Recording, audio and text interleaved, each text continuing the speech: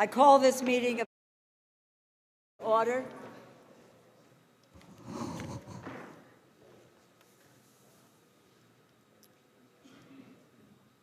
First off, again, let me just say thank you to all.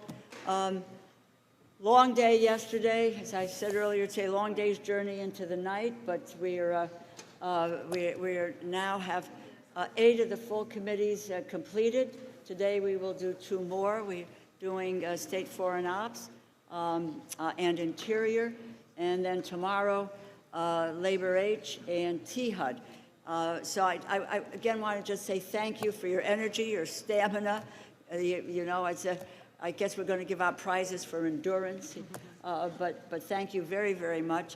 But I also wanted to say, I think we're trying to be cognizant of people wanting to get flights out to begin to deal with the July 4th weekend, so that tomorrow morning we will start at 9 a.m., an hour earlier. And I think it's been agreed to on both sides that we would move to 9 o'clock so that we can try to get people out as quickly as we can. And I can only say to that effort, if we have fewer amendments with regard to Labor H and to THUD, all to the better. That means we will get out even earlier. So, but thank you all again very, very much. Again, before we begin, I have a number of housekeeping announcements. The information was previously conveyed to your staff, but I want to reiterate that no food would be allowed in the room. Drinks are fine if you have a lid, and please throw away your trash. We have arranged to have lunch, courtesy of Ranking Member Granger. Thank you so much. Yes, it's in the minority space, 1036 Longworth, directly below the hearing room. So I want to say a big thank you for the sustenance and get us through the day. For those of you joining remotely, please be respectful of those in the hearing room and do not talk over them when they have been recognized. If you are joining us virtually, once you start speaking, there will be a slight delay before you are displayed on the main screen. Speaking into the microphone activates the camera displaying the speaker on the main screen. Do not stop your remarks if you do not immediately see the screen switch. If the screen does not change after several seconds, please make sure that you are not muted. To minimize background noise and ensure the correct speaker is being displayed, we ask that you remain on mute unless you have sought recognition. The chair or an individual designated by the chair may mute participants' microphones when they are not under recognition for the purposes of eliminating inadvertent background noise.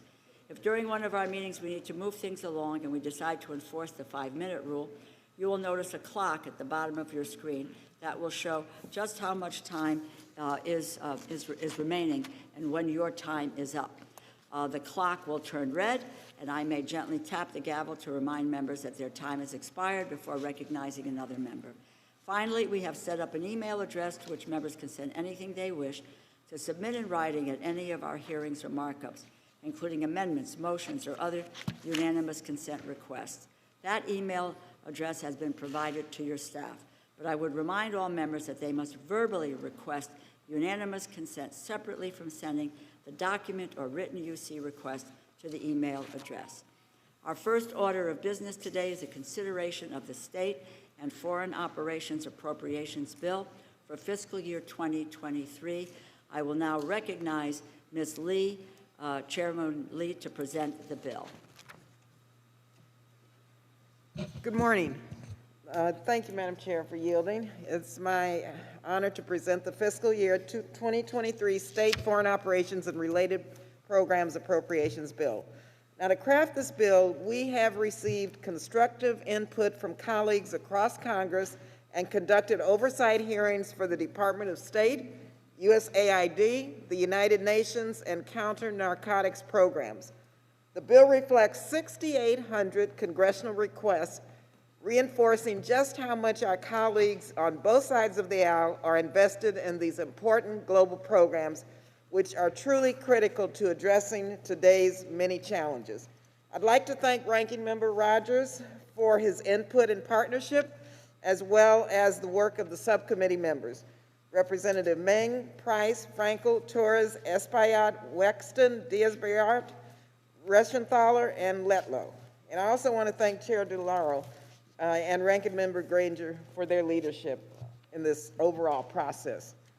The FY23 State and Foreign Operations Bill provides $64.57 billion in new discretionary budget authority, which is $8.5 billion above the fiscal year 2022 enacted level and $1.6 billion below the fiscal year 2023 request. The resources provided through this bill to diplomatic, development, and humanitarian efforts enables the United States to be on the front lines each and every day, working to save lives, promote stability, and increase engagement with people around our interconnected world. While we seek to put the COVID-19 pandemic behind us, many countries are still struggling. I am proud of this historic investment of $11 billion that the fiscal 23 House bill includes for global health, a field where U.S. leadership is literally saving lives every single day. The bill provides $2 billion to support the United States pledge to the opening 7th replenishment for the Global Fund to fight AIDS, tuberculosis, and malaria. The COVID-19 pandemic has caused significant economic and social harm globally. The development investments in this bill are crucial to reversing the damage and achieving the Sustainable Development Goals by 2030, including eliminating extreme poverty, achieving an AIDS-free generation, and supporting efforts to build inclusive, equitable, and accountable societies for everyone. The House bill also prioritizes the resources, programs, and policies for the protection and advancement of women and girls. This is especially important in light of the attack on women's health and reproductive freedom in our own country. Neglecting the reproductive health care of women will limit any progress we can make in providing economic opportunity or bolstering women's political leadership in the United States and around the world. More needs to be done to recognize the ongoing injustice felt by half the population who disproportionately bears the burden of poverty, poor health, violence, and climate change. The funding in this bill moves us in the correct direction. We're also increasing our commitment to combating the climate crisis, including a $1.6 billion contribution to the Green Climate Fund and an additional $1.6 billion for bilateral climate programs. And yes, my colleagues, we are running out of time.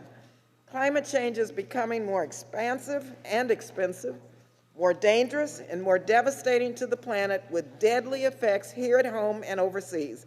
This is also a national security issue. Nowhere is this more true than for small, island developing states in the Caribbean who have special vulnerabilities that we help in this bill. We address it in a very forthright way in this bill also. Are we to ignore their needs and force them to turn to our competition like the PRC for help? The bill also supports rebuilding our nation's diplomatic and development workforce and ensures it reflects the diversity of the American people. We build on the strides made last year to provide increased funding authority and guidance to push agencies under our jurisdiction to move faster and be more bold in addressing the entrenched institutional barriers to diversity. Lastly, the House affirms our support for key allies and partners around the world, including Israel and Jordan, assists countries facing down Russian aggression, and provides strategic support for our neighbors in Central America. We heard from members, and our bill reflects the importance of supporting the people of Central America by addressing corruption, combating violence against women, and standing up for human rights.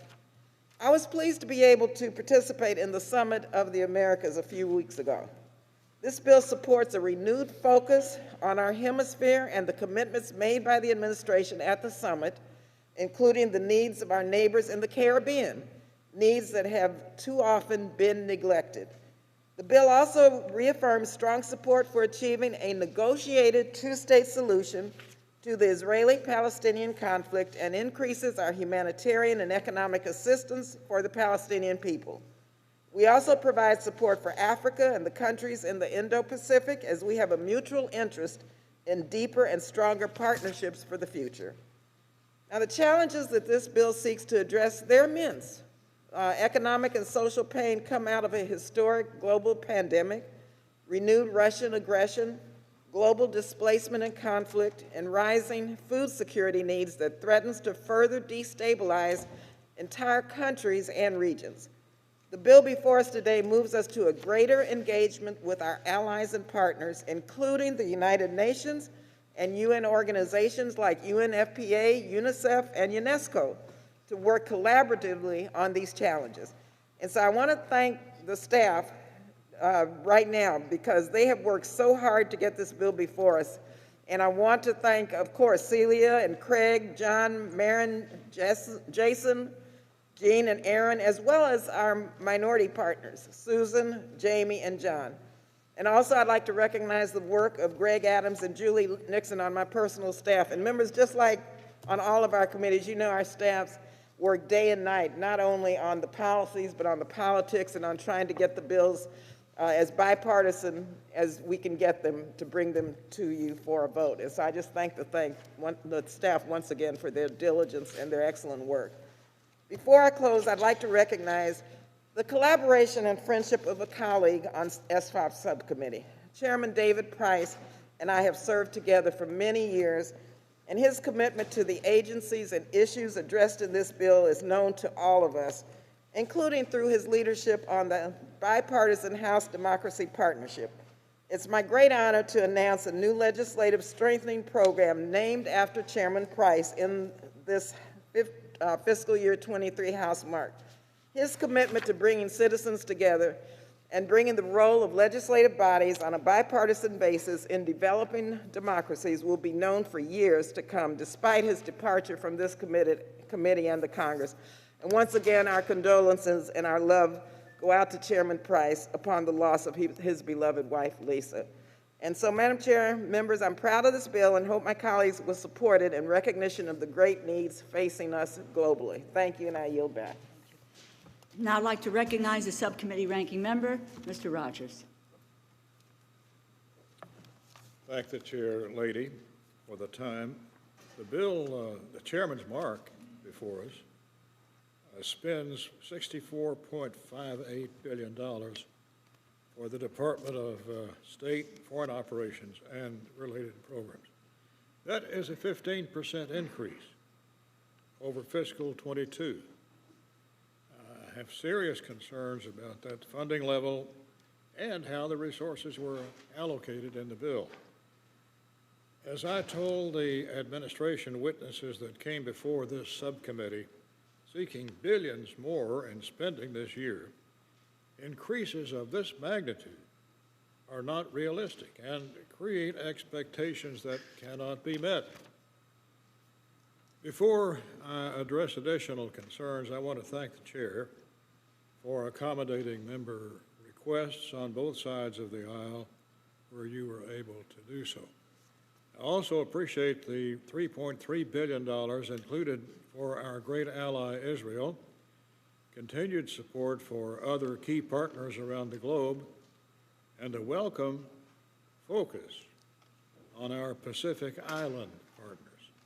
I'm also pleased that the bill maintains robust funding for embassy security to help ensure our people and facilities overseas are safe, including continuing dedicated work dealing with the Havana Syndrome, which threatens our personnel both overseas and now here at home. These are extraordinary times for American security and those of our allies and partners around the world as Russia continues their brutal assault on the people of Ukraine. Putin's partners in Beijing are accelerating efforts to dominate the Indo-Pacific and overturn the rules-based international order. In this circumstance, America's priorities should be clear. The centerpiece of American strategy needs to be rallying and defending our fellow democracies, as well as other supporters of the rules-based system against this axis of autocrats. If we are to deter the imperial aspirations of our great power rivals, we must invest in the tools of hard power. Unfortunately, this bill falls short on the most fundamental priority, protecting our national security.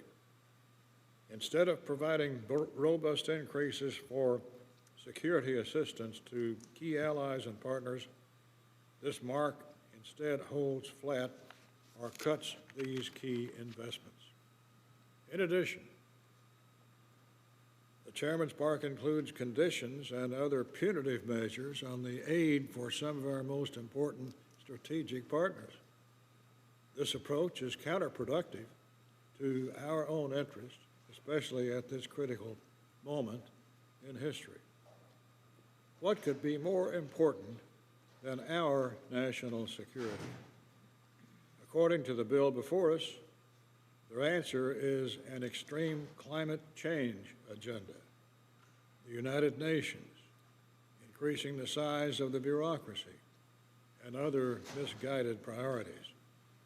Despite an increase of nearly $9 billion in this bill over the enacted level, nothing was added for security assistance to counter China's malign influence and deter aggression in the Indo-Pacific, and yet there is a whopping $1.6 billion made available for the Green Climate Fund.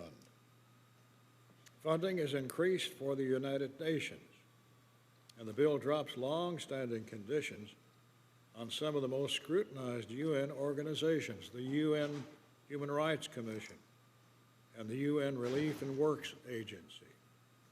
The bill also contains a provision strongly objected to by the Financial Services Committee that would authorize the United States to lend up to $21 billion in special drawing rights to a new trust fund at the International Monetary Fund to address climate change and health care abroad.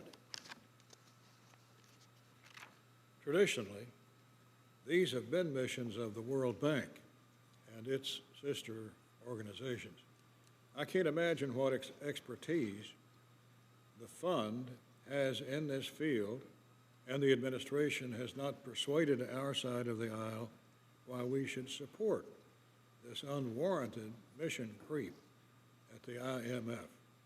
This is another provision that will need to be addressed if this bill is to move forward in conference.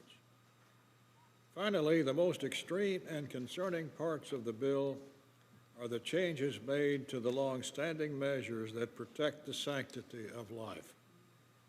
These are common sense provisions that have enjoyed bipartisan support for decades.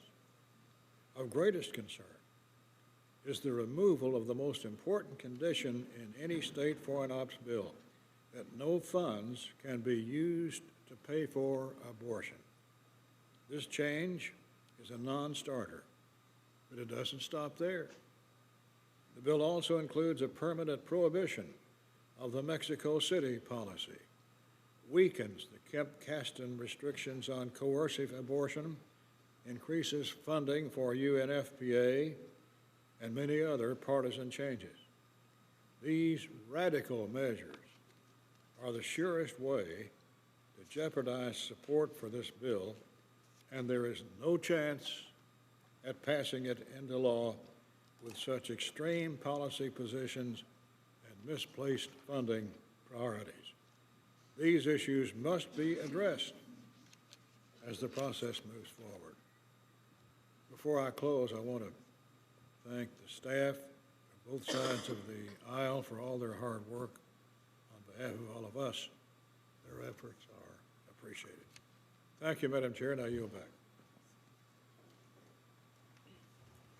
Thank the ranking member. I would now like to recognize myself for opening remarks. Thank you, Chairwoman Lee and Ranking Member Rogers and the members of the subcommittee for work on this bill. I'm proud of the bill, which is the result of our commitment to strengthening American leadership and to peace and to our security. We respond to the most urgent challenges of our day. The State Foreign Operations Subcommittee worked tirelessly to craft this bill, which was also informed by the hearings held on everything from the role of the United Nations, the global engagement focus of the State Department, the U.S. Agency for International Development's response to current global crises, and international assistance to combat narcotics trafficking. It is also informed by what Chairwoman Lee and I believe our foreign policy must consist of: investments in defense alongside significant funding for development, diplomacy, and humanitarian efforts. We know that investing in these efforts is not just the right thing to do, it is critical to American and global safety. As natural disasters, conflict, rising food and fuel prices, and the pandemic have shown, our world's most vulnerable need our support. That is why this bill provides over $8 billion for migration and refugee assistance and international disaster assistance to provide historic support for the 274 million people worldwide in need of humanitarian aid and protection. As we prioritize humanitarian assistance abroad, we also know that safeguarding global health keeps us safe as well. This bill strengthens the global public health infrastructure, helps confront the COVID-19 pandemic, and ensures we are equipped to prevent future pandemics. We provide almost $11 billion for these efforts, including $1 billion for global health security and $2 billion for the Global Fund to fight AIDS, tuberculosis, and malaria. And as we fight infectious diseases, we also improve child and maternal health globally. Strengthening maternal health requires that we advance women's health care and women's rights. As women's rights come under attack in our own country, I'm committed, the chair is committed to fighting for every woman and every girl, not just here, but everywhere. Nearly 300,000 women die every year because they cannot access the pregnancy-related care they need. And over 200 million do not have access to contraception. To combat these horrifying statistics, this bill invests in family planning and in the United Nations Population Fund. It also repeals the punitive and unnecessary restrictions on safe and legal abortion by removing the Helms Amendment restrictions and the global gag rule on non-governmental organizations that receive U.S. assistance. As we make these critical humanitarian and global investments, we recommit to U.S. leadership in the fight against the threats to our security by supporting our allies. We provide our closest partners, including Israel and Jordan and Ukraine and others facing threats from Russian aggression, the continued and robust support they need. And as we recommit to supporting international organizations and reaffirm our role as a global leader, we are fully funding our United Nations assessments and increasing our voluntary contributions to key UN agencies. We also build on the supplemental appropriations this committee spearheaded by making critical investments to help the Ukrainian people and support global freedom and democracy. But we know that is not enough. The need to promote democracy, human rights, and anti-corruption efforts everywhere has never been clearer. The bill before us strengthens and bolsters democracy abroad with $2.8 billion for democracy programs, and it invests over $1.7 billion to promote a free and open Indo-Pacific while countering China's growing malign influence in developing countries. We can only succeed in confronting the climate crisis if we do so with partners around the world and in carefully coordinated ways. This bill helps us lead the global fight to combat climate change with over $3.6 billion to address environmental threats and reduce emissions. Finally, I want to take a moment to highlight two items in this bill that honor people who, in my view, transformed public service. To honor Secretary of State Madeleine Albright's historic career following her passing this year, this bill names a $50 million fund to support political leadership opportunities for women in her memory. And in honor of Chairman David Price's retirement and the work he has done to strengthen democracy around the world, including through the House Democracy Partnership, this subcommittee has created a $5 million legislative strengthening program at USAID to build the capacity of national legislative bodies and the civil society organizations that interact with them. I'm proud that this bill makes America and the world safer, healthier, and more habitable. With investments in development, diplomacy, and humanitarian efforts, we ensure we are better equipped to handle the crises of the future. Before I conclude, I want to thank the subcommittee staff for their hard work. On the majority side, thank you to Aaron Kolodziejski and to your team, Celia Alvarado, Craig Higgins, Jean Kwan, Maren Stein, John Stivers, and Jason Wheelock. And on the minority side, I want to thank Susan Adams, Jamie McCormick, and John Muscolini. Again, I thank the Chairwoman Lee, and Ranking Member Rogers, and I urge my colleagues to support this legislation. And I recognize Ranking Member Granger for her opening remarks. Madam Chair, thank you for yielding. First, I want to thank Chairwoman Lee and Ranking Member Rogers for their work on the fiscal year 2023 State Foreign Operations Appropriations Bill. I also want to thank the committee staff. All of them understand the importance of these issues for our country and the entire world. I previously served as chair of this subcommittee and know this bill funds many programs that have bipartisan support, the most important being the funding for Israel. I'm pleased to see that Chairwoman Lee has included $3.3 billion for Israel's security. Even though we agree on some spending priorities in the bill, the 15% funding increase overall is far too high, and is based on a funding level that passed the House without support from Republicans. At a time of record high national debt and soaring inflation, we should be reducing spending where we can.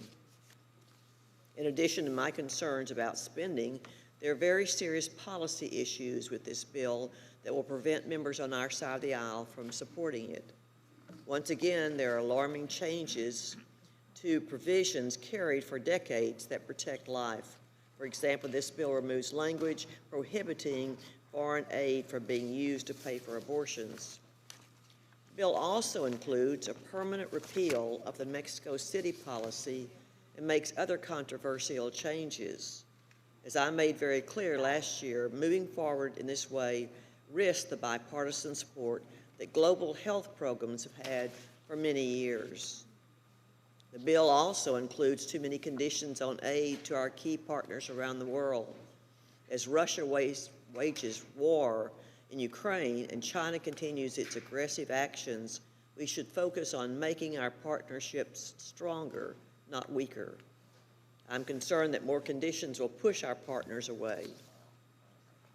Finally, the bill drops long-standing language of two of the most controversial international organizations, United Nations Human Rights Council and the United Nations Relief and Work Agency. We must not walk away from our commitment to ensure oversight and demand accountability for these bias against Israel at United Nations. These are just a few examples of places where language carried in previous bills must be retained and controversial policies that were added must be dropped. With that framework in place, we will work to reach agreement on funding so this bill can get signed into law. I thank you, Madam Chair, and I yield back. Thank you, Ranking Member. Are there any other members wishing to make general comments on the bill? Congresswoman Wasserman Schultz. Thank you, Madam Chair.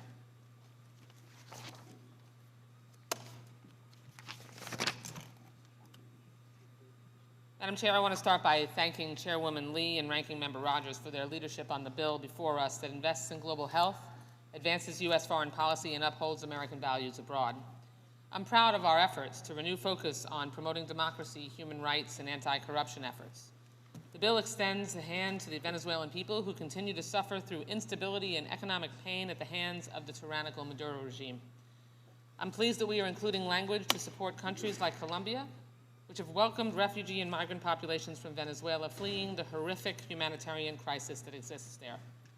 The bill includes funding for democracy promotion, human rights, and civil society programs in Venezuela. It also ensures there is funding available to assist Venezuela with a democratic transition when circumstances permit.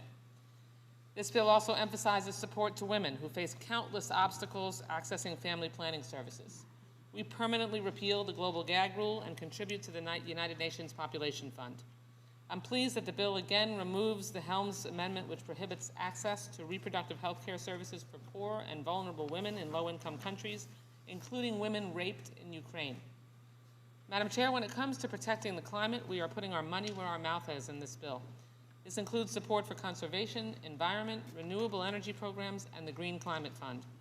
And finally, I want to thank you for working so closely with me to ensure that we can continue to support the critical U.S.-Israel partnership. This bill continues to fully fund U.S. security assistance to Israel, including cooperative U.S.-Israel missile defense programs without conditions. Ensuring that Israel maintains her qualitative military edge is imperative to ensure the stability in the Middle East and our own national security. We should all be proud of this bill as it is a blueprint to prioritizing reproductive health, climate change, and fulfilling our obligations to international institutions so that we can continue to advance the U.S. position in the global community and work to address our planet's greatest problems. Thank you, and I yield back the balance of my time. Mr. Rushenthaler.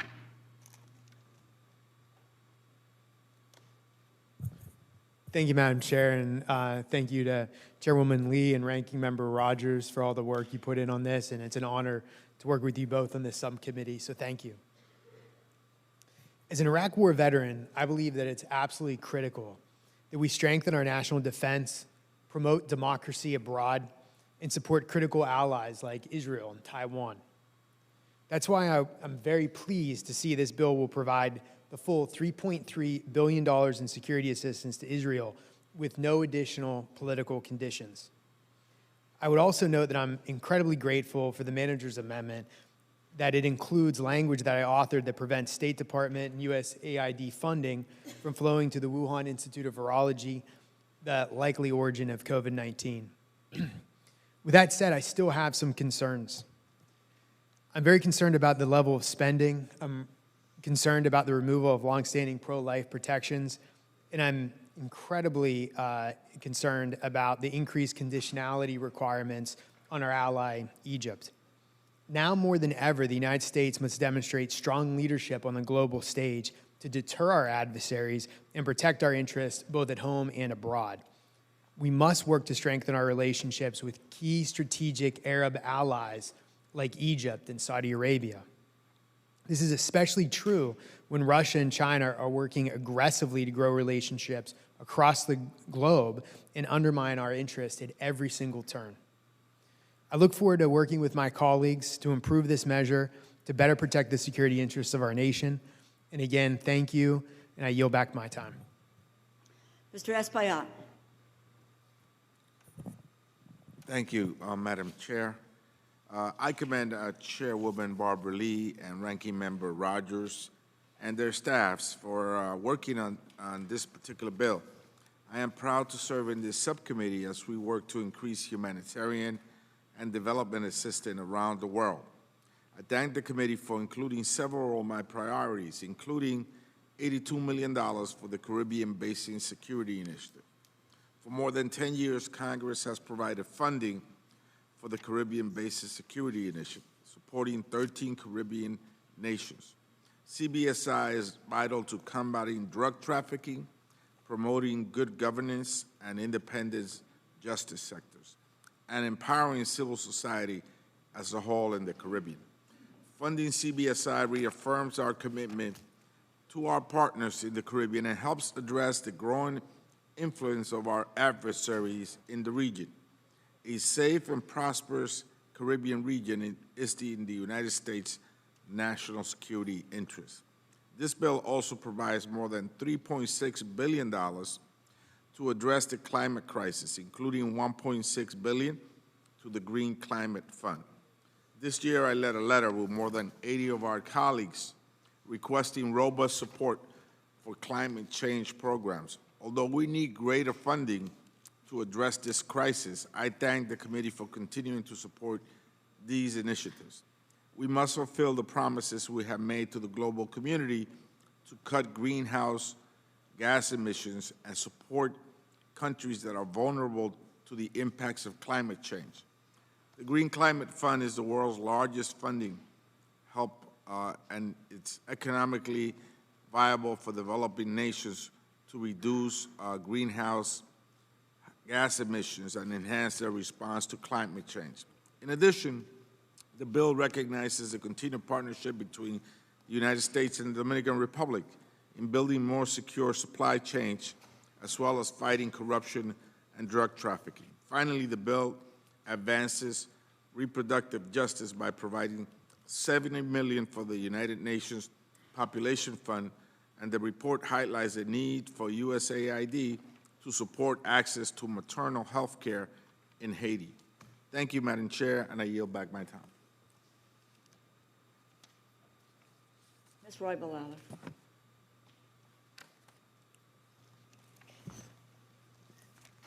I want to thank the chairwoman for prioritizing support for implementation of the root causes strategy of migration in Central America, including not less than $65 million to combat, among other serious issues, crime, corruption, and the violation of human rights.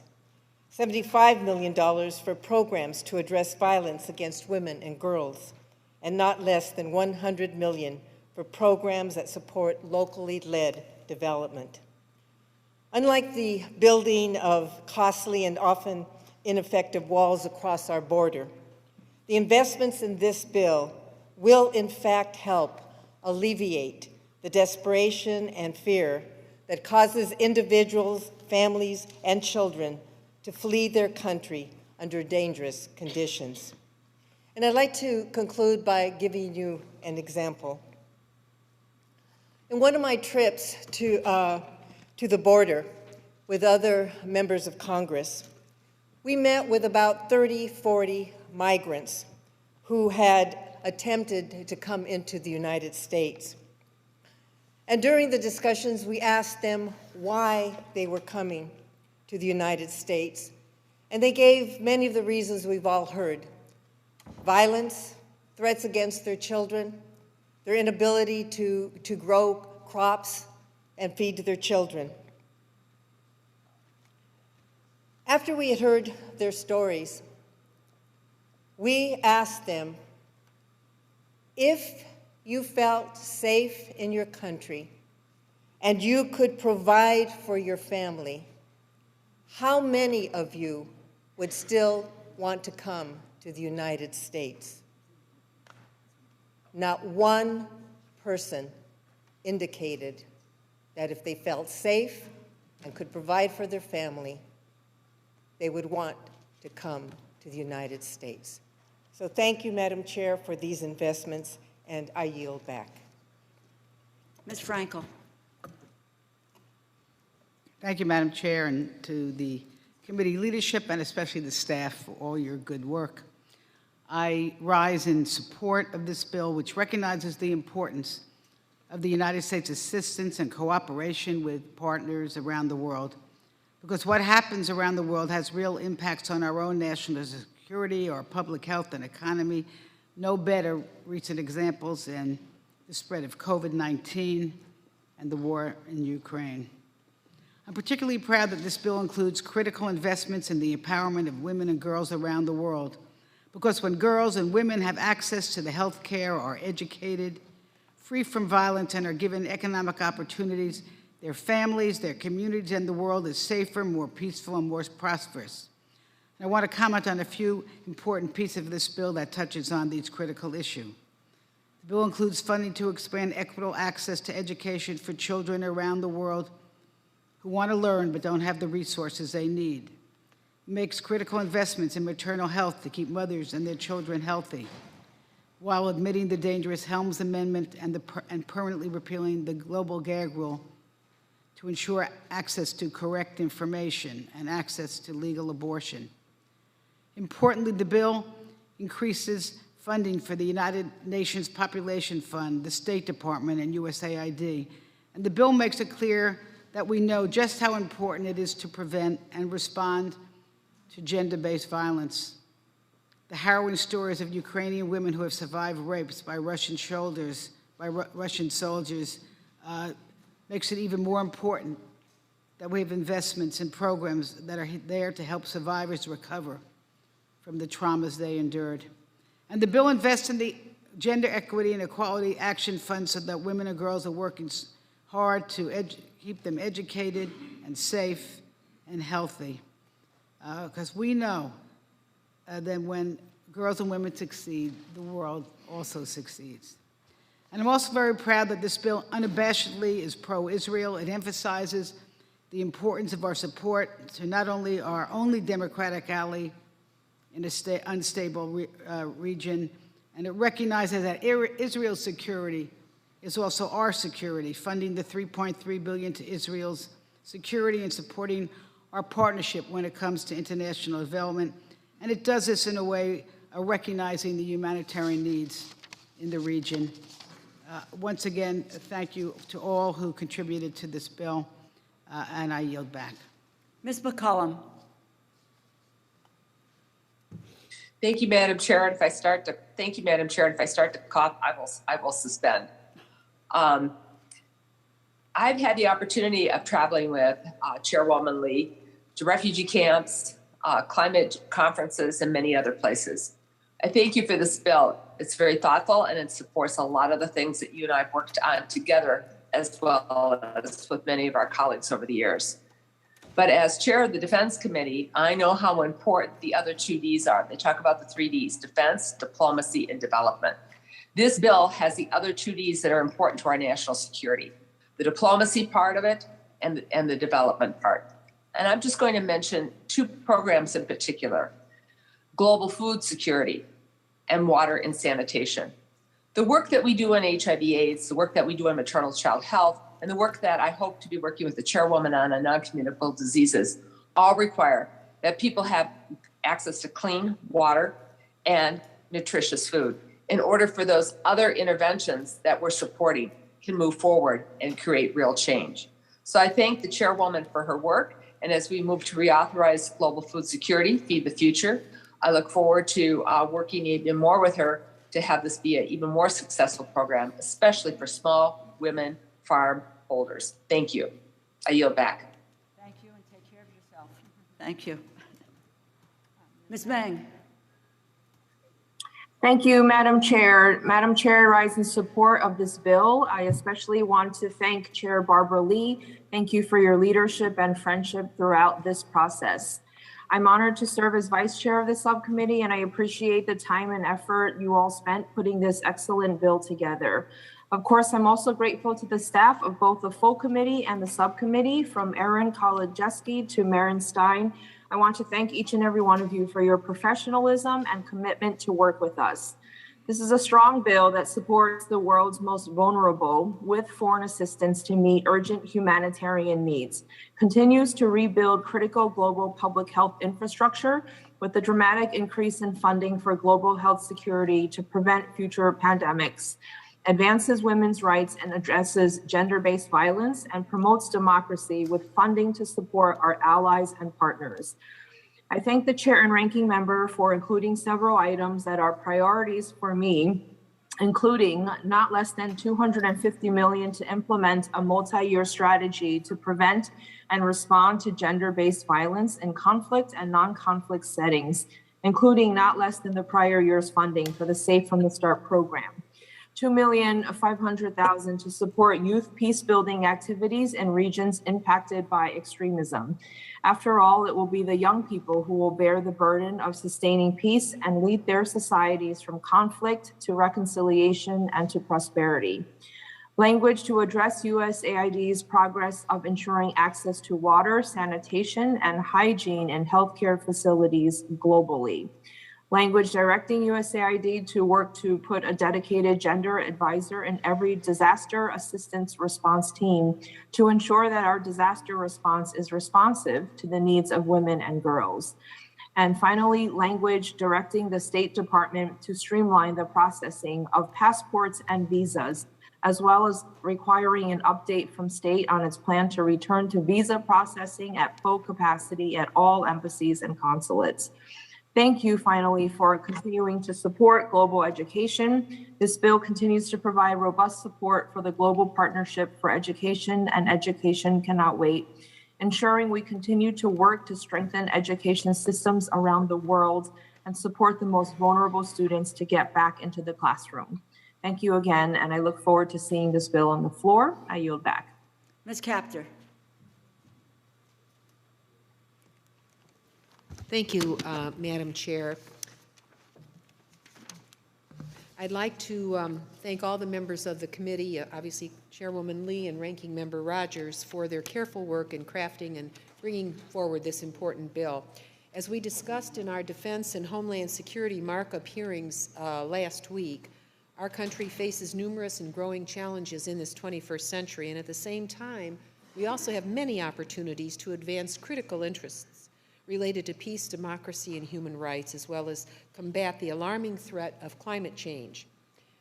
This bill provides the necessary resources to defend and achieve our national interests, and to do so from a position of leadership on the world stage. The bill continues our critical support for Ukraine as she battles for liberty against Putin's tyranny. The inclusion in this bill of essential resources for Radio Free Europe, Radio Liberty, the Countering Russia Influence Fund, and foreign military financing ensures that America is deploying its full might to counter Putin's propaganda and Russia's horrendous assault on a free people. If I have a concern that remains, and I thank the Chairwoman for including language in the bill, it is that the women of Ukraine, who raise 3/4 of the food that the people in that nation eat on very small plots in their home areas, must receive decent seed and small implements to help them weather through this cataclysmic situation in their own country. And that may seem like a small thing, but in view of what that nation is facing, it becomes very major.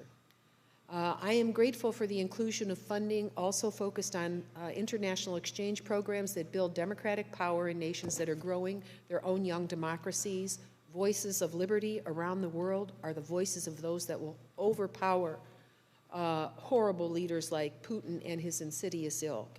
Investments in educational and exchange programs only strengthen democratic voices of the future. I also applaud this bill's focus on improving lives and alleviating suffering around the globe through critical investments in economic disaster and food relief programs, including delivering life-saving support, including education and health care for women and children across our global neighbors as best we can. We obviously have that responsibility as a global power. In our own hemisphere, I must say, the recent deaths of migrant workers in San Antonio cuts through my heart. As the bill moves forward to the floor, I would surely hope that our nation could take a step forward working with this subcommittee as well as the Homeland Security subcommittee to think about a pilot program to regularize the flow of migrant workers into our nation. Let me tell you, we need them in Ohio. And if we can't reform the whole system, we ought to at least try to get the crime out that is involved in trafficking of labor. It is absolutely a continental sacrilege. And we must do something. A step is better than nothing. Finally, I want to thank the Chairwoman and Ranking Members for their agreements to fund the Great Lakes Fisheries Commission. The Great Lakes region shares an extensive border with our close friend and ally, Canada, and we both must do all we can to preserve and protect this essential freshwater resource for the benefit of all generations to come. Again, I appreciate very much Chairwoman Lee, very proud of you, and Ranking Member Rogers, my good friend also, for their diligent attention to this bill and for incorporating these and many other priorities, and I yield back. Are there any other members wishing to make general comments about the bill? Seeing no other member wishing to make opening remarks, I'd like to recognize Ms. Lee to offer a manager's. Oh, I'm sorry, Ms. Torres? Yes, thank you, Chairwoman DeLauro. I also want to join my colleagues in thanking Chairwoman Lee and her staff for all of their tireless work in coordinating of this bill. This is a strong bill that covers a number of important issues and allows us to build back our international relationships and strengthen our national security. I am proud to support this bill, and I am thankful that several of my priorities were also included. Funding for Central America in the chair's mark reflects the administration's pledge to address the root cause of migration from the region. The bill includes $65 million, a $4.5 million increase in funding for anti-corruption efforts in the region, and continues to support critical institutions in civil society that are fighting to uphold the rule of law. It includes additional funding for State Department's offices that deal with sanctions, including specific funding for Central America that I requested. For the fourth year, I am pleased to say that no foreign military will go to Guatemala or Honduras. And for the third year, no foreign military to El Salvador. This year, the bill goes a step further. For the first time, the bill includes greater oversight over both international narcotics control and law enforcement, and international military education and training for these countries, as well to ensure taxpayer money is not being misused. I appreciate that after disturbing democratic backsliding, this bill conditions 60% of assistance to the governments on criteria related to anti-corruption and the rule of law and human rights. It provides funding for bilateral compacts with El Salvador, Guatemala, and Honduras to address violence against women and children. It includes language to prioritize the safety of women activists in the region, and it supports USAID's efforts to use local organizations and staff to carry out programs when possible, increasing the sustainability of programs. It also funds economic exchanges between indigenous in the Western Hemisphere and Native American tribes. Outside of Central America, I am grateful for the increase in funding for the Middle East region, cooperation, or MARC, which includes science and exchanges to building bridges between Israel and Arab nations in the region. Thank you once again, Chairwoman, and I yield back. Are there other members wishing to make general comments on the bill? Once again, seeing no other member wishing to make opening remarks, I recognize Ms. Lee to offer manager's amendment. The clerk will, Ms. Lee. Okay, thank you, Madam Chair. I have an amendment at the desk. Lee, amendment number 1. The clerk will read the amendment. I ask for unanimous consent to dispense with the reading. Without objection, the reading is dispensed with. Ms. Lee is recognized. Madam Chair and members, this amendment includes several non-controversial changes to the bill and report which were requested by members and have been approved by both sides. And I thank Ranking Member Rogers and my colleagues for their contributions and cooperation on these modifications to the bill report and ask for your support. The ranking member, Mr. Rogers, is recognized. I'm pleased to support this amendment. I thank the chair for working with our side to address a few of the issues that arose after subcommittee consideration of the bill. I particularly want to thank the chair for including several suggestions from our side, including those from Representatives Raisin Taylor, Diaz-Balart, Dr. Harris, and from Representative McCall, ranking member on the Foreign Affairs Committee. Minority has no objection to the amendment. I recognize Ms. Lee to close. I ask for an aye vote. Question is on the amendment. All those in favor say aye. Aye. Aye. Opposed? Opinion of the chair, the ayes have it, and the amendment is adopted. Are there further amendments? Mr. Reschenthaler is recognized. Thank you, Madam Chair. I have an amendment at the desk, Reschenthaler Amendment Number 2. I ask for unanimous consent to dispense with the reading. Without objection, the reading of the amendment is dispensed with. The gentleman is recognized. Thank you, Madam Chair. I appreciate it. My amendment would prohibit funding from flowing to the New York-based nonprofit organization EcoHealth Alliance for any work performed in China. As I referenced last week, EcoHealth Alliance is led by Dr. Pete Daszak. He and EcoHealth Alliance have an incredibly troubling record of providing inconsistent and inaccurate report findings from federally funded research, delaying the public release of vital COVID-19 related virus sequence data, and collaborating with the Chinese Communist Party to delegitimize and obstruct a thorough investigation into the origins of COVID-19. It's absolutely essential that we prevent the State Department and USAID from funding and from supporting this organization's work in China. I would urge a yes vote on this amendment, and I yield back. Ms. Lee is recognized. Yes, Madam Chair, I rise not to oppose this amendment, but to express concerns about Congress getting involved in the process of determining which implementers should or should not be carrying out U.S. programs. Executive branch departments and agencies have procedures in place related to the procurement and implementation, including to address concerns about any misuse of funds. The COVID-19 pandemic has been horrific. So many have lost loved ones and livelihoods, and for many around the world, the crisis continues. Attempts to target specific health nonprofit organizations dedicated to protecting public health without due process is short-sighted and limits our ability to protect the American people from future pandemics. That said, I appreciate my colleagues' efforts to target this amendment, and I believe it can be implemented in a way that will not hamper global programs on pandemic preparedness in Africa and around the world, and so I will not oppose it. Thank you, and I yield. Mr. Rogers. No comment. Are there any other members wishing to be heard on the amendment? No further debate. The gentleman is recognized to close. Thank you, Madam Chair. I'd waive my closing and yield back. The question is on the amendment offered by the gentleman from California. Pennsylvania. Thank you. Sorry. Mr. Garcia is next to you. I got Californians and Pennsylvanians next to one another here. Question is on the amendment offered by the gentleman from Pennsylvania. All those in favor say aye. Aye. Aye. Those opposed say no. In the opinion of the chair, the ayes have it, and the amendment is adopted. Are there further amendments?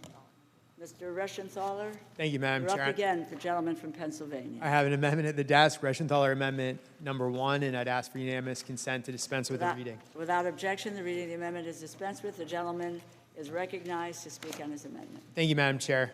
This amendment would prohibit funding for the UN Human Rights Council, their bogus and baseless commission of inquiry into false allegations of human rights violations by Israel in the Gaza Strip and East Jerusalem.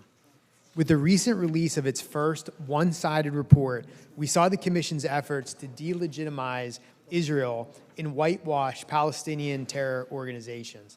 This egregiously biased actions perpetuate a UN practice of unfairly singling out our ally Israel while refusing to hold actual bad actors accountable. Just for reference, the UN Human Rights Council does not even have a commission of inquiry into the clearly documented genocide China is committing against the Uyghur population in Xinjiang. So let me be clear about this amendment and what it does not do. It does not propose cuts or reductions to the accounts that fund the United Nations and international organizations. Rather, this amendment ensures taxpayer dollars will not go to this highly controversial commission that has been roundly denounced by members on both sides of the aisle, as well as numerous senior officials from the Biden administration. I would urge a yes vote on this amendment, and I yield back. Well, Ms. Lee. Madam Chair, I rise myself in opposition to this amendment. This committee has long supported Israel on a bipartisan basis and worked to prevent unnecessary amendments that politicize issues involving Israel. Unfortunately, this amendment does just that. It's not a constructive bipartisan proposal, but rather an effort to make Israel a wedge issue. Let me be clear about the facts. The United States recognizes and is working to stop the UN Human Rights Council's unfair and disproportionate focus on Israel, and we support such efforts in the base SFOPS legislation, if you read our bill. But let's be honest about the fact that we do not contribute to any one activity or commission within the Council. We pay in one lump sum through the United Nations regular budget. We cannot only pay for the things we support, such as the Commission on Inquiry about Russian or North Korean violation of human rights, and stop paying for the things that we do not support. My colleague's amendment would end up reducing overall assessed dues to the United Nations and weaken our leverage as a council member who doesn't pay our fair share.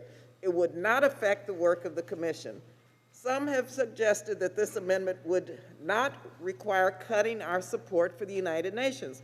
We have confirmed once again that the State Department has indicated that the only way to implement this amendment is to reduce our payment to the United Nations. So as chair, I do not support any attempt to reduce our responsibilities and obligations at the UN. There are much more effective ways to address the Council's work with our voice and our vote, and the base bill includes much of what we learned and included as a result of our hearing with Ambassador Thomas Greenfield. I yield. Mr. Rogers. I rise in support of this amendment offered by our friend from Pennsylvania, which would ensure that the United States does not legitimize the so-called Commission of Inquiry of the United Nations Human Rights Commission. Madam Chair, despite a commitment by the administration to address a long and sordid history of anti-Israel bias at the UN Human Rights Commission, the Council is moving in the wrong direction by continuing these efforts through an expansive and deeply biased Commission of Inquiry investigating the Israeli-Palestinian conflict. Instead of unjustly targeting Israel, the Council would be better advised to investigate Communist China's ongoing genocide against Uyghur Muslims in China's Xinjiang province. Madam Chair, I agree with the State Department that we must firmly oppose the open-ended and vaguely defined nature of the UN Human Rights Council's Commission of Inquiry on the situation in Israel, the West Bank, and Gaza, which represents one-sided biased approach that does nothing to advance the prospects for peace. End of quote. This amendment does just that. I urge a yes vote. I yield back. Are there other members wishing to be heard on the amendment? Ms. Wasserman-Schultz. Thank you, Madam Chair. I thank the gentlelady for recognizing me and Chairwoman Lee for her continued partnership through this process. I also want to thank Chairwoman Lee and DeLauro for the fact that this bill is clear in its condemnation of the Commission of Inquiry, and for its directive to the Secretary of State and the U.S. Ambassador to the United Nations to continue to publicly denounce and work to reverse the disproportionate focus of the UN Human Rights Council on Israel, including the establishment of the unprecedented Commission of Inquiry to investigate Israel. The U.S. must stand unequivocally against a treacherous, open-ended COI to investigate Israel. Set up in May 2021, just days after Israel's defensive actions against cowardly terrorists who fired thousands of rockets at civilian targets, the COI decidedly ignored Hamas and Islamic Jihad's nefarious activities preceding and during that May conflict. The COI continues to discredit itself by publishing a report that shamefully blames Israel alone for the root causes of the Israeli-Palestinian conflict and perpetuating it.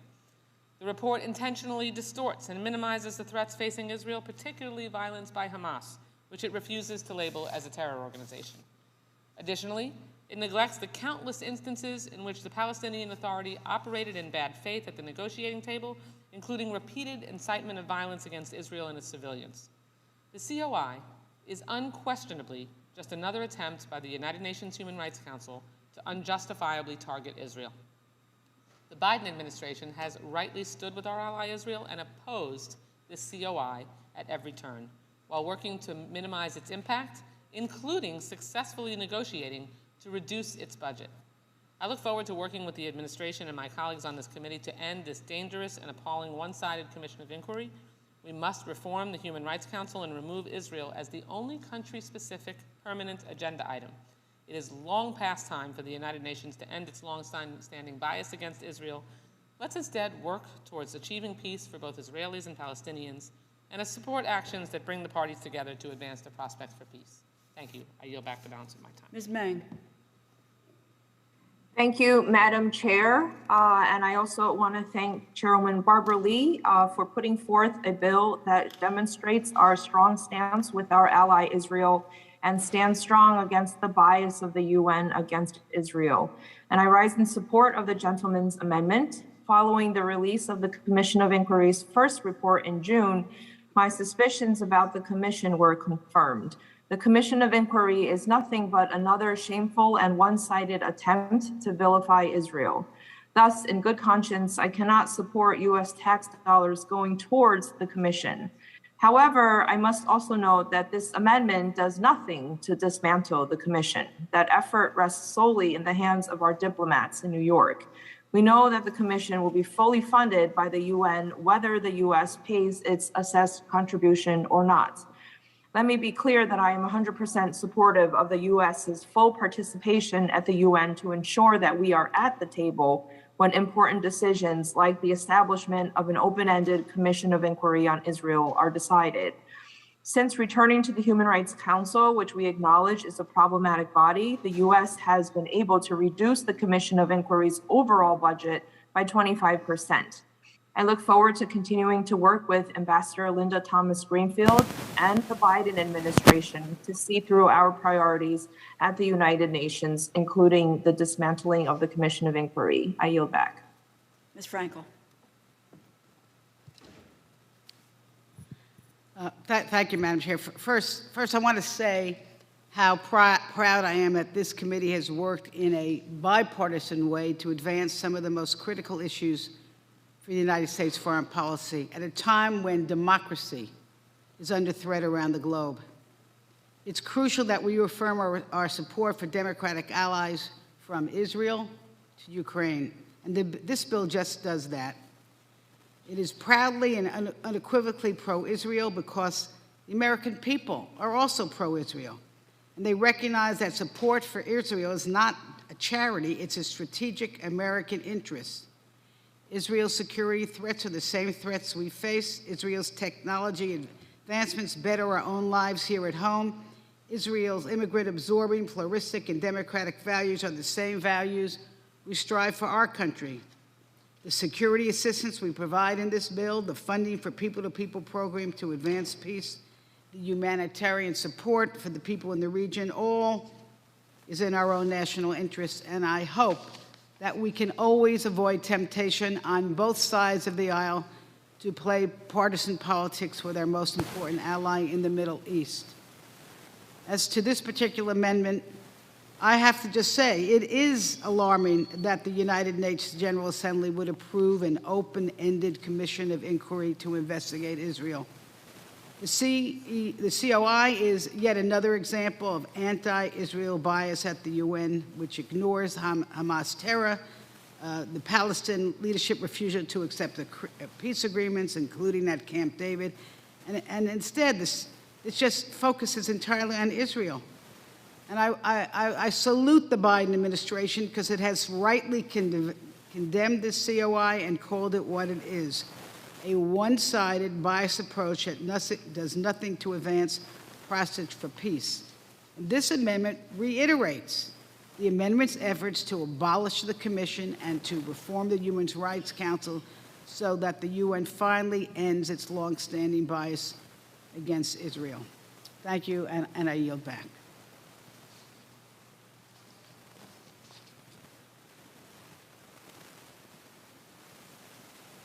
If there's no further debate, the gentleman from Pennsylvania is recognized to close. Thank you, Madam Chair. It's not too often that I would associate my remarks with Congresswoman Wasserman Schultz. I think that just shows you the power of the bipartisan nature of my amendment. So again, I just want to be clear that this amendment only prohibits funding for the Commission of Inquiry on Israel, not accounts for the UN in general. So with that, I would urge adoption of my amendment. Thank you for the time, and I yield back. The question is on the amendment offered by the gentleman from Pennsylvania. All those in favor say aye. Aye. Opposed? Aye. Opinion of the chair, the ayes have it, and the amendment is adopted. Are there further amendments? Mr. Womack? Thank you, Madam Chair. I have an amendment at the desk. Seek unanimous consent to consider the amendment as read. Without objection, the reading of the amendment is dispensed with. The gentleman from Arkansas is recognized. Thank you, Madam Chair. First off, I want to thank both the subcommittee chair and ranking member, as well as the staff on both sides of the aisle for all the hard work they've done on this bill. Madam Chair, 20 years ago, I was a task force commander of a National Guard unit that deployed in the wake of 9/11 to the Sinai Peninsula in Egypt, where my unit conducted peacekeeping operations for the multinational force and observers. During that deployment, my soldiers and I worked hand in hand with our partner forces from across the globe to strengthen international relationships and ensure our mission was successful. So I know firsthand the critical role that peacekeeping activities play in our increasingly globalized world, and it's why I rise today with this amendment. My amendment is simple, but I believe necessary. It prohibits funds that are provided for contributions to international peacekeeping activities from being used to procure Russian-made equipment. That's it. That's all it does. Pretty simple.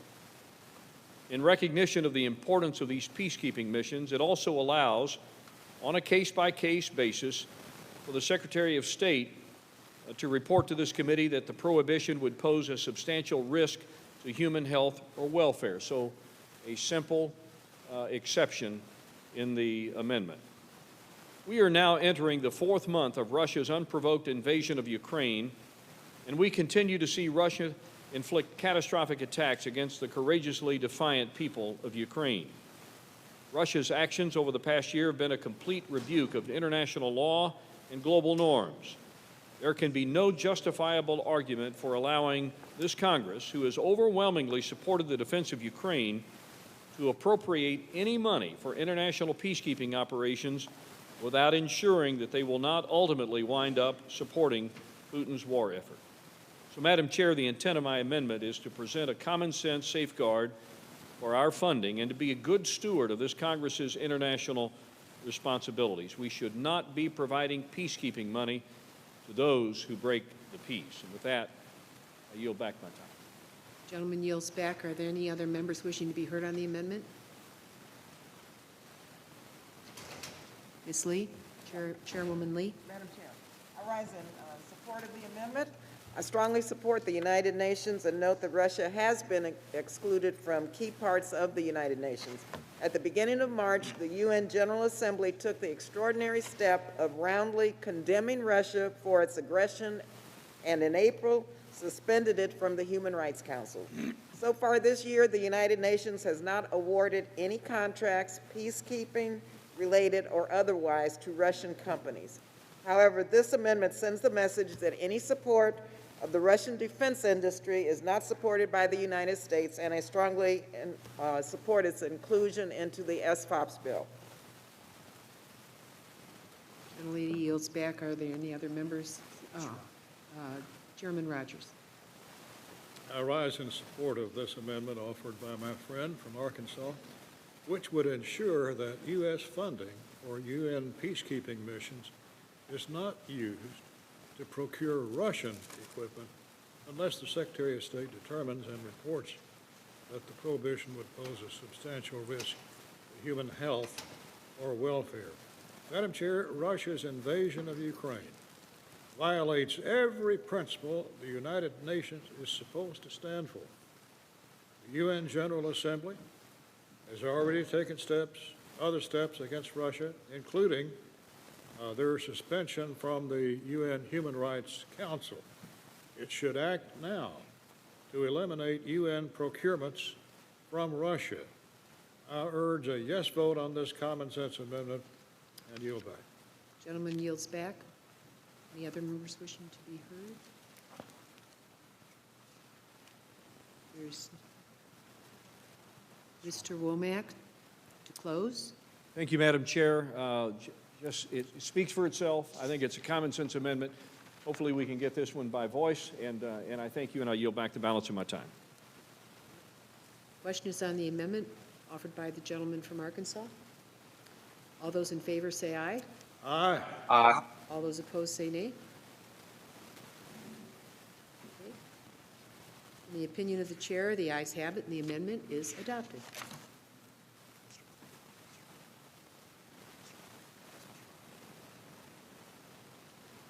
Mr. Klein. Thank you, Madam Chair. I have Klein Amendment Number 2 at the desk, and I ask that the reading be dispensed with. Without objection. Gentleman may Thank you, proceed. Madam Chair. Amendment Number 2 follows on the Womack Amendment. While we all support the people of Ukraine, there are varying degrees of difference about the levels that were provided in the supplementals, the amount and breadth of the humanitarian assistance. But regardless, I think that we can all support an amendment which would essentially safeguard the taxpayer dollars and resources that we're sending to ensure that it's properly accounted for, and ensuring that oversight provisions enacted as part of the first and second Ukraine supplemental appropriations bills will also apply to funds for Ukraine in the bill before us. The amendment also includes new notification requirements to provide members with greater fidelity on the status of funding for assistance to Ukraine. Third, it adds a new requirement for the Inspectors General of the State Department and the U.S. Agency for International Development to collaborate with the IG of the Department of Defense and other relevant agencies on oversight of Ukraine assistance and report back to the Congress within 120 days. Funding was provided for the IGs in the Ukraine supplementals, but this language will provide a mandate to design an oversight plan and report back to us. And finally, it includes two new reporting requirements focused on transparency. The first is on what other international donors are doing and providing, and the second is how U.S. assistance is used. Members will get detailed information on where the funds are being spent in Ukraine, what organizations are receiving the funds, and how they are using them. These measures are needed to bring greater oversight to the significant funding of the U.S. is providing in support of the Ukraine. I urge adoption of this amendment, and I yield back. Ms. Gray. Ms. Lee. Thank you, Madam Chair. I appreciate the gentleman raising the importance of oversight of Ukraine assistance. The government of Ukraine needs multifaceted assistance, including economic security and humanitarian assistance, to fight against Putin's unprovoked attack. The United States leadership has been key in lending efforts to support Ukraine, but at the same time, the American people need to know that United States assistance is not compromised by fraud, waste, and abuse, and that oversight is comprehensive and coordinated. The committee supports robust oversight and appropriated $13 million for the state and USAID, the OIGs, this spring to conduct oversight of supplemental funding to Ukraine. That was for the first time. I'm prepared to support this amendment, but note that the language may need technical modifications later to ensure reporting and notification requirements are not duplicative to existing requirements and do not impede swift and critical assistance to Ukraine. I yield. Mr. Rogers. I rise in support of this amendment offered by Mr. Klein, which would strengthen United States oversight over U.S. foreign assistance to Ukraine. Madam Chair, it's critical that the United States continue to support Ukraine in its valiant resistance to Russia's unprovoked invasion of that country. At the same time, we need to assure the American people that those funds are reaching their intended recipients and are being used as intended. This common sense amendment, I think, does just that. So I urge a yes vote and yield back. I rise in strong support of this amendment to increase oversight of United States foreign assistance to Ukraine. We need to continue to provide the Ukrainian people with the military and economic assistance they need to defend their country against Russian aggression. As we do so, it is also essential that we have strong oversight and accountability in place to ensure that American taxpayer funds are well spent. I urge my colleagues to support this important amendment, and I yield back. Thank you, Madam Chair. Today I rise in support of the gentleman's amendment, recognizing what Chair Lee has said about past funding that we've approved to do exactly what you are recommending. So I guess we're endorsing careful accounting again. Ukraine's needs are great. There's been no challenge to liberty as great as this since World War II. The future of our allies is at stake. Our NATO relationship is at stake, and the scrimmage line for liberty is being fought over in Ukraine today. This amendment will ensure transparency and accountability for the resources provided for Ukraine's defense and maintenance of government. We have a dual responsibility to support Ukraine in its time of need and to make clear to the American people that we'll be good stewards of their generosity. I thank the gentleman from Virginia for bringing this amendment forward and urge my colleagues to support it, and I yield back. Are there any other members wishing to be heard on the amendment? No further debate. The gentleman from Virginia is recognized to close. Thank you, Madam Chair. This is a pretty straightforward amendment, just ensuring as we support Ukraine in their fight against the Russians that the money and resources we provide are properly accounted for. I hope this can be approved by voice vote, and I yield back. Question is on the amendment offered by the gentleman from Virginia. All those in favor say aye. Aye. Aye. Those opposed say no. In the opinion of the chair, the ayes have it, and the amendment is adopted. Further amendments? Mr. Calvert is recognized. Thank you, Madam Chair. I have an amendment at the desk. The clerk will read the amendment. I ask unanimous consent that the amendment be considered read. Without objection, the reading of the amendment is dispensed with. My amendment would increase amounts made available to the United States military assistance in order to strengthen deterrence in the Taiwan Strait and the broader Indo-Pacific against the People's Republic of China. Specifically, it would decrease funding for the Economic Support Fund, the ESF, by $500 million and redirect those funds to the Foreign Military Financing Account. $450 million would be repurposed to the Foreign Military Financing, otherwise known as FMF, for Taiwan, and the remaining $50 million to FMF for the Countering PRC Influence Fund. Madam Chair, Vladimir Putin's brutal and unprovoked invasion of Ukraine has heightened concerns here and around the world that Chinese President Xi may be prepared to run similar risks to forcibly unify Taiwan with the mainland.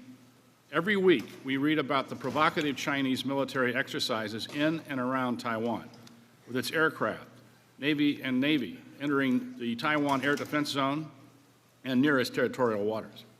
Beyond the constant gray zone coercion, China is also continuing what our combatant commander in Indo-Pacific, Admiral John Aquilino, alarmingly describes as the largest military buildup in history.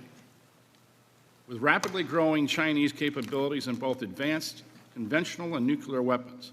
In other words, Communist China wants to be in the position to dominate the Indo-Pacific and use its expanding military power without constraint. It is no accident that just this past week, two think tanks, the left-leaning Center for a New American Security and the right-leaning American Enterprise Institute, came out with two reports emphasizing the urgency of strengthening the defense of Taiwan and countering China's efforts to undermine the rules-based system in the Indo-Pacific. This is exactly what this amendment tries to accomplish. It provides additional foreign military financing in order to help Taiwan improve its defense capability in areas such as ballistic missile defense, air defense, sea denial fires, shore denial fires, mine warfare, information warfare, and civil defense and reliance on its critical infrastructure. While it remains important for Taiwan to increase its defense budget, our own national security interests require that we strengthen deterrence against China now. The strategic challenge is clear. There is no time to wait. The amendment also provides additional security assistance to the Countering PRC Influence Fund in order to bolster funding for maritime and border security capabilities for key United States partners in the region and to help to maintain an open Indo-Pacific in the face of continued Chinese encroachment and coercion. With that, I yield back. Ms. Lee.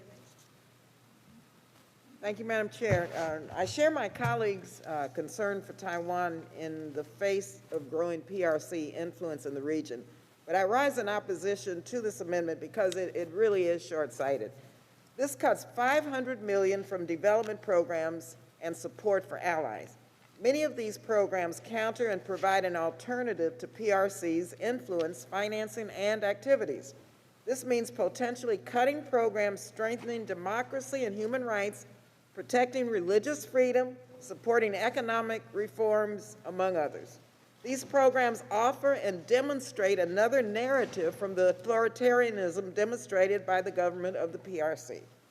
The Economic Support Fund also advances critical security programs such as countering terrorist radicalization and recruitment and improving governance and accountability.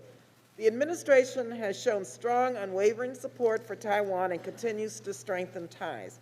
Change in policy and engagement with Taiwan needs deeper discussion between Congress and the administration.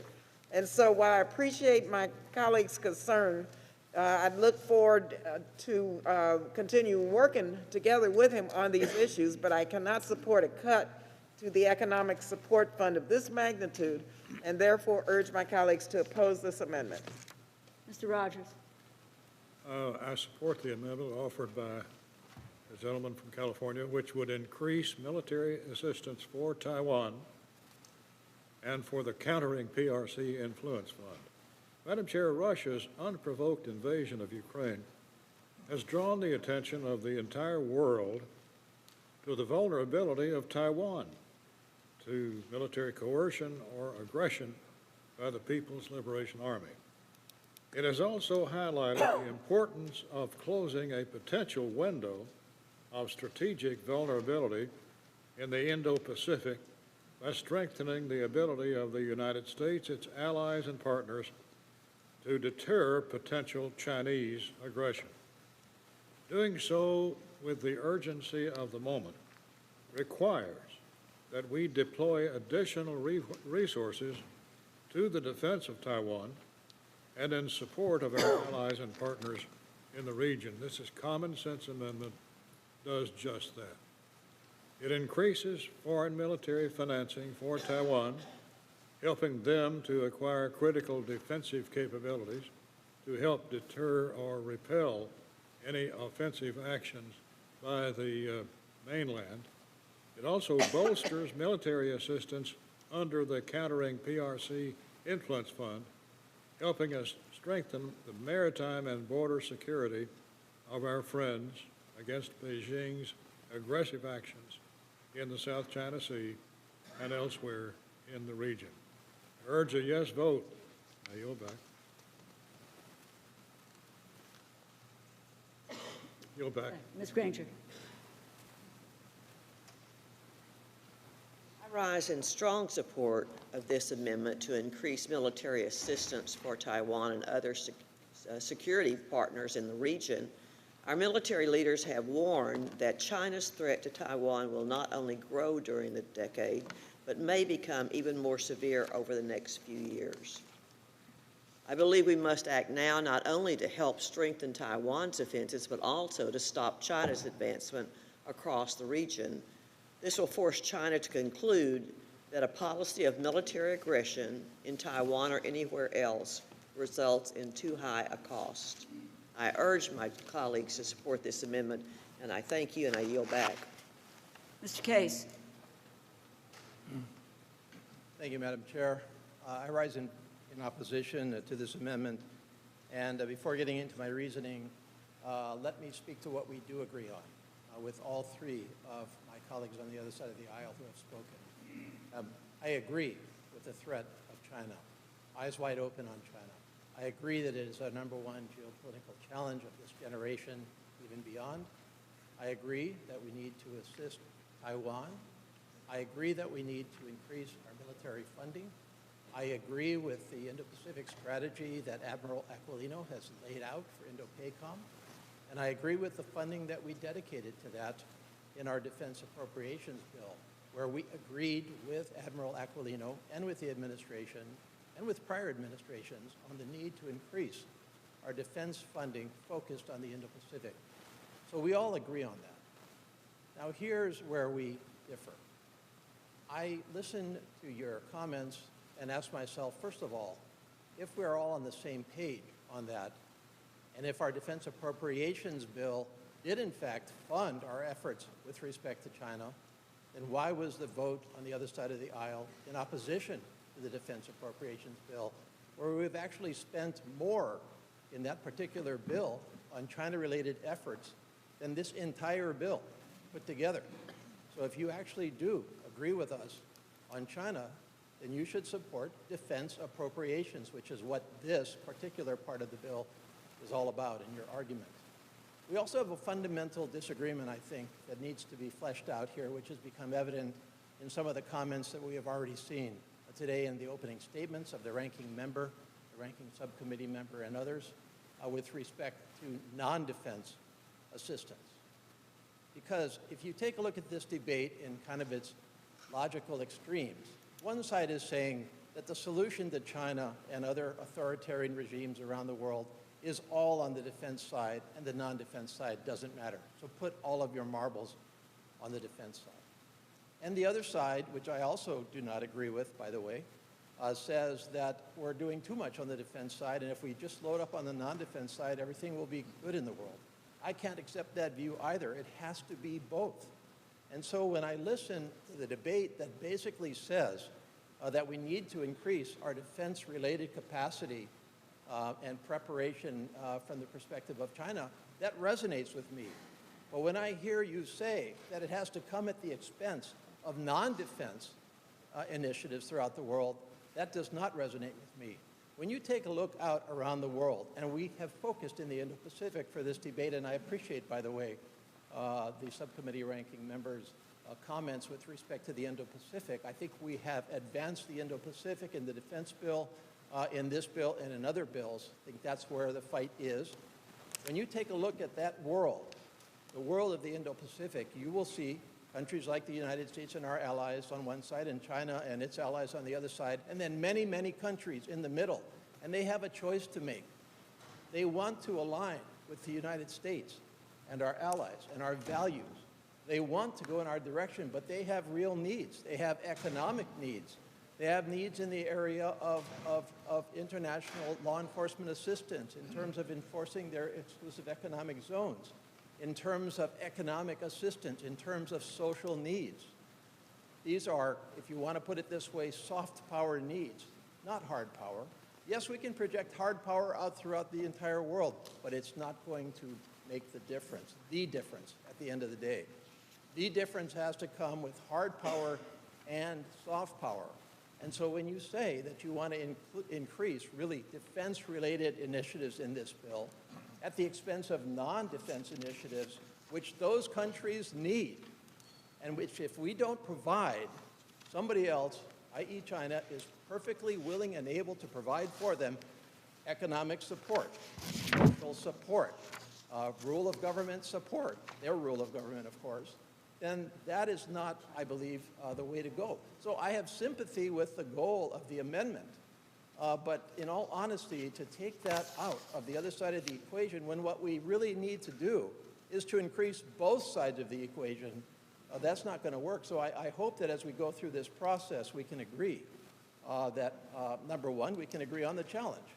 And number two, I hope that we can agree that the challenge has to be met in various ways. And to choose one way or over the other is going to be counterproductive at the end of the day. So for those reasons, on this particular amendment, I oppose this amendment and urge you all to oppose it as well. Thank you. Mr. Garcia.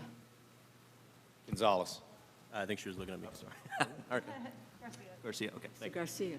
I'm Garcia, Gonzalez, Garcia. Thank you. We're all confused.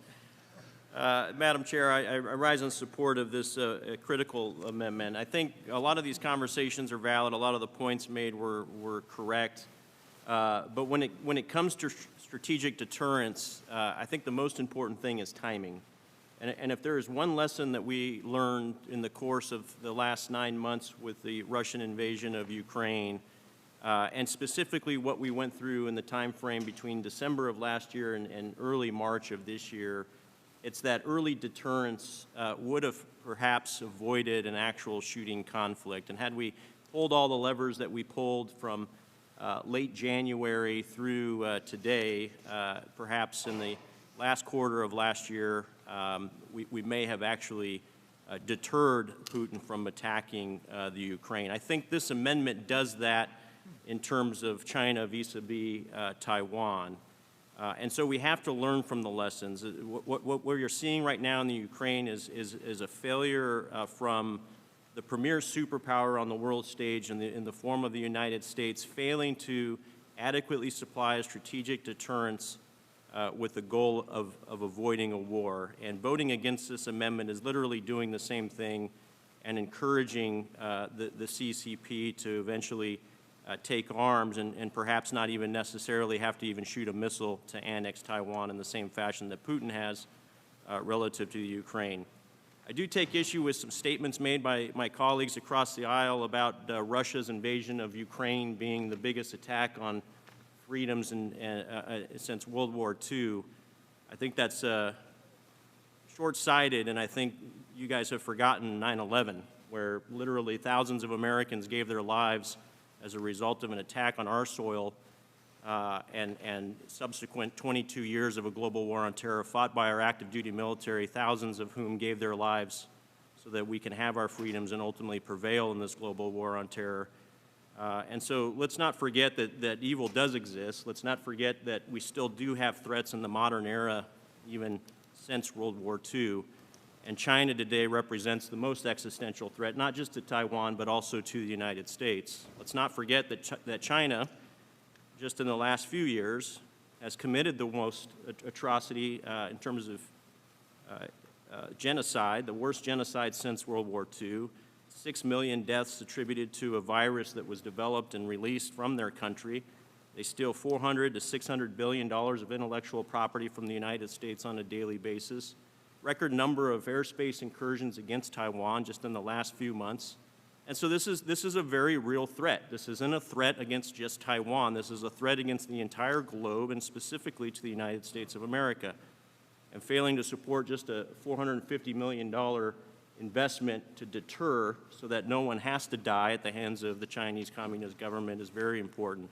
A dollar spent today will behave like $100 in the midst of an armed conflict with bullets flying through the air. Instead of $40 billion being spent in Ukraine, had we done something similar to this back in December of last year, we would have avoided a war and saved American taxpayer dollars and thousands of Ukrainian lives. We must learn from that lesson and apply the same strategies and tactics, in this case, to support Taiwan. A Chinese invasion of Taiwan will make $7 gasoline look like a bad hair day relative to our economy if we allow this to happen. And so I support the gentleman from California, and I urge a yes vote on the amendment. Mr. Gonzalez. Thank you, Madam Chair, and I rise in support of the gentleman's amendment.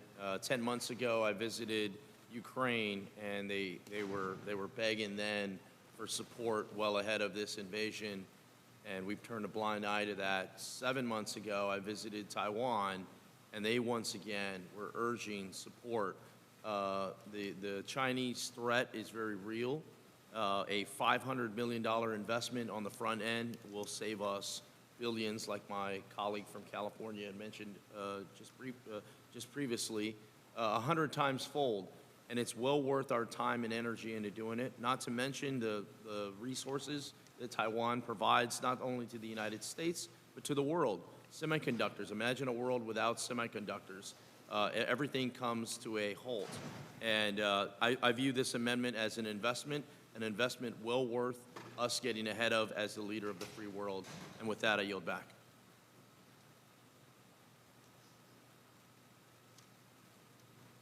I would just say to the gentleman, if I may, as chair, and take the prerogative, if that were the interest, then there certainly wouldn't have been only one vote in terms of passing the competes bill on the Republican side of the aisle, because in fact there is a review mechanism that would challenge China, but in fact every Republican except for one voted against the competes bill.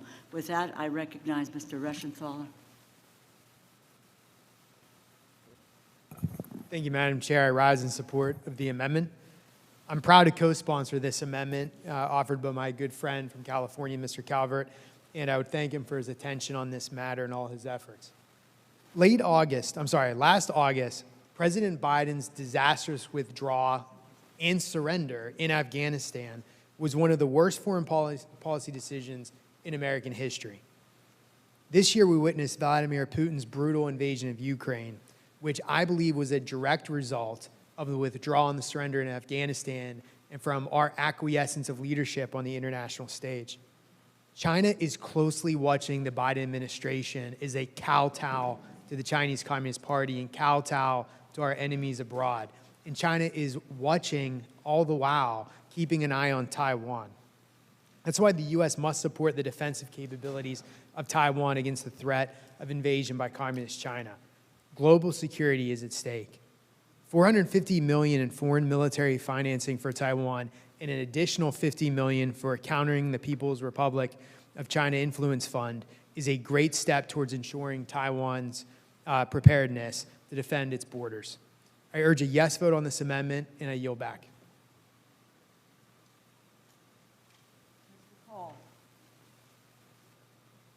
Mr. Cole? Are you muted, Mr. Cole?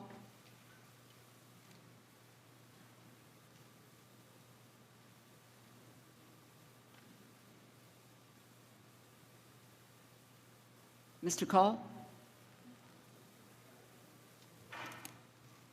Okay, can you hear me now? Got it. Thank you. I'm sorry about that.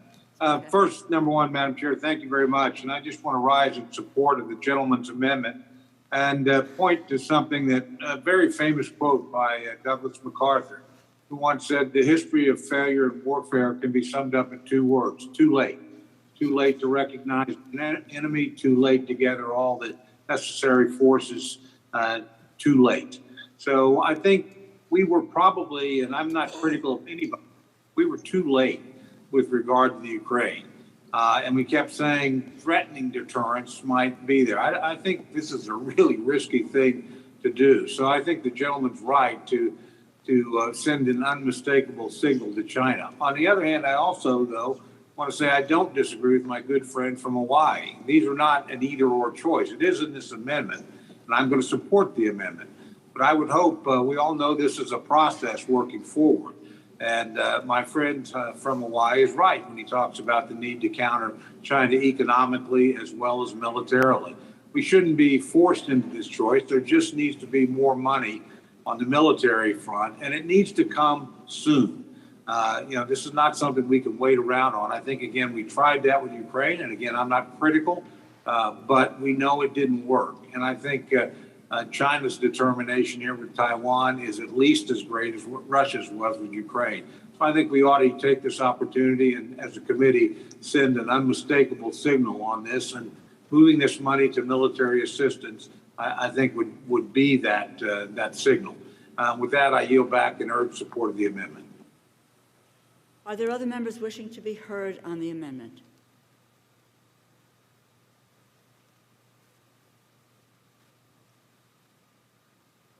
No further debate.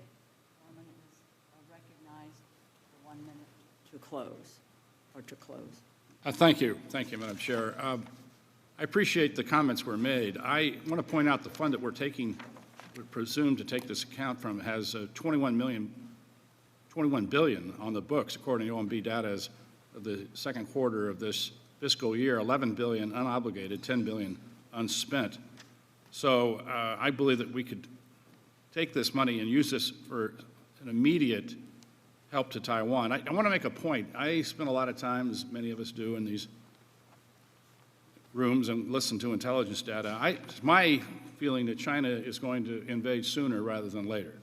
That's my belief, based upon what I've seen. And once China invades and blockades Taiwan, there will be no opportunity to send arms or further assistance there, not like we're doing right now in Ukraine. And as my friend said, the two worst words in the English language is too late. We need to counter this threat now. We need to get the resources into Taiwan to defend themselves as quickly as possible. With that, I yield back. The question is on the amendment offered by the gentleman from California. All those in favor say aye. Aye. Those opposed say no. No. No. In the opinion of the chair, the noes have it, and the amendment is not adopted. Recorded vote has been requested. All those in favor, please raise your hand.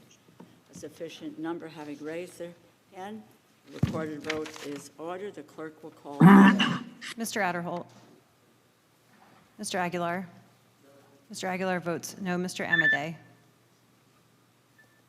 Mr. Bishop. No. Mr. Bishop votes no. Mrs. Bustos. Mrs. Bustos votes no. Mr. Calvert. Mr. Calvert votes aye. Mr. Carter. Mr. Cartwright. Mr. Cartwright votes no. Mr. Case. Mr. Case votes no. Ms. Clark. Ms. Clark votes no. Mr. Klein. Mr. Klein votes aye. Mr. Cole. Aye. Mr. Cole votes aye. Mr. Christ. No. Mr. Christ votes no. Mr. Cuellar. Mr. Cuellar votes no. Ms. DeLauro. Ms. DeLauro votes no. Mr. Diaz-Balart. Mr. Diaz-Balart votes aye. Mr. Espaillat. No. Mr. Espaillat votes no. Mr. Fleischman. Aye. Mr. Fleischman votes aye. Ms. Frankel. Ms. Frankel votes no. Mr. Garcia. Mr. Garcia votes aye. Mr. Gonzalez. Mr. Gonzalez votes aye. Ms. Granger. Ms. Granger votes aye. Mr. Harder. No. Mr. Harder votes no. Dr. Harris. Dr. Harris votes aye. Ms. Herrera Butler. Ms. Herrera Butler votes aye. Mrs. Hinson. Mrs. Hinson votes aye. Mr. Joyce. Mr. Joyce votes aye. Ms. Capter. Ms. Capter votes no. Mr. Kilmer. Mr. Kilmer votes no. Mrs. Kirkpatrick. No. Mrs. Kirkpatrick votes no. Mrs. Lawrence. Hold on one second. Lawrence votes no. Mrs. Lawrence votes no. Ms. Lee of California. No. Ms. Lee of California votes no. Mrs. Lee of Nevada. Mrs. Lee of Nevada votes no. Ms. Letlow. Ms. Letlow votes aye. Ms. McCullum. McCullum votes no. Ms. McCullum votes no. Ms. Meng. No. Ms. Meng votes no. Mr. Molinar. Mr. Molinar votes aye. Mr. Newhouse. Mr. Newhouse votes aye. Mr. Palazzo. Aye. Mr. Palazzo votes aye. Ms. Pingree. Ms. Pingree votes no. Mr. Pocan. Mr. Pocan votes no. Mr. Quigley. No. Mr. Quigley votes no. Mr. Reschenthaler. Mr. Reschenthaler votes aye. Mr. Rogers. Aye. Mr. Rogers votes aye. Ms. Roybal-Allard. Ms. Roybal-Allard votes no. Mr. Ruppersberger. Mr. Ruppersberger votes no. Mr. Rutherford. Mr. Rutherford votes aye. Mr. Ryan. Aye. Mr. Ryan votes aye. Mr. Simpson. Mr. Simpson votes aye. Mr. Stewart. Mr. Stewart votes aye. Mrs. Torres. Torres, no. Mrs. Torres votes no. Mr. Trone. No. Mr. Trone votes no. Ms. Underwood. Ms. Underwood votes no. Mr. Valadeo. Mr. Valadeo votes aye. Ms. Wasserman Schultz. Ms. Wasserman Schultz votes no. Mrs. Watson Coleman. No. Mrs. Watson Coleman votes no. Ms. Wexton. Ms. Wexton votes no. Mr. Womack. Mr. Womack votes aye.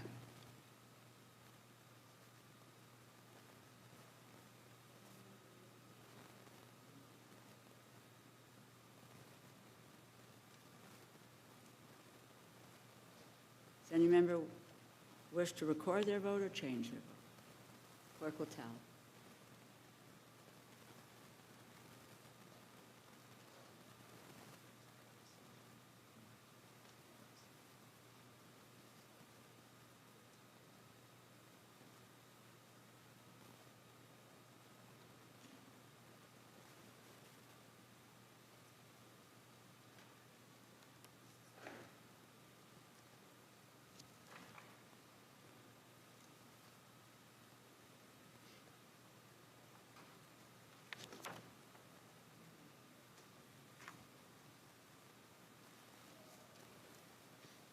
On this vote, the ayes are 24, the nays are 31.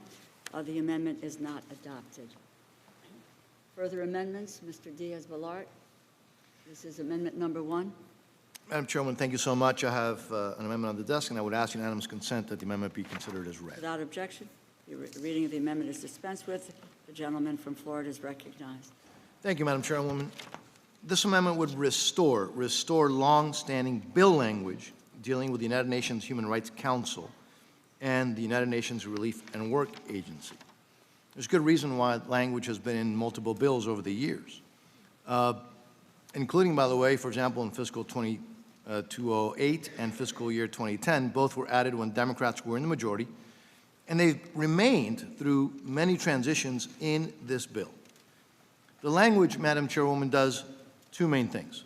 First, for the Human Rights Council, it says that none of the funds may be made available to the Human Rights Council unless the Secretary of State determines and reports to the committee that participation is important to the national interest, that the Council is taking significant steps to remove Israel as a permanent agenda item, and ensuring integrity in the election of members of such council.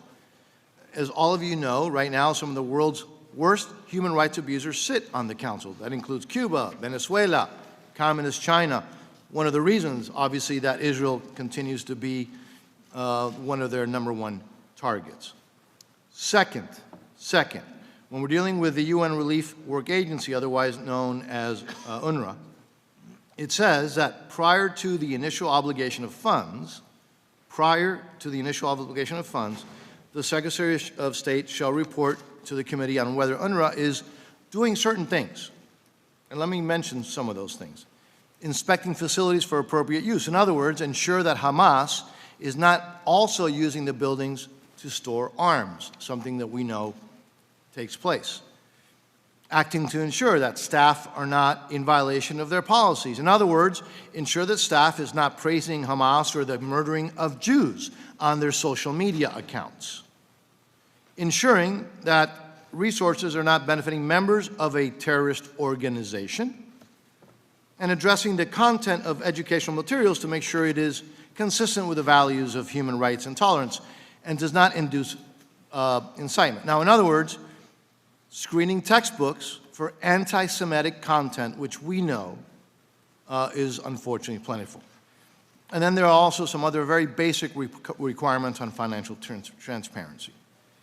Now, for the members not on the subcommittee, a few weeks ago, the Biden administration's appointee to the United Nations, Ambassador Linda Thomas-Greenfield, testified before the Subcommittee of State and Foreign Operations.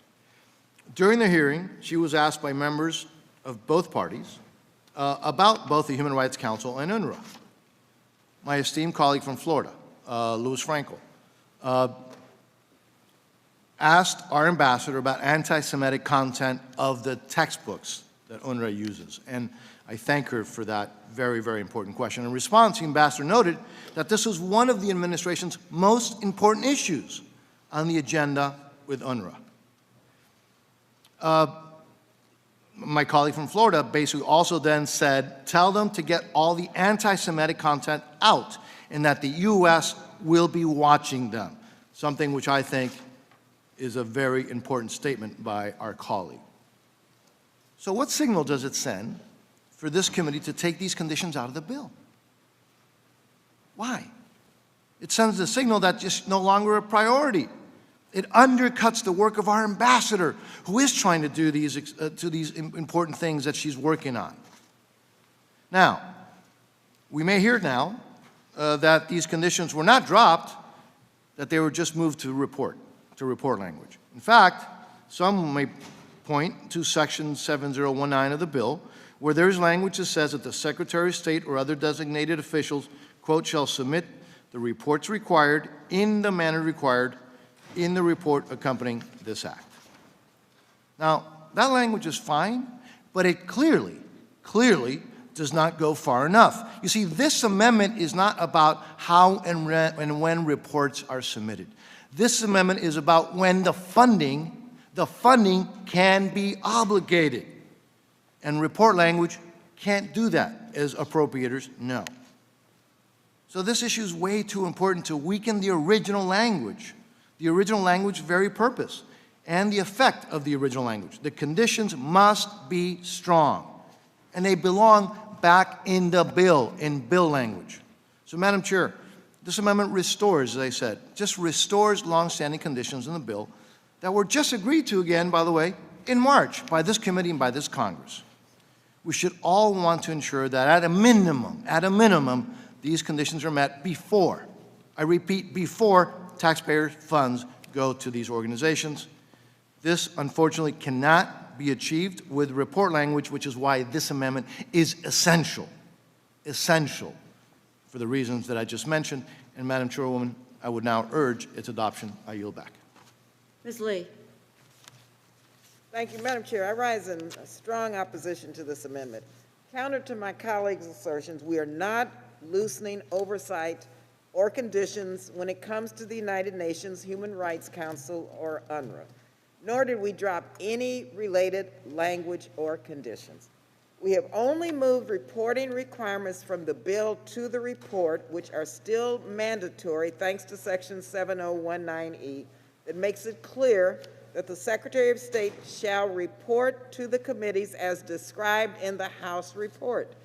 We have a duty as appropriators to update and streamline our own bills. Reporting requirements regularly appear in report language and do not need to be in the bill. Guys, we have many, many substantive and critically important issues to debate. This language, again, let me reiterate, is the same as what's in the bill. We have not changed the wording. There is no difference between last year's bill language and this year's report language. We should have moved this language to a report last year. As chairwoman, I intend to make this bill as relevant and as up-to-date as possible. Report language should be in the report. Thank you, and I yield. Madam Chair, I rise in support of the amendment offered by the gentleman from Florida. This amendment restores long-standing conditions in the bill on two highly controversial United Nations agencies.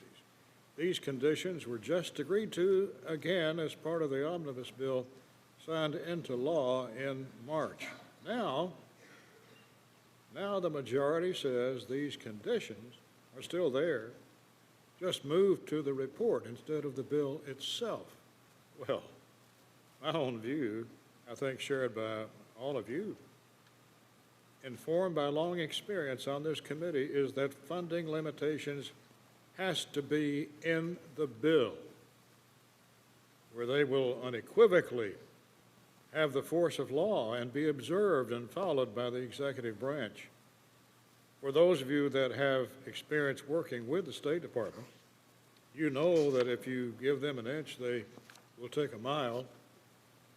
So this language moved from the bill to the report to the agencies says, okay, we're okay.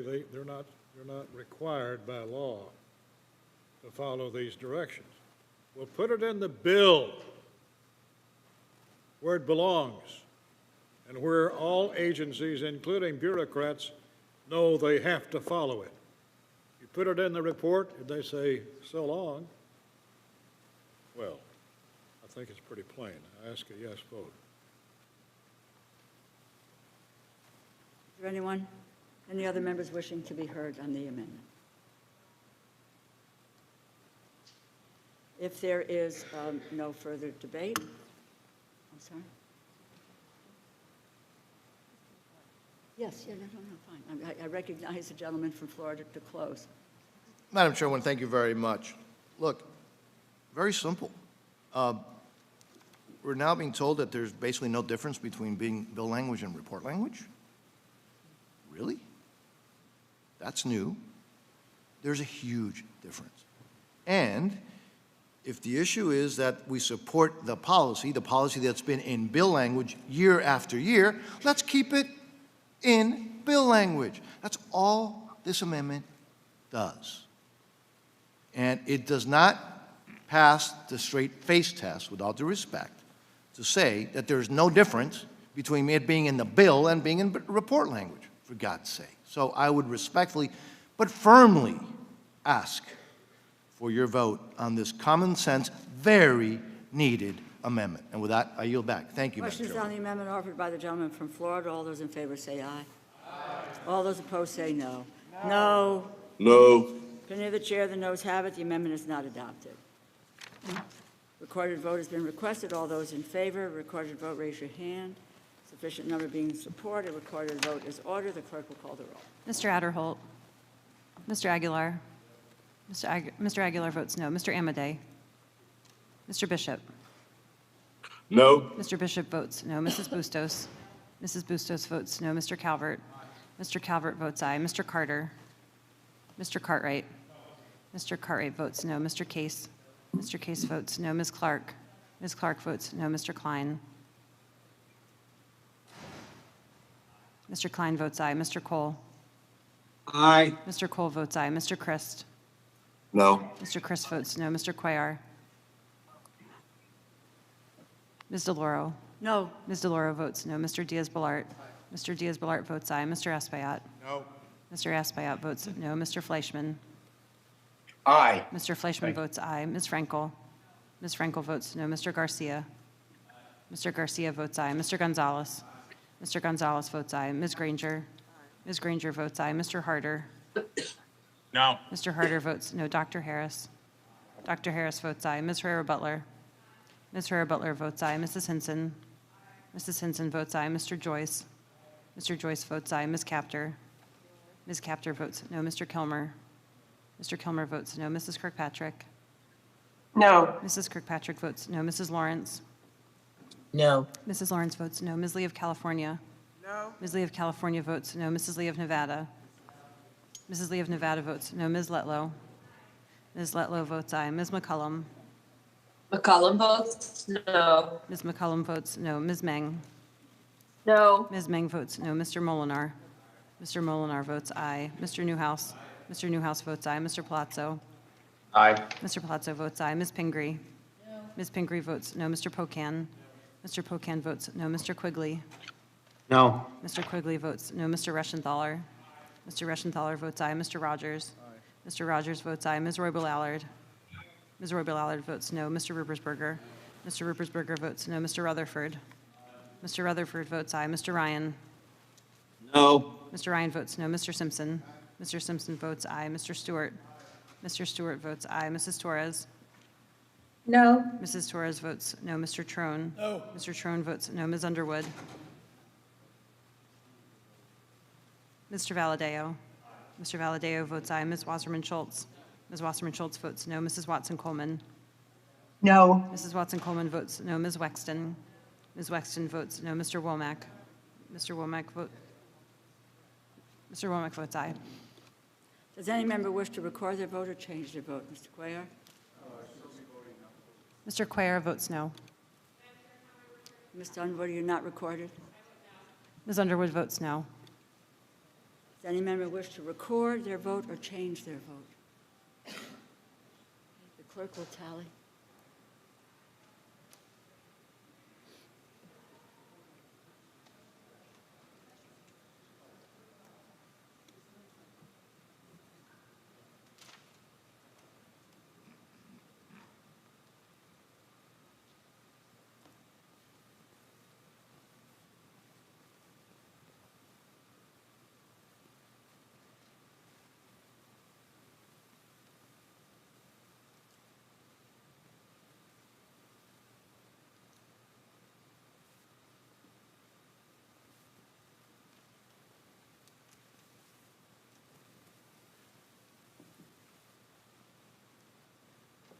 On this vote, the ayes are 23 and the nays are 32.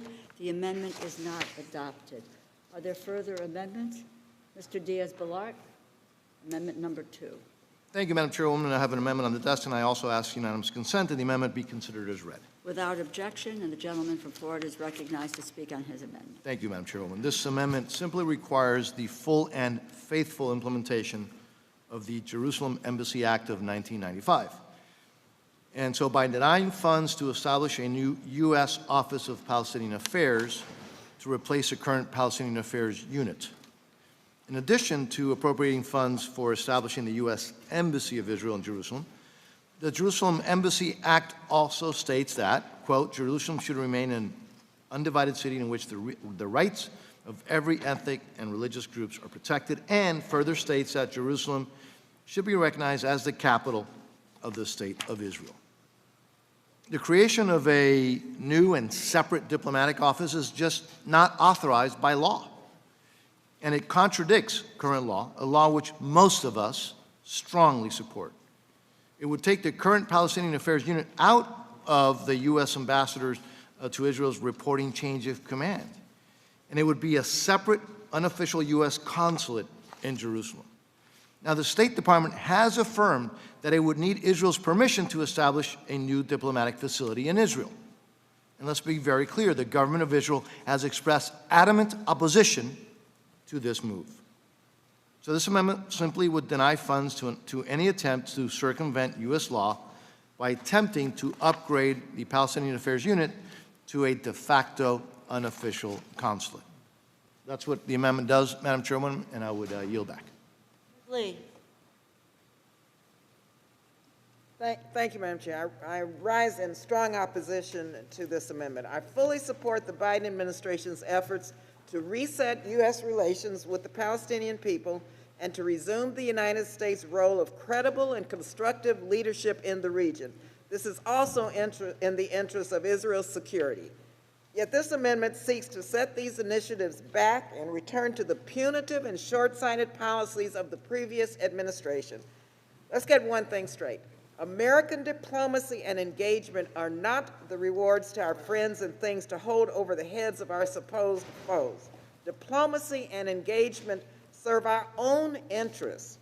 Changing the Palestinian Affairs Unit to an office which merely allows for direct reporting back to Washington, D.C., puts the United States in a better position to improve our relationships and to encourage Israel and the Palestinians to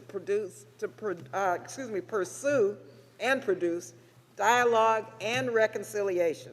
And so I strongly oppose any effort to curtail U.S. diplomatic engagement, and I urge a no vote. Mr. Rock. I support the amendment. Go back. Are there any other members who are wishing to be heard on the amendment?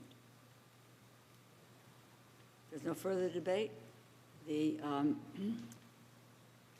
gentleman from Florida is recognized to close. Thank you, Madam Chairwoman. I just want to reiterate something, that the government of Israel has expressed adamant opposition to this move.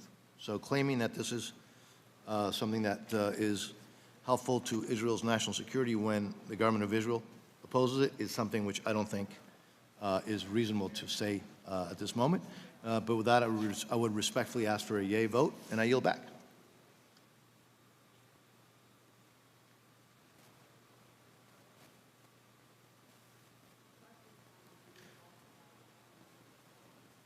All those in favor say aye. Aye. Aye. Those opposed, no. No. The opinion of the chair, the noes have it. The amendment is not adopted. Are there further amendments? Mr. Klein, amendment number 1. Thank you, Madam Chair. I have amendment Klein 1. Ask that the reading be dispensed with. Without objection, the reading of the amendment is dispensed with. The gentleman from Virginia is recognized to. Thank you, Madam Chair. This amendment strikes $1.6 billion in funding for the Green Climate Fund. These new funding commitments stem from President Biden's extreme climate policy goals, including the embrace of the Green New Deal and the return to the unattainable mandate of the Paris Agreement, which makes the far-left policies of the earlier Obama era look like child's play in comparison. Unfortunately, the Biden administration appears determined to throw money at the Green Climate Fund despite its poor track record of success. The fund has reportedly addressed recent allegations of staff misconduct, but it still faces critically low confidence in its senior management. According to a senior finance ministry official from the Philippines, one of the reasons for this is that, quote, bureaucracy and a blizzard of information requests have undermined the effectiveness of the institution. Perhaps that's why our own Treasury Department seeks to allocate funding to a separate climate bureaucracy within multilateral development banks, because they're able to allocate capital more efficiently than the lengthy and complicated processes of the Green Climate Fund. In light of such serious problems, it seems to be an ill-conceived investment to throw $1.6 billion into such an untested and poorly managed institution. At a time when deficits are growing out of control and we face so many other national security and economic priorities, providing such an enormous sum of money for international climate programs is unjustified and unwarranted. I urge a yes vote on the amendment, and I yield back.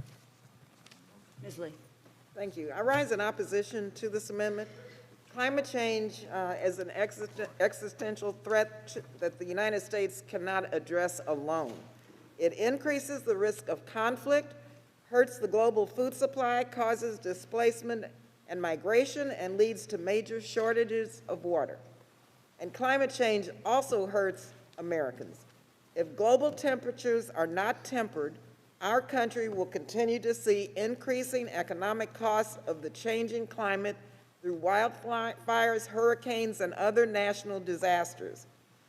The wildfires in my state of California have cost millions, even billions, in fire suppression costs, damages, and lost economic opportunities. And this cost doesn't even include the emotional toll of those who were displaced from their homes or who lost loved ones. The Green Climate Fund is one of the best vehicles that we have to fight this global problem on a global basis.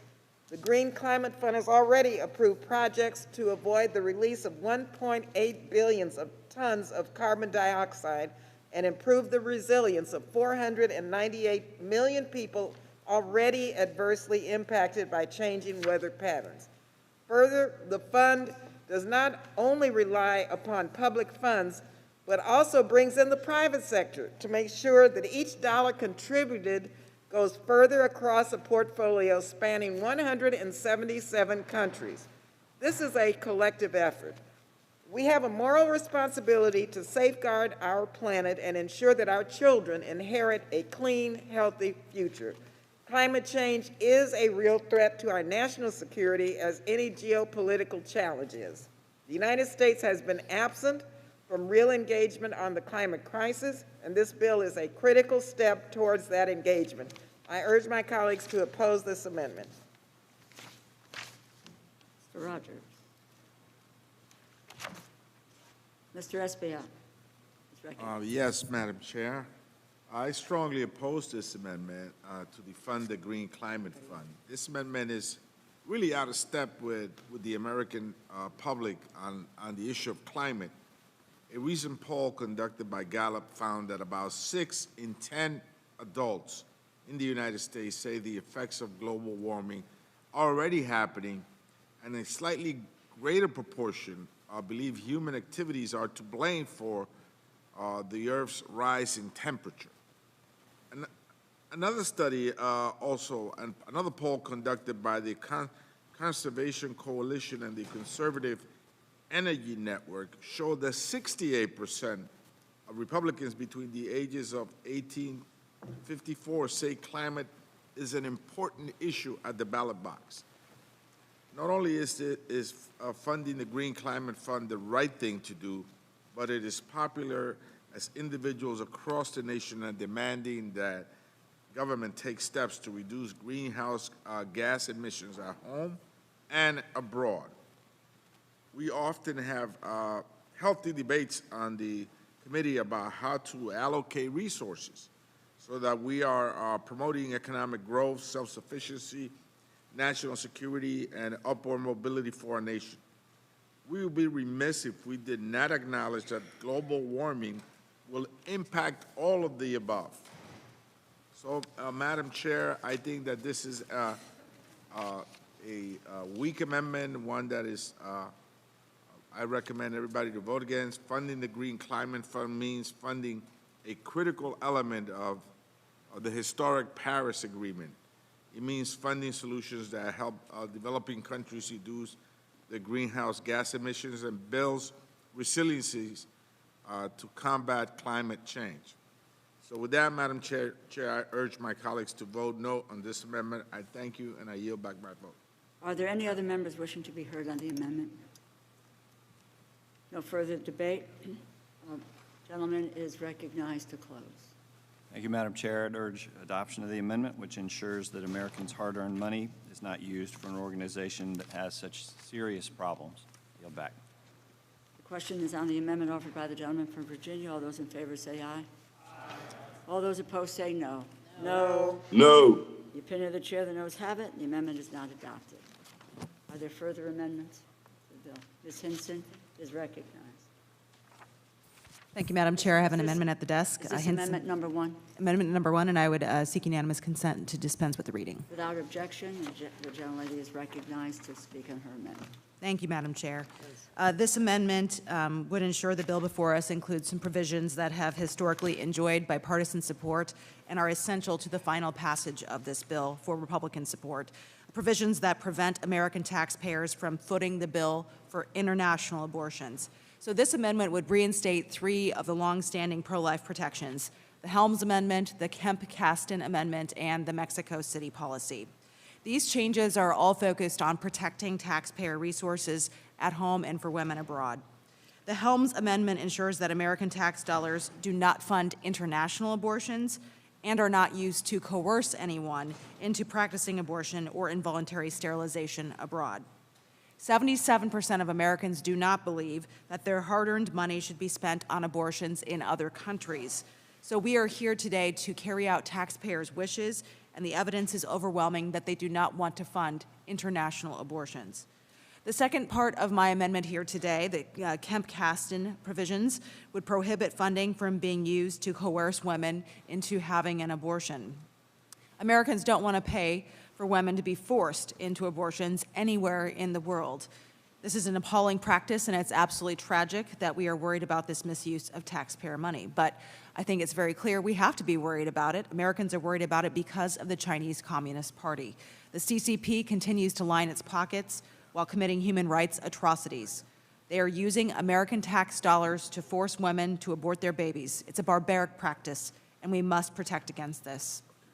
Finally, the third part of my amendment would reinstate the expanded Mexico City policy.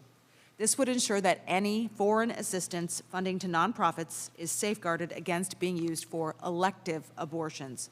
Elective abortion is not health care, and foreign aid dollars intended for health care should be used for health care. We should be investing in women's health care needs and access, and we can work together on those initiatives.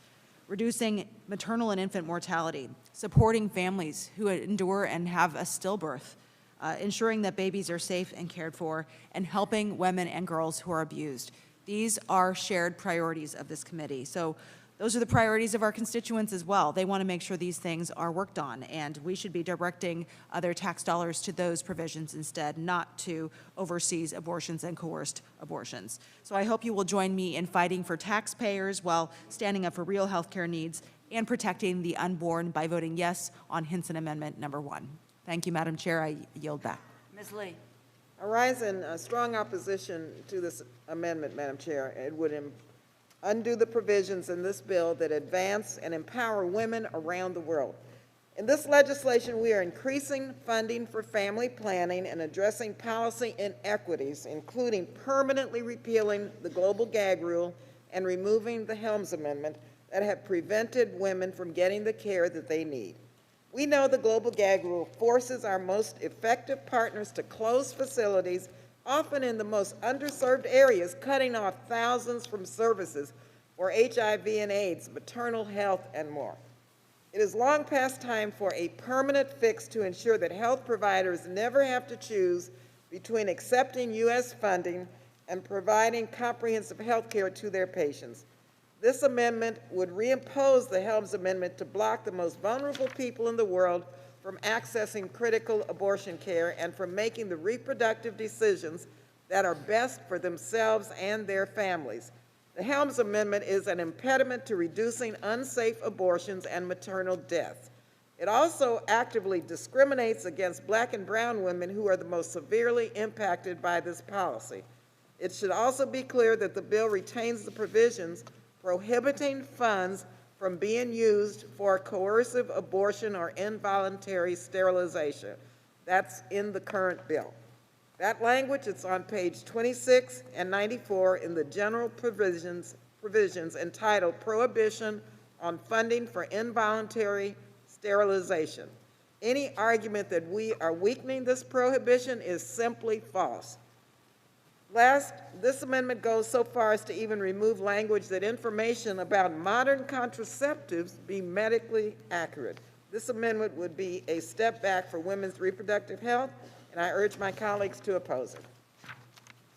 Ms. Granger? Woman's amendment to restore long-standing provisions in the bill that protect unborn children.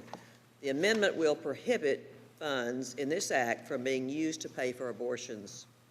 It rejects other controversial changes made to pro-life protections carried year after year. The amendment also strikes the most extreme poison pill, the permanent ban on the Mexico City policy. These changes will have to be made in order for this bill to get votes from members on our side of the aisle. I urge a yes vote on this amendment, and I yield back.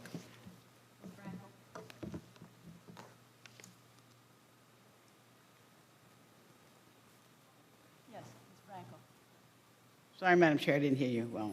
Oh, here we go. My. Here we go again. Now, this amendment is extremely bad. I think it's a little bizarre also. I'll get to that point. I was actually surprised, pleasantly surprised to hear that my friend on the other side of the aisle is interested in public opinion and long-standing policies. The public is overwhelmingly for access to legal abortion. And you know what else was long-standing? Roe v. Wade. Uh-oh. Anyway, back on this amendment, because really it's not enough for my colleagues on the other side of the aisle that the Supreme Court just set back this country years and is threatening the life of millions of Americans by dismantling access to abortion in this country. So my colleagues on the other side of the aisle think it's just fine to do that around the world by inserting the harmful Helms Amendment and also reinstating the global gag rule, which will effectively prohibit safe abortion and health care services for poor and vulnerable women in low-income countries.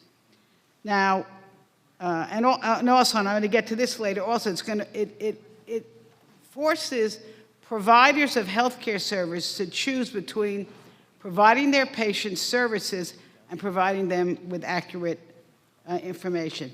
Now, I don't usually like to get into the weeds, but just to tell you how bizarre this amendment is, I'm going to go into the weeds. So if you have your book, your bill, and you go to page 29, and you go to line 7, it reads, this is our bill, that the information provided about the use of condoms and modern contraceptives as parts of projects or activities that are funded from amounts appropriated by this act shall be medically accurate and shall include the public health benefits and failure rates of such use. Well, this amendment takes out the word modern contraceptives. In other words, let's go back to what do you call it, the horse and the buggies, because maybe you're not aware, but there's all sorts of contraceptions, modern, medically proven contraceptions other than condoms. Really? You only want to give information around the world about condoms? What about contraceptive pills, implants, the patch, vaginal rings, IUDs, and other, well, there's a lot of others, but let's bring in the horse and the buggies. We're just going to rely on the condoms under this amendment. But there is more. There's more to this because you want to bring back that old gag rule, the old gag rule. That's the rule. It is what it is. It gags.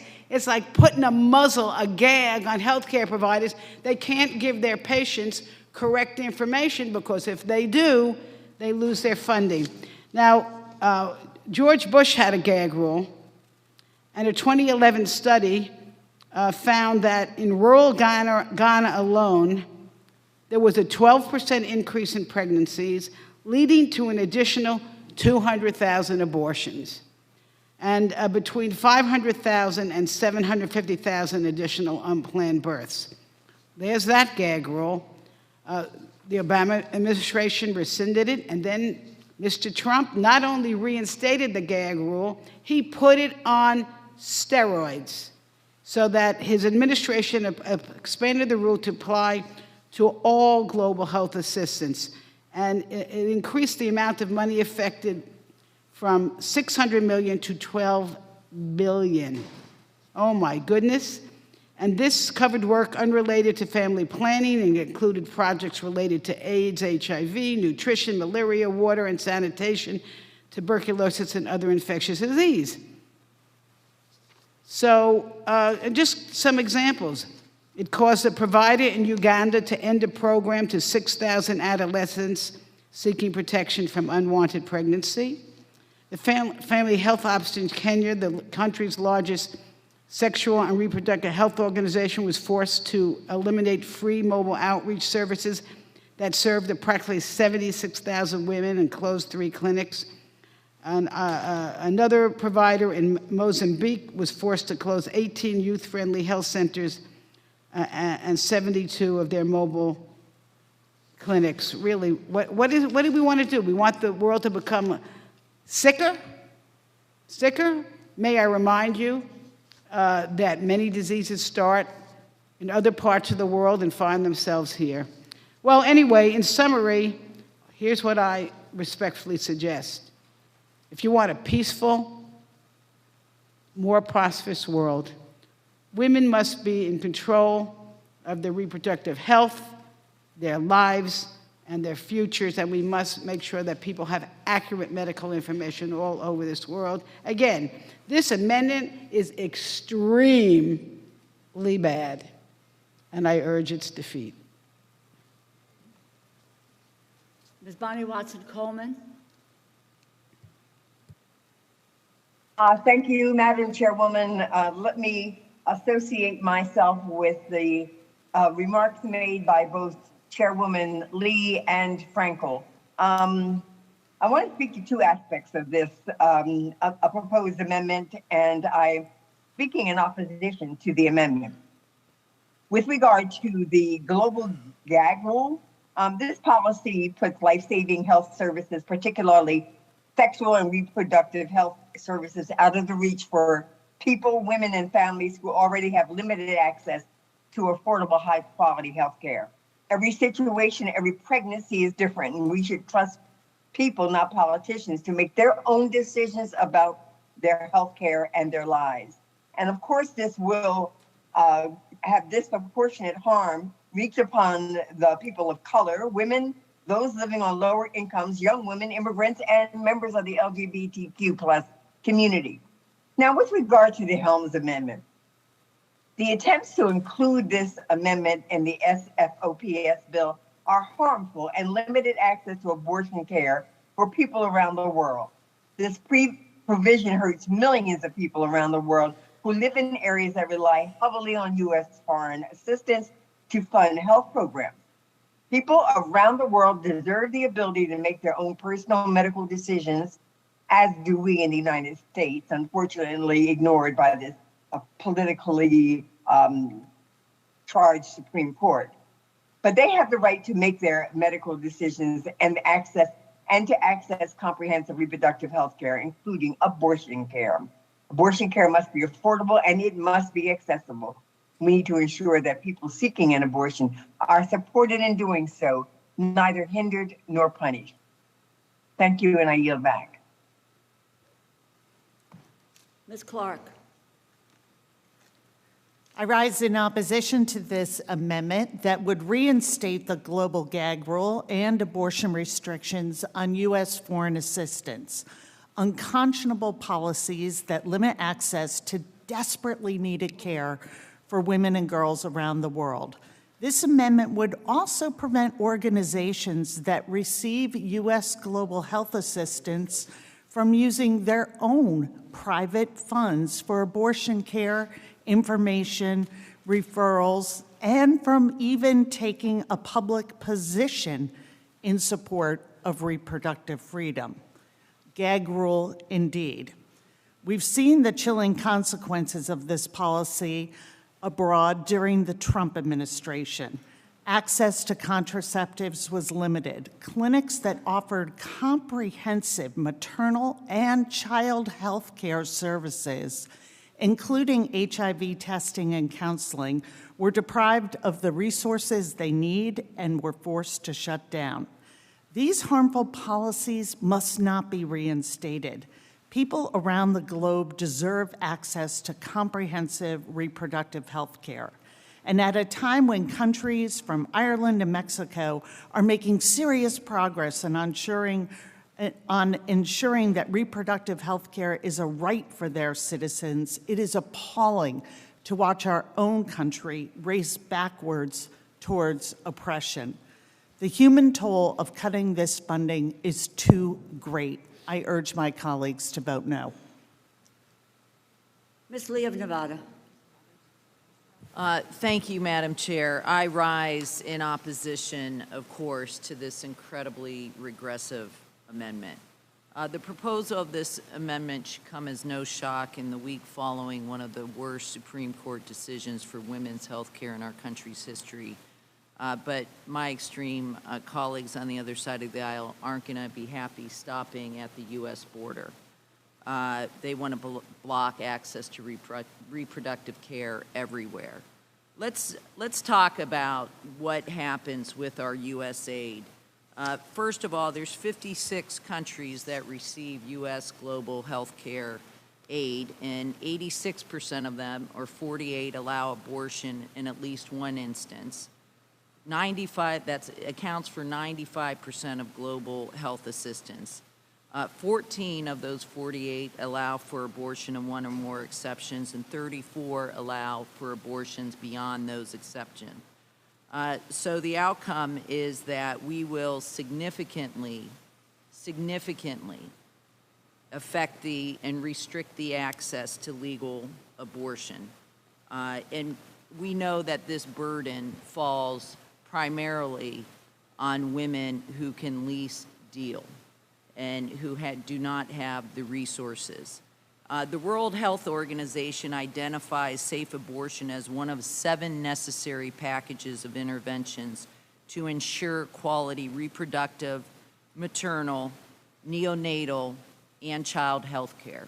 So if we're talking about health care outcomes of our aid packages, then we must ensure that we oppose this amendment.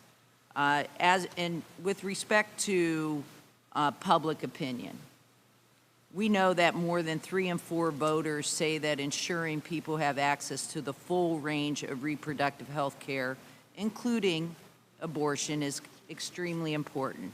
In fact, the majority of U.S. voters favor overturning the Helms Amendment to help women, especially the most vulnerable, access abortion care. So I want to make sure that we understand. I personally support a woman's right to choose. The Nevadans I represent support a right to choose, and the vast majority of Americans support a woman's right to choose. I think we will all do everything in our power to ensure that in the wake of the Supreme Court's radical decision and in the wake of this extreme amendment, that we will protect that right no matter where someone lives. They should have access to the full range of sexual and reproductive health care services. That includes preventative screenings, STI testing and care, contraception, and access to safe abortion. I urge all my colleagues to vote against this extreme amendment, and I yield. Mr. Rogers.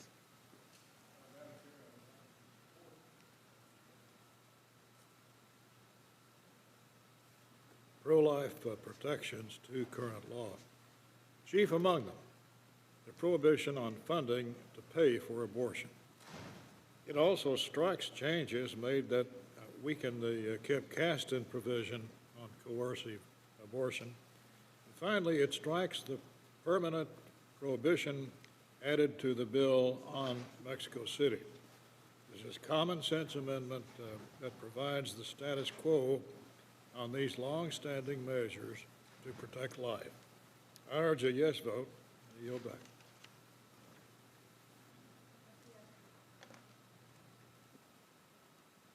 Thank you, Madam Chair. I rise in opposition to this amendment, which seeks to restore the ban on foreign assistance for reproductive rights. Time and time again, reproductive autonomy is attacked by members of this Congress, including in this committee.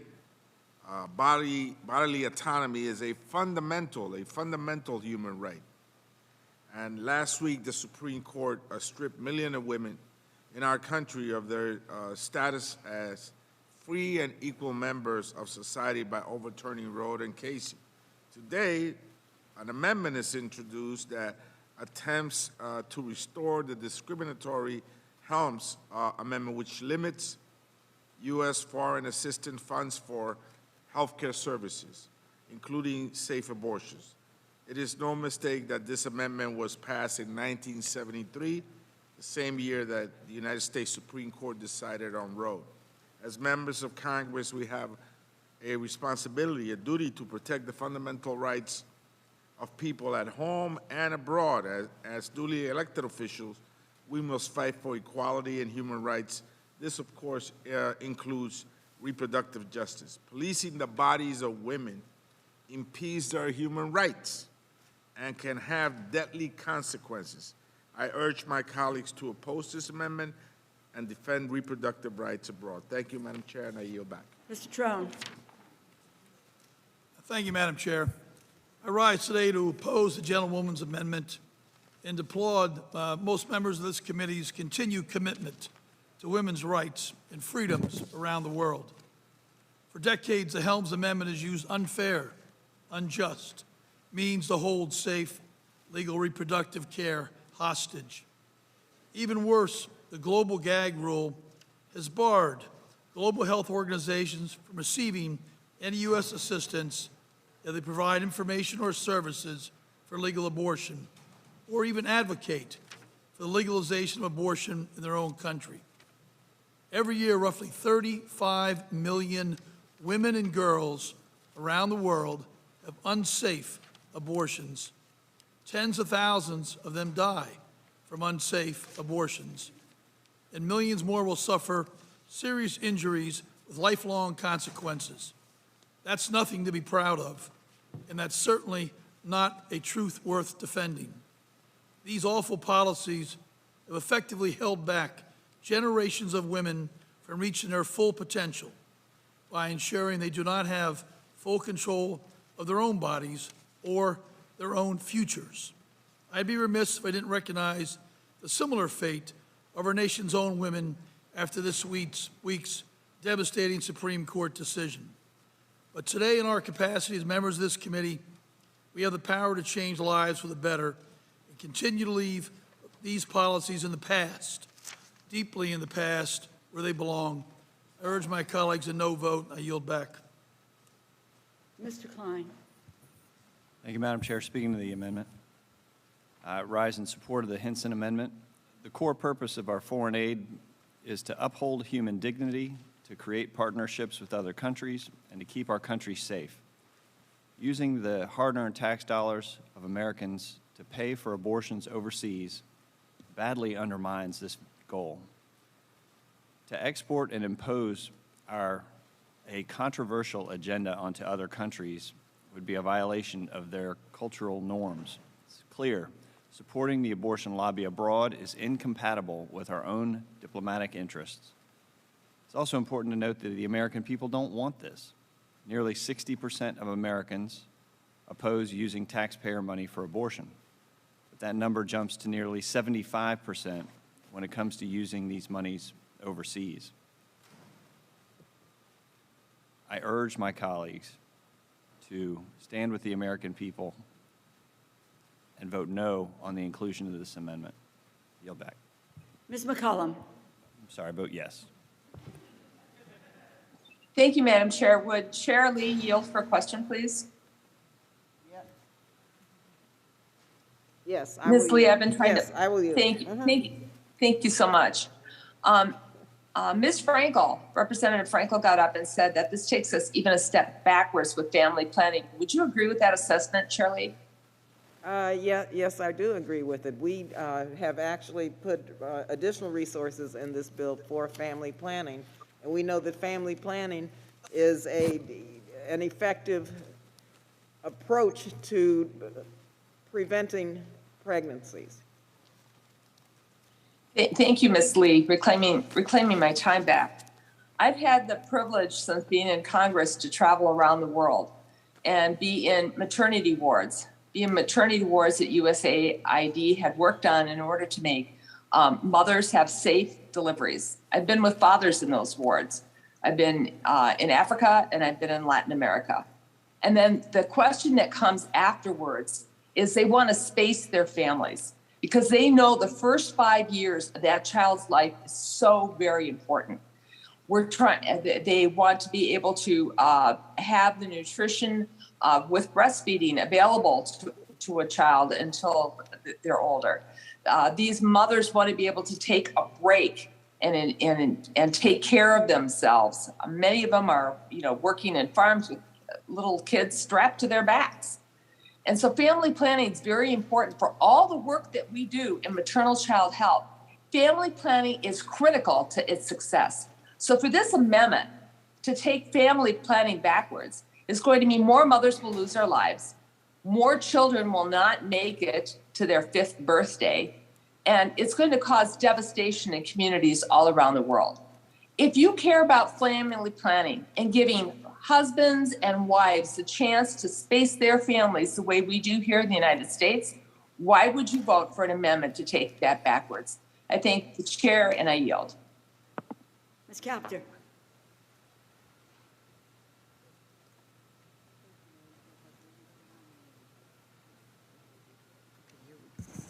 All right, thank you very much. I oppose the gentlelady's amendment for the following reasons. When women have better access to health care and family planning assistance, rates of abortion actually go down. We should support women and families so they never have to face such a difficult personal and life-changing decision. Third, according to the Kaiser Foundation, each year over 300,000 women die from complications during pregnancy and childbirth, almost all in developing countries. And if we think back to our own country, I can still remember Congresswoman Pat Schroeder, who served here many years ago, pointing out that during World War I in our country, actually more women died in childbirth than our soldiers who died in World War I, and there are over 116,516 men that died in that war. According to the UN Family Planning Organization, they estimate nearly 12 million women lost access to contraception during the pandemic, leading to 1.4 million unintended pregnancies. And finally, according to the World Health Organization, pregnancy and childbirth complications are the leading cause of death among girls aged 15 to 19. If you really are pro-life, you will oppose the gentlelady's amendment, and I yield back.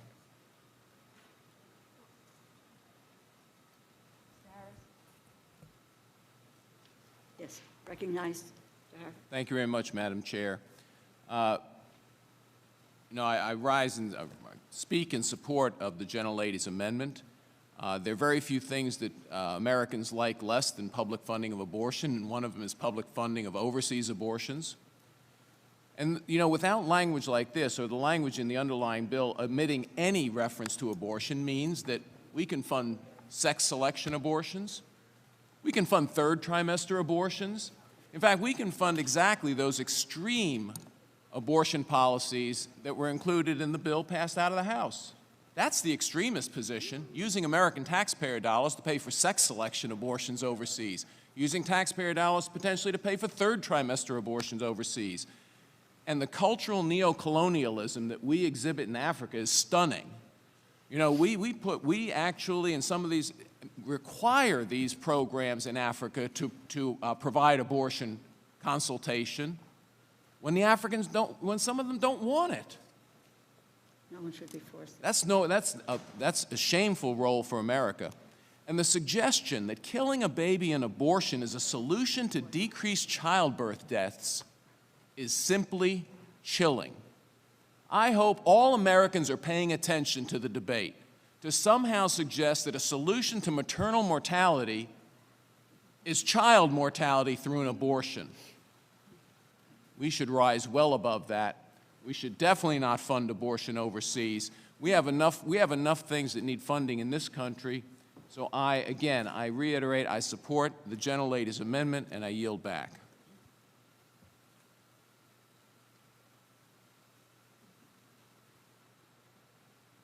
If I can turn the microphone on here, recognize myself.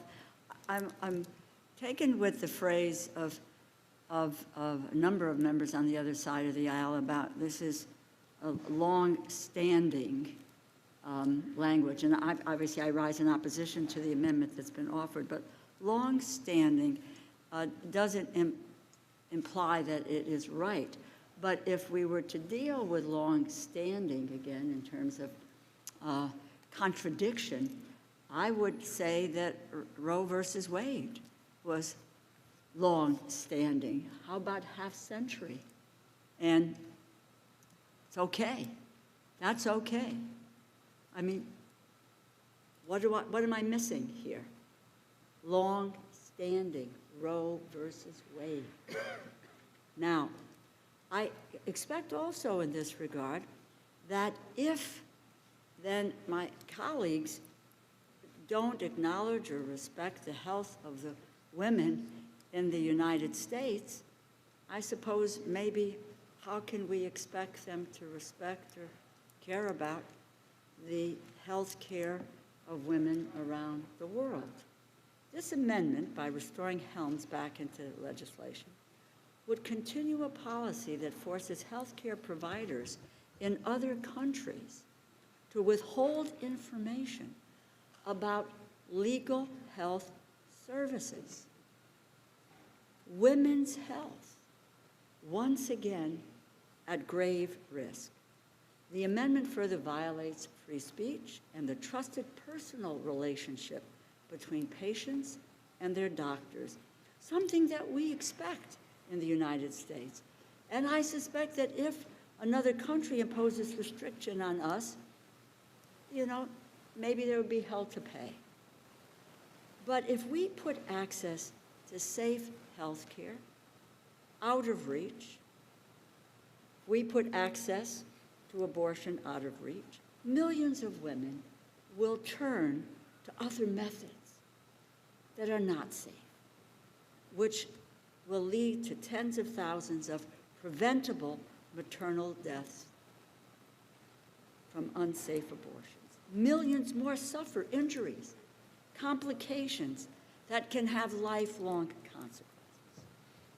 And something that my colleague from Ohio just said, if you want to support life, which we all do, we support life, then we can't be cavalier or we can't be so willing to disregard the lives, first of all, of women in the United States, but women and girls around the world. And I urge my colleagues to oppose this amendment.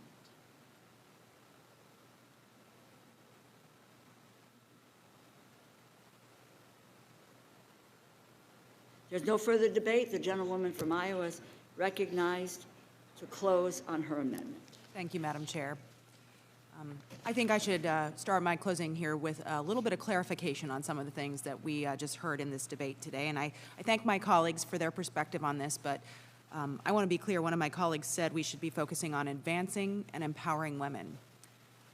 I can tell you what I don't think is advancing and empowering women. It's forcing them to abort their babies. It's coercing them to abort their babies. It is fining them like the Communist Party in China does. They have what's called a social compensation fee, where they fine these women for going beyond their allotment of how many babies they are able to have. That does not empower and advance women in any way, shape, or form. That is despicable, and we should not be sending American taxpayer dollars to fund that overseas, which is what the intent of this amendment is.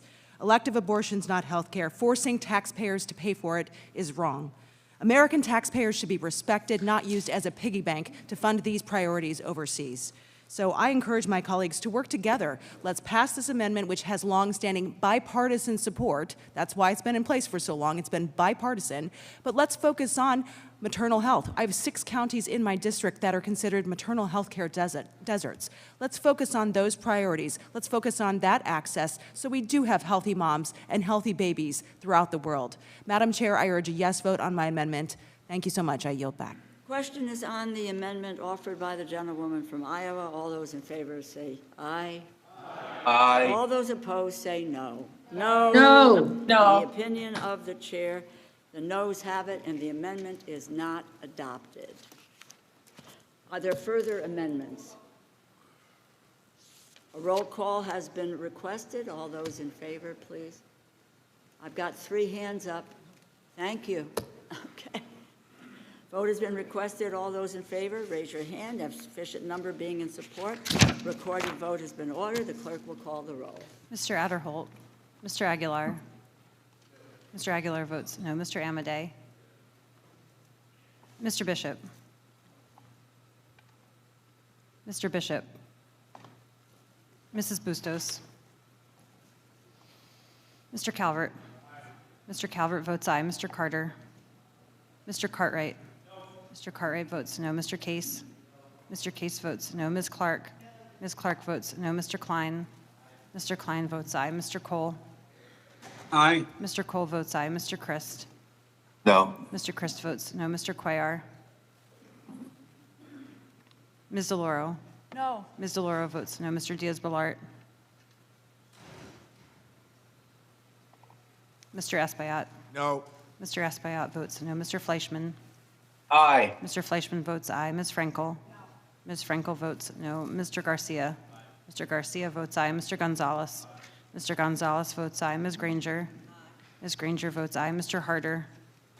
No. Mr. Harder votes no. Dr. Harris. Dr. Harris votes aye. Ms. Herrera-Butler. Ms. Herrera-Butler votes aye. Mrs. Henson. Mrs. Henson votes aye. Mr. Joyce. Mr. Joyce votes aye. Ms. Capter. Ms. Capter votes no. Mr. Kilmer. Mr. Kilmer votes no. Mrs. Kirkpatrick. No. Mrs. Kirkpatrick votes no. Mrs. Lawrence. No. Mrs. Lawrence votes no. Ms. Lee of California. No. Ms. Lee of California votes no. Mrs. Lee of Nevada. Mrs. Lee of Nevada votes no. Ms. Letlow. Ms. Letlow votes aye. Ms. McCullum. McCullum votes no. Ms. McCullum votes no. Ms. Meng. No. Ms. Meng votes no. Mr. Molinar. Mr. Molinar votes aye. Mr. Newhouse. Mr. Newhouse votes aye. Mr. Palazzo. Aye. Mr. Palazzo votes aye. Ms. Pingree. Ms. Pingree votes no. Mr. Pocan. Mr. Pocan. Mr. Pocan votes no. Mr. Quigley. No. Mr. Quigley votes no. Mr. Reschenthaler. Mr. Reschenthaler votes aye. Mr. Rogers. Mr. Rogers votes aye. Ms. Roybal-Allard. Ms. Roybal-Allard votes no. Mr. Ruppersberger. Mr. Ruppersberger votes no. Mr. Rutherford. Mr. Rutherford votes aye. Mr. Ryan. No. Mr. Ryan votes no. Mr. Simpson. Mr. Simpson votes aye. Mr. Stewart. Mr. Stewart votes aye. Mrs. Torres. No. Mrs. Torres votes no. Mr. Trone. Mr. Trone votes no. Ms. Underwood. Ms. Underwood votes no. Mr. Valadeo. Mr. Valadeo votes aye. Ms. Wasserman Schultz. Ms. Wasserman Schultz votes no. Mrs. Watson Coleman. No. Mrs. Watson Coleman votes no. Ms. Wexton. Ms. Wexton votes no. Mr. Womack. Mr. Womack votes aye. Does any member wish to record their vote or change the vote? Mr. Cuellar Cuellar, votes Mr. Cuellar votes no. Mr. Diaz-Balart. Mr. Diaz-Balart votes aye. Bishop. Ms. Bustos. Mrs. Bustos votes no. Mr. Bishop. No. Mr. Bishop votes no. Any member wish to record their vote or change their vote? Clerk will tally.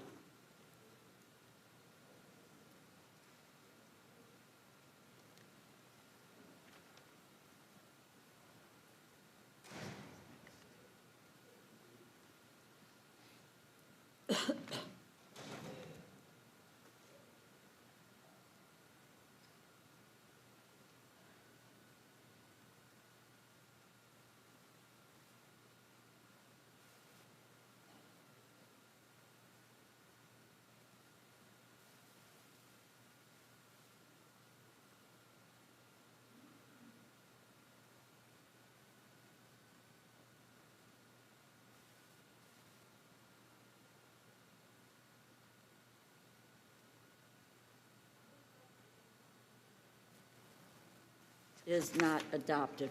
Further amendments? Mr. Molinar is recognized. Thank you, Madam Chair. I have an amendment at the desk and request unanimous consent to dispense with the reading. Directive, the reading of the amendment is dispensed with. The gentleman from Michigan is recognized to speak on his amendment. Thank you, Madam Chair. Energy is on the minds of Michigan residents this week as they prepare to travel for the holiday weekend. Unfortunately, many of them have already told me they are skipping their usual plans because of the high cost of energy. One of the most important sources of energy for my state is the Line 5 pipeline that runs between Superior, Wisconsin, and Sarnia, Ontario.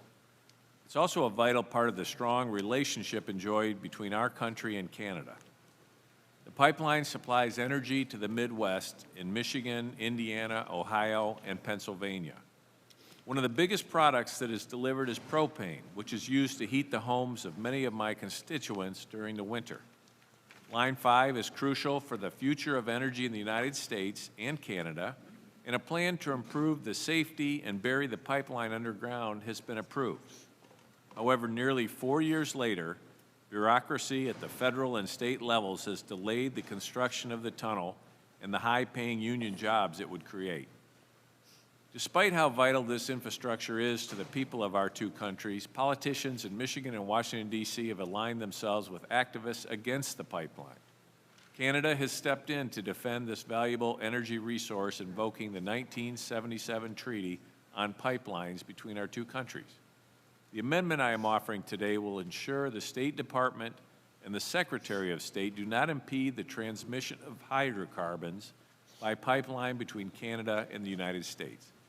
My amendment will make it clear that this Congress and the United States support affordable energy for people in the Midwest, and that we stand with our neighbors in Canada to support the free flow of energy between our countries.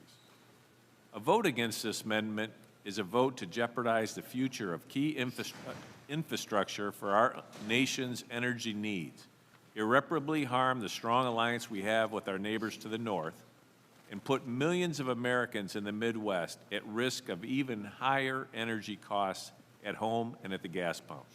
I urge my colleagues to join me in support of this amendment. Thank you, and I yield back.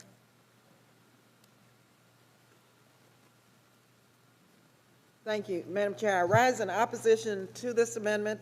The aging Line 5 pipeline threatens the health, safety, and environment of the Great Lakes. Shutting down the pipeline would have virtually no impact on gas prices, according to a recent study that found that the impact would be less than half a penny a gallon.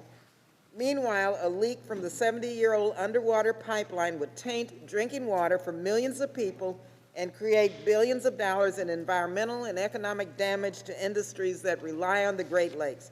I urge my colleagues to oppose this amendment. I understand that there are several lawsuits pending, and that's to provide for the health and safety of their citizens. I yield back. Mr. Rogers. Madam Chair, I rise in support of the amendment offered by the gentleman from Michigan, which would help ensure that the Line 5 pipeline continues to supply light oil and propane to refineries and homeowners in the Midwest. At a time when Americans are suffering from soaring fuel prices and continued supply chain shortages, we need to work with our Canadian allies to do all we can to ensure a reliable supply of energy for the United States. I urge a yes vote on the amendment. Yield back.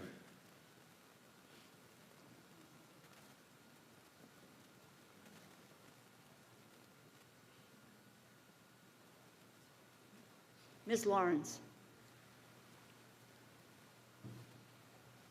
Thank you, Madam Chair. I want you to know, being a member of the Michigan delegation, I will work closely with my friend, Representative Molinar, to ensure that we are doing everything we can to promote the amazing collaboration between Canada and our state. The Great Lakes span over 4,500 miles of coast and accounts for more than a fifth of the world's available surface fresh water. At their peak volume, the Straits of the Mackinac between Lake Michigan and Huron moves 10 times as much water as Niagara Falls. More than 30 million people rely on the Great Lakes for drinking water. You never hear the conversation coming from Michigan like you do from California and other parts of our country about drinking water because we're blessed to have the Great Lakes. And that's why we must protect our Great Lakes and the health of our communities.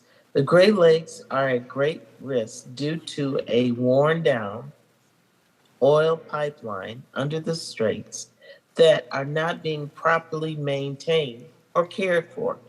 So the issue here is a rupture of these pipelines will devastate the communities and vibrant coastlines and ecosystems of the Great Lakes, and the impacts will be felt for decades to come.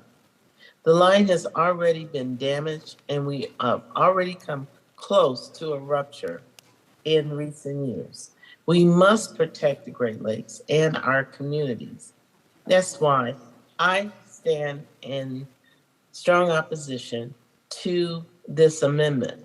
My commitment to ensuring that the water safety of our Great Lakes and for the Midwest region is protected.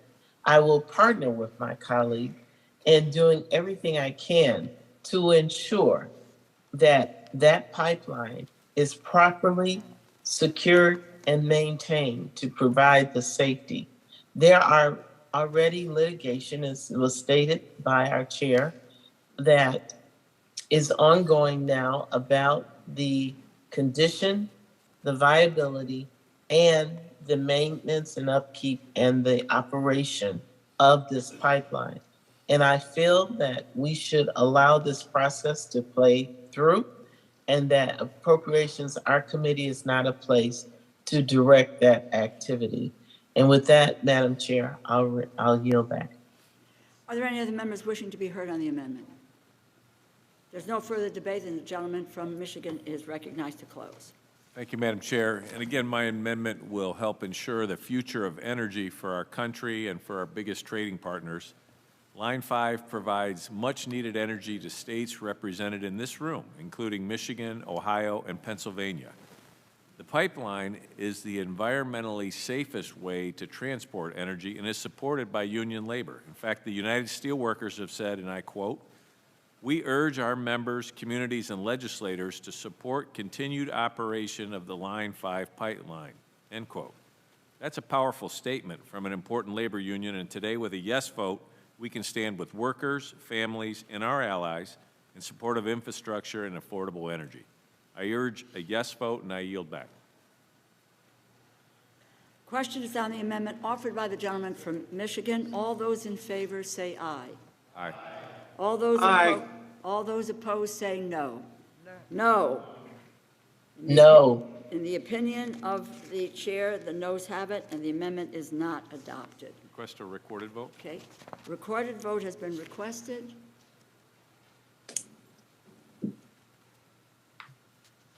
Sufficient number being in support, recorded vote is ordered. The clerk will call the roll. Mr. Adderholt. Mr. Aguilar. Mr. Aguilar votes no. Mr. Amadei. Mr. Bishop. No. Mr. Bishop votes no. Mrs. Bustos. Mr. Calvert. Mr. Calvert votes aye. Mr. Carter. Mr. Cartwright. Mr. Cartwright votes no. Mr. Case. Ms. Clark. Ms. Clark votes no. Mr. Klein. Mr. Klein votes aye. Mr. Cole. Aye. Mr. Cole votes aye. Mr. Christ. No. Mr. Christ votes no. Mr. Cuellar. Ms. DeLauro. No. Ms. DeLauro votes no. Mr. Diaz-Balart. Mr. Diaz-Balart votes aye. Mr. Espaillat. Mr. Espaillat votes no. Mr. Fleischman. Aye. Mr. Fleischman votes aye. Ms. Frankel. Mr. Garcia. Mr. Garcia votes aye. Mr. Gonzalez. Mr. Gonzalez votes aye. Ms. Granger. Ms. Granger votes aye. Mr. Harder. No. Mr. Harder votes no. Dr. Harris. Dr. Harris votes aye. Ms. Herrera Butler. Ms. Herrera Butler votes aye. Mrs. Hinson. Mr. Joyce. Mr. Joyce votes aye. Ms. Capter. Ms. Capter votes no. Mr. Kilmer. Mr. Kilmer votes no. Mrs. Kirkpatrick. No. Mrs. Kirkpatrick votes no. Mrs. Lawrence. No. Mrs. Lawrence votes no. Ms. Lee of California. No. Ms. Lee of California votes no. Mrs. Lee of Nevada. Mrs. Lee of Nevada votes no. Ms. Letlow. Ms. Letlow votes aye. Ms. McCollum. McCollum votes no. Ms. McCollum votes no. Ms. Meng. No. Ms. Meng votes no. Mr. Molinar. Aye. Mr. Molinar votes aye. Mr. Newhouse. Mr. Newhouse votes aye. Mr. Palazzo. Aye. Mr. Palazzo votes aye. Ms. Pingree. Ms. Pingree votes no. Mr. Pocan.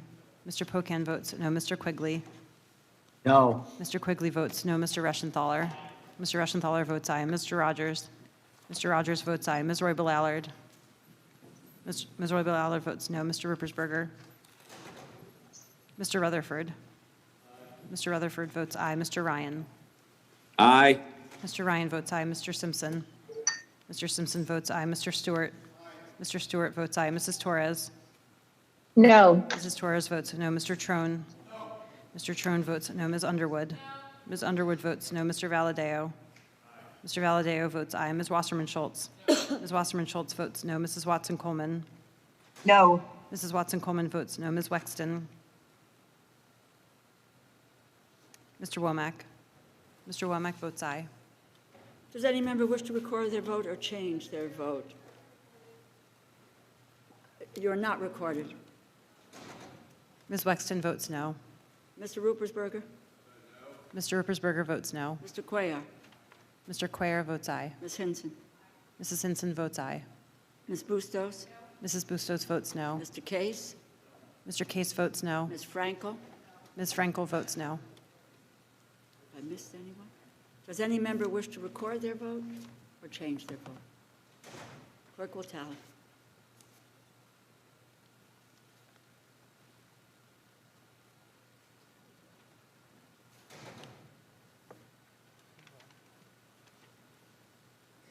Good job, baby.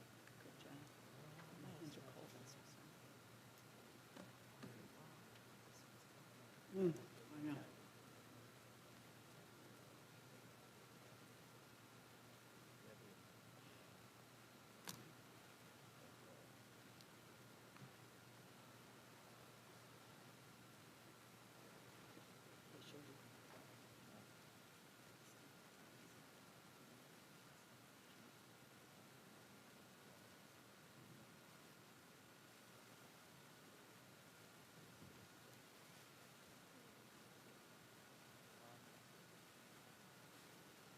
On this vote, the yeas are 25 and the nays are 30, and the amendment is not adopted. Ms. Letlow, further amendments. Thank you, Madam Chair. I have an amendment at the desk, and I ask unanimous consent that my amendment be considered as read. Without objection, and the gentlelady is recognized to speak on her amendment. Madam Chair, I rise in support of life and protecting the most vulnerable among us. My amendment prohibits funds to the UN Population Fund and strikes the requirement in the bill to spend $760 million on international family planning programs, which represents a significant increase over the enacted level and even the President's request. The bill before us would pour millions of Americans' hard-earned tax dollars to organizations that provide abortions overseas by providing the UN Population Fund millions of dollars and not less than $760 million for international family planning programs. While I'm a strong supporter of providing women with true health care and assistance, unfortunately, these programs have repeatedly shown they promote abortion. Some may say that these funds are used to provide women with essential health care. Yet we have seen and heard time and time again that these funds go towards groups that provide abortions. Just last month, I questioned our ambassador to the United Nations on why this administration requested funds for the UN Population Fund, an organization that promotes abortions overseas. The ambassador responded to me that, quote, the main goal is not to provide for abortion. But promoting abortion should not be any goal, main or otherwise. The majority of Americans believe that our tax dollars should not be funding abortions in other countries. My amendment will prevent that from happening. This amendment is simple. It would defund the UN Population Fund and remove the requirement to spend at a much higher level on other international family planning programs so that our tax dollars cannot be used to support organizations that promote and fund abortions overseas. I urge my colleagues to support this amendment. Thank you, Madam Chair. I yield back. Ms. Lee. Thank you, Madam Chair. I rise in strong opposition to this amendment. It's really shocking that Republicans support cutting off all funding from UNFPA and deleting the funding for international family planning. This amendment has nothing to do with abortion. UNFPA doesn't even fund abortions, and there is no credible evidence to suggest otherwise. Make no mistake, a vote in favor of this amendment is further proof that Republicans don't just want to stop abortions. Their goal is to deny women contraceptive services and supplies.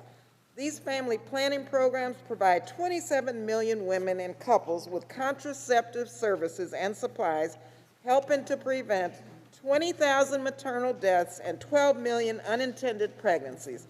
It's beyond heartless to attempt to cut off these health and life-saving health services from the most vulnerable women and families in the world. Let me tell you, I have been to many countries, to many villages with Republicans where we talk to families who have 4, 5, 6 children, and they ask us to please support family planning so they can have the space and make decisions on when they want to have any more children, if in fact they do want to. And the Republicans who I've been with have said, yes, we understand that, when they hear the pleas from the women and the men to help them so that they can get their lives together and raise the 5 or 6 children that they already have. Sadly, Republican colleagues, though, continue to repeat false and misleading arguments to discredit UNFPA. In Afghanistan, where UNFPA has worked for 45 years, there is no alternative to the quality health care coverage UNFPA provides. Surely we can all agree that Afghan women deserve access to safe childbirth, prenatal care, and safe spaces to escape gender-based violence. Any allegation that UNFPA engages in anything other than voluntary family planning in China or anywhere else is simply wrong and not based on any objective evidence. Instead of misleading attacks, we should ensure that UNFPA has the resources to expand their reach to as many women as possible. And so I am, yes, very proud that the bill increases funding for both bilateral and family planning and UNFPA. These families deserve this support. And again, when we go on CODELs and travel in bipartisan CODELs, I don't ever remember one Republican telling these families that they believe that space in their family or family planning is something that they should not do. They always agree when we're talking to these people in these villages. So I urge my colleagues to oppose this amendment. Mr. Rogers. I rise in support of the gentlewoman's amendment, which would prohibit the contribution to the UNFPA and strike the requirement to spend $760 million for family planning and reproductive services, a level well above the President's request. At the start of this administration, President Biden reversed the prohibition on U.S. funding flowing to UNFPA, despite the fact that UNFPA has violated the most basic respect for human life through its support of coercive abortion and forced sterilization in China, a severe human rights abuse in its own right. I can't support this funding, so I urge a yes vote and yield back.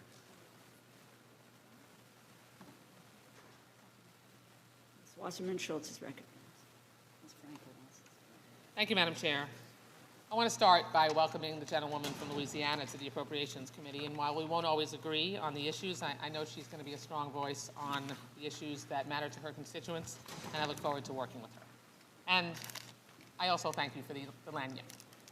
But that having been said, unfortunately, I rise in strong opposition to the gentlelady's amendment, where Republicans, unfortunately, once again, are targeting the UN Population Fund. It's important that we in this room understand the UN Population Fund and what it does, and not be misled by attempts to mischaracterize it. According to its mission statement, the UN Population Fund's goal is, quote, to deliver a world where every pregnancy is wanted, every childbirth is safe, and every young person's potential is fulfilled. Disturbingly, Republicans focus on one thing, the fact that they allow their providers to be honest with women about their options for reproductive health care. Because of that honesty, Republicans would punish this vital organization and recklessly damage its other crucial priorities. That means crippling its ability to develop national health care strategies, increase access to birth control, and leading campaigns against child marriage, gender-based violence, and female genital mutilation. Republicans deploy that same hateful campaign to deny women basic rights and citizenship that we see in this country, and they seek to export it to the world, regardless of who it hurts. And all because the Population Fund will not lie about the option for a woman to get an abortion in countries where it is legal. According to the UN, from 2018 to 2020, the UN Population Fund helped save over 350,000 girls from genital mutilation.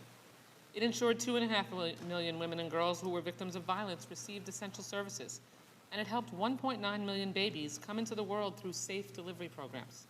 Despite all of this amazing good, Republicans would rip this lifeline out of the hands of disadvantaged women and girls.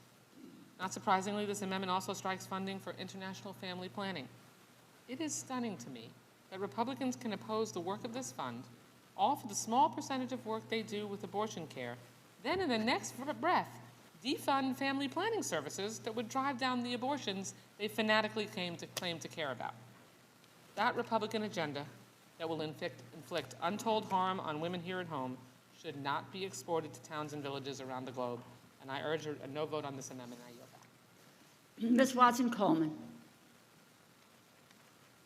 Thank you, Madam Chairwoman. I rise in opposition to this amendment, and I must say it's really disturbing that my colleagues on the Republican side are taking such a mean-spirited position as it relates to protecting and preserving the rights for women and protecting families and access to health care. This amendment makes no sense. It is mean-spirited and it is counterintuitive to a free world, a world where there's access to better health care, a world where we support and consider a woman's right to make decisions regarding her family, and a world in which we make the access to health care readily available, information readily available, education readily available, and protection readily available. There is absolutely no reason that this amendment should go forth. We must support the UNFPA and its very critical work, because the work that it does saves families, helps communities to grow and be strong, and protects and recognizes the dignity of women. And with that, Madam Chair, I oppose this amendment. I ask my colleagues to do the same, and I yield back my time. Ms. Frankel. There we go. Thank you, Madam Chair. Well, is there an echo? Okay. Madam Chair, I also rise in opposition to this extremely bad amendment.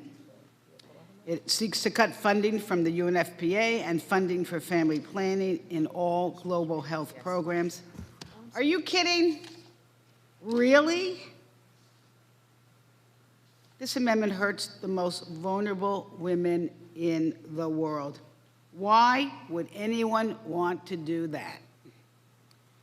And you're doing it with misinformation about UNFPA. There is an obsession on the other side of the aisle about a lie. UNFPA has nothing to do with forced abortions in China. Please, I mean, enough with it, enough with it. Let me tell you about UNFPA. It provides critical health care services to women and girls in over 150 countries around the world.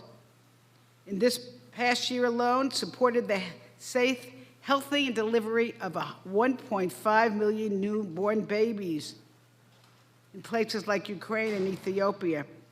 Now, if my colleagues on the other side of the aisle are really concerned about protecting life, this sure sounds like an organization you would want to fund.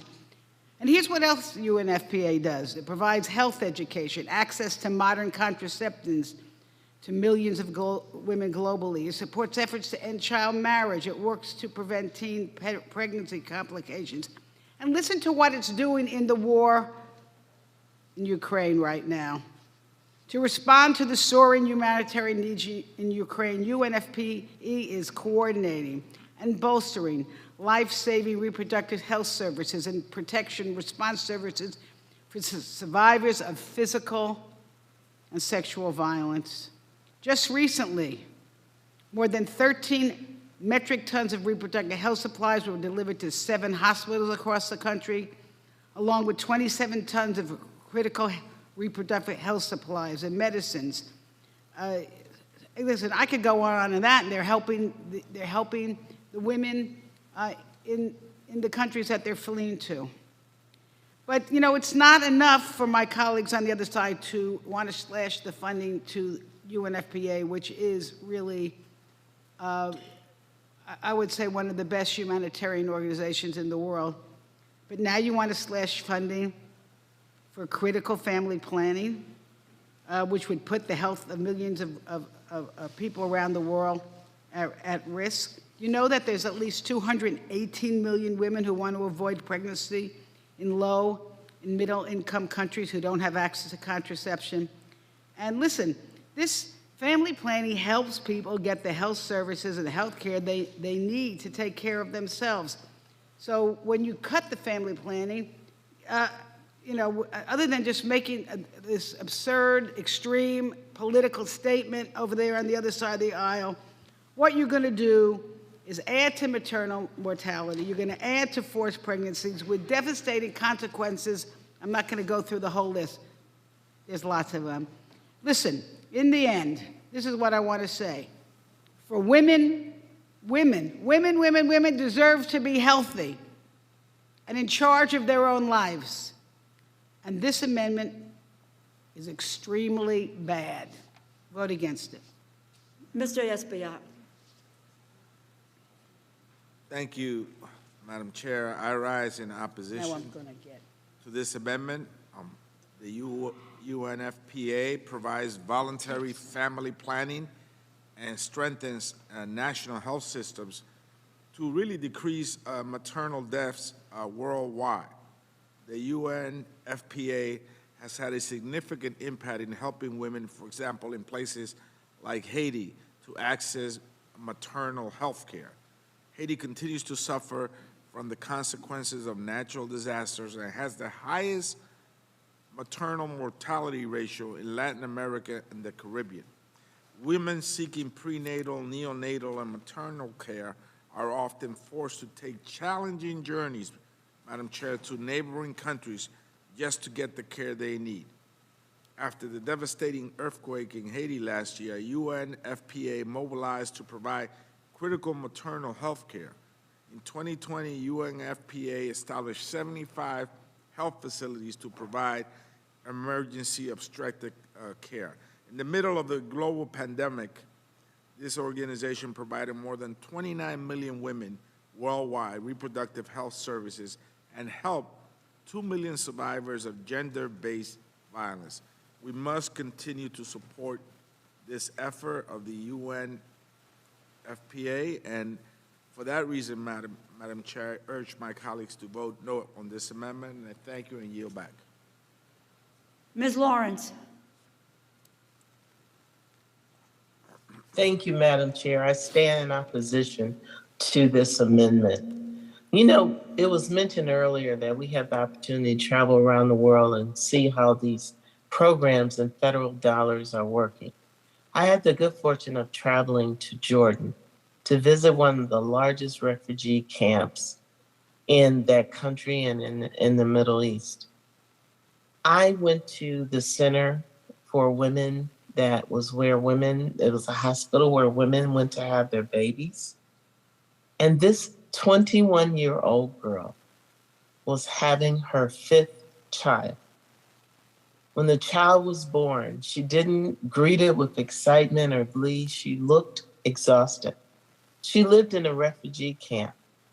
That life is precious, but the life expectancy for that woman, based on the fact that her body is continuously going through, and for the men who are sitting here voting for this, you have no idea the stress and trauma that happens when a woman has a baby. Can you imagine 21? I'm sorry, I'm saying 21. She was 18 because there's forced marriages. So she was married off when she was 12 or 13. She was at 18. She was having her 5th child. And part of the services that were offered was to introduce not only the woman, but the man who was her husband in the concept of you can take birth control and not be pregnant every single year. They are worried about feeding their children. They're worried about all the other things that we provide for. No one is talking about abortion here. We're talking about planning, the right to have the planning of your family. And I don't know a woman who is sitting here, unless she has a problem to have birth, that is not participating in some form of birth control, because if not, you'd be pregnant every year if you're a married woman or sexually active. We have to have these conversations because you keep drilling down on this misinformation. I embrace the fact that we can fund resources to these girls who are being married off when they're 12 years old. Girls who are forced to have baby after baby after baby. And then their life expectancy is not even as long. Because if you remember the days when we had 10 and 12 children in our families, our mothers didn't live that long. We have that history right here in the United States. And so I want everyone to know that I am in strong opposition, that I support the funding that, thank God, that we're able to do in more than 150 countries. And the agency works to end the unmet need for contraceptives and maternal deaths. Now, the organization I visited this refugee camp with, we fund them to go there to allow this girl who is 18 years old to continue to have baby after baby after baby. And I would like to see any of you who are sitting here, man or woman, tell me today that if you had the option of not having contraceptives and could sit here and produce a baby every year, what would your life be like? I'm not saying get abortion, but have the resources to plan your pregnancy and your quality of life so you can provide for your children. I don't know a man sitting here that would tell me that I want 15 kids. And then you know what else happens. If you have 15 kids, your wife is not working. So it's a single income. It is an issue that we must stop this silliness and this madness about. I personally believe that you should not have resources. You shouldn't have contraceptives. You shouldn't have the morning after pill. You shouldn't have anything. Just have the babies, because I personally believe that. And I've been on the record. I have never had to confront being raped or victim of incest or having to look my husband in the eye and say, is it my life or the child's? But doggone it, I'm going to fight every day for women who are in that situation. Have you gone to these human trafficking centers where these girls and women are, who are in situations where they are introduced to drugs so that they can continue to traffic them? Have you gone to court and see a child that has been raped repeatedly? She's 12 and 13, and she's pregnant. She's traumatized beyond belief. And someone said, well, one trauma doesn't justify another trauma. If that child at 12 and 13 wants to have a baby, it's her choice. If she doesn't, it's her choice. You don't get to define what trauma is and how you can survive it. It's so sad in America. You know, we allow people who are dying from cancer to look their doctor in the eye and say, I don't want to live. Don't give me chemo. I'm just going to die. We have people who refuse treatment all the time. That is their right. Are you going to pass a bill that says no one can refuse treatment and you have to live? We have do not resuscitate rights in America. That if I'm on the table and it calls for you to start my heart back up beating, I have the right to say, don't start it. Let me die. Every American has that. But in this country, this obsession with what I believe is right for me, and because of my life experience and how good I have it, I have options. So therefore, I don't want anyone else to have options. I don't care about their circumstance. And I know I'm preaching, Madam Chair. I just want to stand in opposition and to say that the UNFPA humanitarian operations alone are reasons for us to oppose this bill. And I yield back. Ms. Clark. Thank you, Madam Chair. I rise in opposition to this amendment, which would jeopardize family planning services abroad and seriously undermine our humanitarian commitments to the international community. And I just want to address what we've been hearing a lot of rhetoric about today, about state-forced abortions and sterilizations. Let's be clear.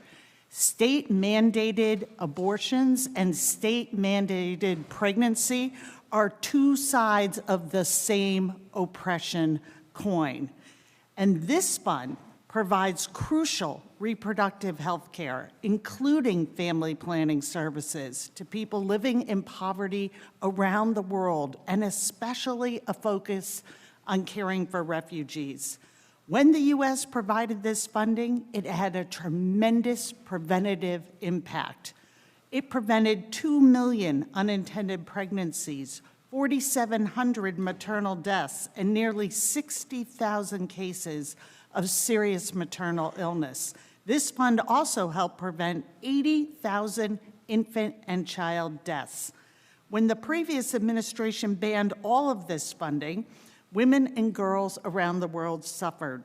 22 projects supported by the U.S. in some of the world's most dangerous settings were jeopardized, including those helping people escape violence in Syria and Yemen.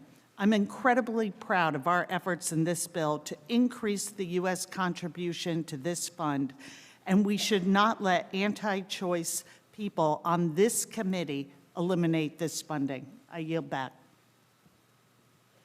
Are there any members wishing to be heard on the amendment? Dr. Harris. Thank you very much. I'll be brief. I rise in support of the amendment. The UNFPA has a very checkered past that certainly was complicit in the one-child China policy, and although now it claims it has a paradigm shift, it also participates in the cultural neo-colonialism regarding abortion by siding with groups, especially in Africa, that really oppose the cultural values of the country in order to coerce those countries into providing abortions for people in those countries.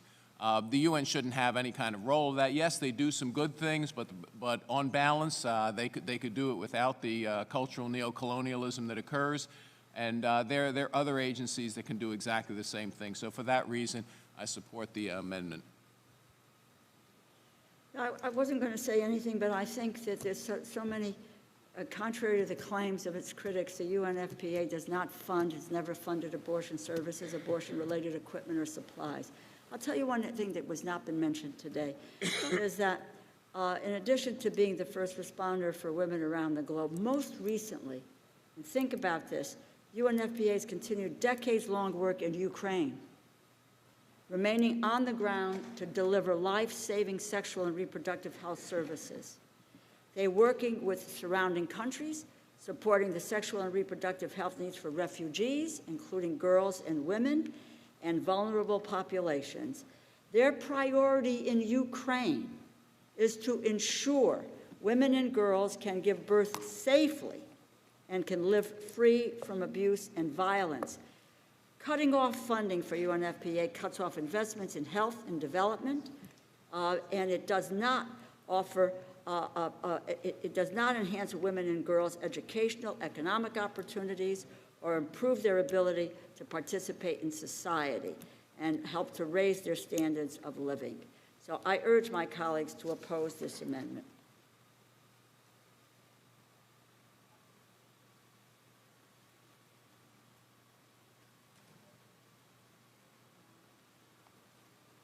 From Louisiana to close. Thank you, Madam Chair. And I also want to come from a place of compassion, but I also want to say I'm not opposed to providing some of these services to women. But the health care we need to provide to these women needs to be life-affirming. And we have continually seen these organizations, and especially with the UNFPA in China, has been complicit in coercing abortion. I agree with my colleagues that we can support helping women, but we must ensure we are not sending foreign aid dollars to entities that support and promote abortion. And I also want to assure all of my colleagues that the impetus for offering this amendment does not come from what was quoted as mean-spirited. It comes from a place of compassion and for the protection of innocent lives. Thank you, Madam Chair. I ask you to please support this amendment. I yield back. The question is on the amendment offered by the gentlelady from Louisiana. All those in favor say aye. Those opposed? Aye. Those opposed say no. No. No. No. Hold on. Hello? We're holding on. Okay, in the opinion of the chair, the noes have it, and the amendment is not adopted. Recorded vote has been requested. All those in favor, please raise your hand. Sufficient number being in support, recorded vote is ordered. The clerk will call the roll. Mr. Adderholt. Mr. Aguilar. Mr. Aguilar votes no. Mr. Amadei. Yes. Mr. Amadei votes aye. Mr. Bishop. Mr. Bishop, you're muted. No. Mr. Bishop votes no. Mrs. Bustos. Mr. Calvert. Mr. Calvert votes aye. Mr. Carter. Mr. Cartwright. Mr. Case. Mr. Case votes no. Ms. Clark. Ms. Clark votes no. Mr. Klein. Mr. Klein votes aye. Mr. Cole. Aye. Mr. Cole votes aye. Mr. Christ. No. Mr. Christ votes no. Mr. Cuellar. Mr. Cuellar votes no. Ms. DeLauro. No. Ms. DeLauro votes no. Mr. Diaz-Balart. Mr. Diaz-Balart votes aye. Mr. Espaillat. No. Mr. Espaillat votes no. Mr. Fleischman. Aye. Mr. Fleischman votes aye. Ms. Frankel. Mr. Garcia. Mr. Garcia votes aye. Mr. Gonzalez. Mr. Gonzalez votes aye. Ms. Granger. Ms. Granger votes aye. Mr. Harder. No. Mr. Harder votes no. Dr. Harris. Dr. Harris votes aye. Ms. Herrera-Butler. Mrs. Hinson. Mrs. Hinson votes aye. Mr. Joyce. Mr. Joyce votes aye. Ms. Capter. Ms. Capter votes no. Mr. Kilmer. Mr. Kilmer votes no. Mrs. Kirkpatrick. No. Mrs. Kirkpatrick votes no. Mrs. Lawrence. No. Mrs. Lawrence votes no. Ms. Lee of California. No. Ms. Lee of California votes no. Mrs. Lee of Nevada. No. Mrs. Lee of Nevada votes no. Ms. Letlow. Ms. Letlow votes aye. Ms. McCullum. McCullum votes no. Ms. McCullum votes no. Ms. Meng. No. Ms. Meng votes no. Mr. Molinar. Mr. Molinar votes aye. Mr. Newhouse. Mr. Newhouse votes aye. Mr. Palazzo. Aye. Could you turn your camera on, please? And unmute. Aye. Mr. Palazzo votes aye. Ms. Pingree. Ms. Pingree votes no. Mr. Pocan. No. Mr. Pocan votes no. Mr. Quigley. No. Mr. Quigley votes no. Mr. Reschenthaler. Mr. Reschenthaler votes aye. Mr. Rogers. Mr. Rogers votes aye. Ms. Roybal-Allard. Ms. Roybal-Allard votes no. Mr. Ruppersberger. Mr. Ruppersberger votes no. Mr. Rutherford. Mr. Rutherford votes aye. Mr. Ryan. No. Mr. Ryan votes no. Mr. Simpson. Mr. Simpson votes aye. Mr. Stewart. Mr. Stewart votes aye. Mrs. Torres. No. Mrs. Torres votes no. Mr. Trone. No. Mr. Trone votes no. Ms. Underwood. Ms. Underwood votes no. Mr. Valadeo. Mr. Valadeo votes aye. Ms. Wasserman Schultz. Ms. Wasserman Schultz votes no. Mrs. Watson Coleman. No. Mrs. Watson Coleman votes no. Ms. Wexton. Ms. Wexton votes no. Mr. Womack. Mr. Womack votes aye. Does any member wish to record their vote or change their vote? Ms. Herrera Butler? Ms. Herrera Butler votes aye. Ms. Frankel votes no. Ms. Bustos? Mrs. Bustos votes no. Mr. Cartwright? Mr. Cartwright votes no. Any member wish to record their vote or change their vote? Did I miss any? Okay. Clerk will tell.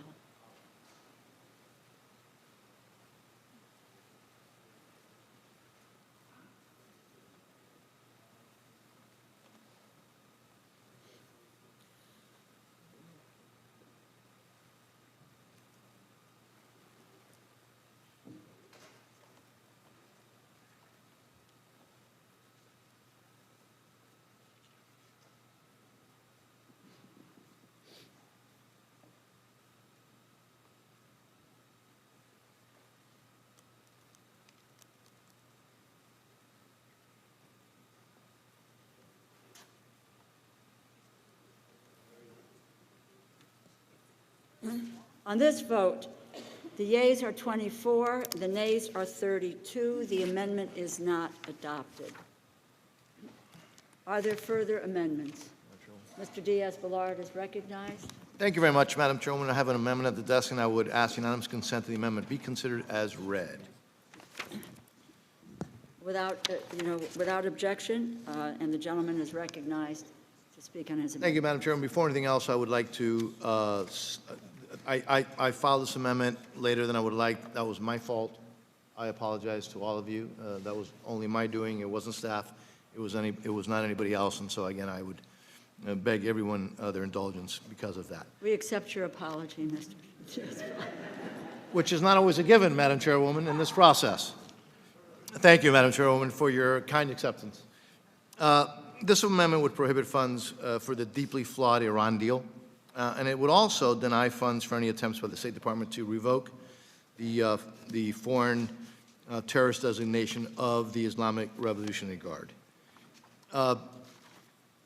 As to the first part of the amendment, the JCPOA, or the Iran deal, was obviously, we all know, a highly controversial deal worked out by President Obama's administration as part of the P5+1, which included, by the way, Russia and Communist China as negotiators. This flawed deal did nothing to rein in Iran's ballistic missile program, nor, amazingly, to halt or diminish its acts of terrorism against America, Americans, and our allies. As part of this deal, the Obama administration sent literally a plane load of cash to the mullahs in Iran in January of 2017. And I guess we could ask, what did the mullahs in Iran do with that cash? I think we all know the answer to that. Now, that was done despite the fact that there were and still remains at least $53 billion of unpaid judgments owed to Americans who have suffered torture and other crimes from Iran. By the end of the year, it had sent, the Obama administration had sent $1.7 billion to that terrorist state. Madam Chairwoman, what this amendment would do, it would require that any deal would be sent to Congress for our review under the Iran Nuclear Agreement Review Act, which I think is not too much to ask. Again, congressional review. The second part of the amendment prohibits funding for revoking the foreign terrorist designation of the Islamic Revolutionary Guard. We've seen multiple reports that the Biden administration has been considering delisting the IRGC as a foreign terrorist organization in an attempt to appease the terrorist state, the mullahs of Iran, and its attempt to revive the, again, 2015 deal with maybe even a worse deal. Delisting this terrorist organization would do nothing but to embolden and strengthen that terrorist organization and the terrorist regime in Iran. So let's just remember precisely who and what this organization is. The IRGC is one of the largest terrorist and paramilitary organizations in the Middle East.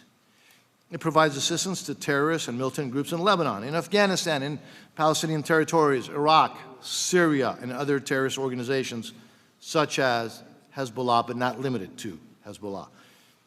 The IRGC has approximately 125,000 members and is estimated to control an estimated 1/3 of Iran's total economy.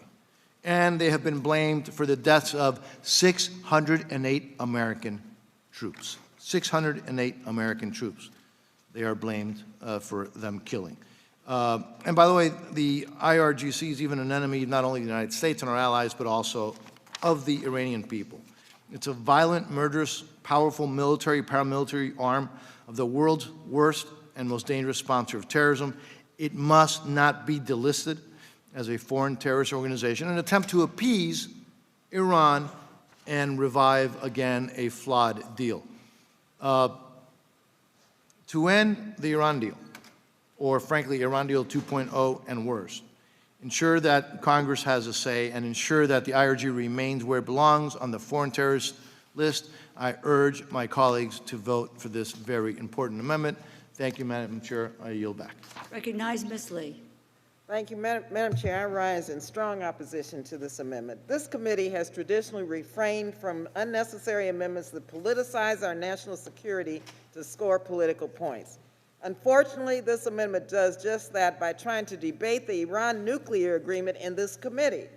The Foreign Affairs Committee has the lead on Congress's oversight of any deal and will have the sole jurisdiction if an agreement is brought to Congress. The designation of foreign terrorist organizations is a matter of the Judiciary Committee. Neither of these are appropriations matters. And let me just remind you that, well, for some, it's really unfortunate that the prior administration pulled us out of the JCPO, which did halt Iran's nuclear program. Because of this, the current negotiations are much more difficult in returning to a JCPOA that will accomplish everyone's goal of preventing Iran from acquiring a nuclear weapon. We should not tie the hands of the administration and our colleagues at this very delicate moment in our negotiations. I yield back. Mr. Rogers?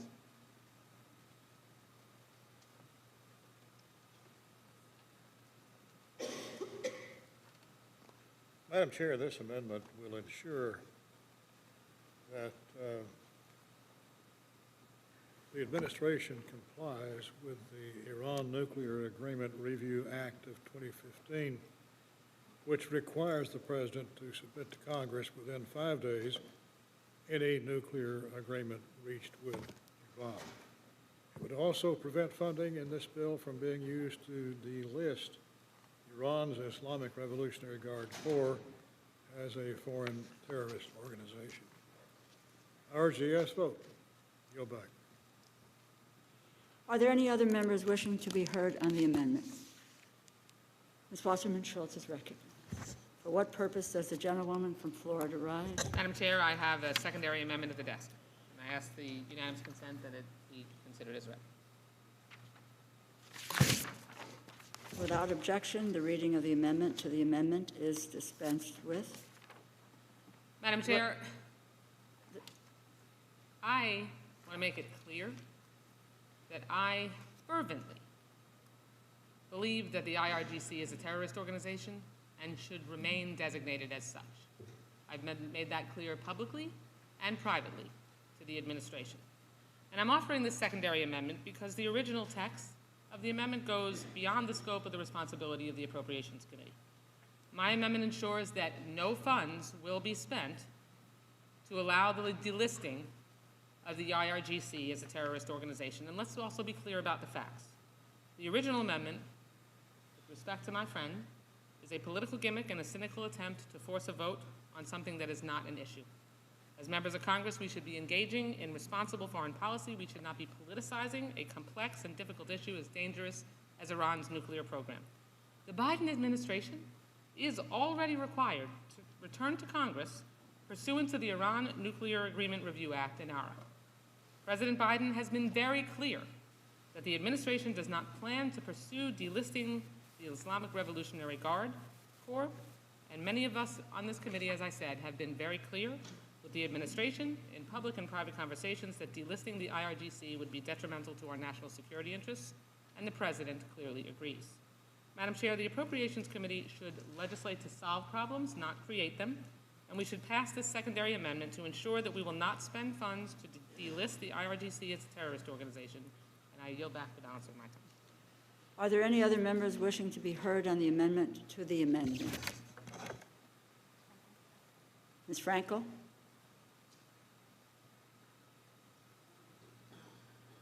Thank you, Madam Chair.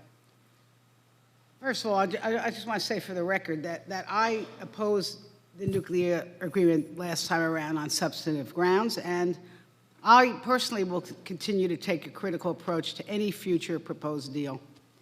So I thank Representative Washington Schultz for introducing the secondary amendment to make a technical change that will put this amendment back into the committee's jurisdiction, and I think make it more effective.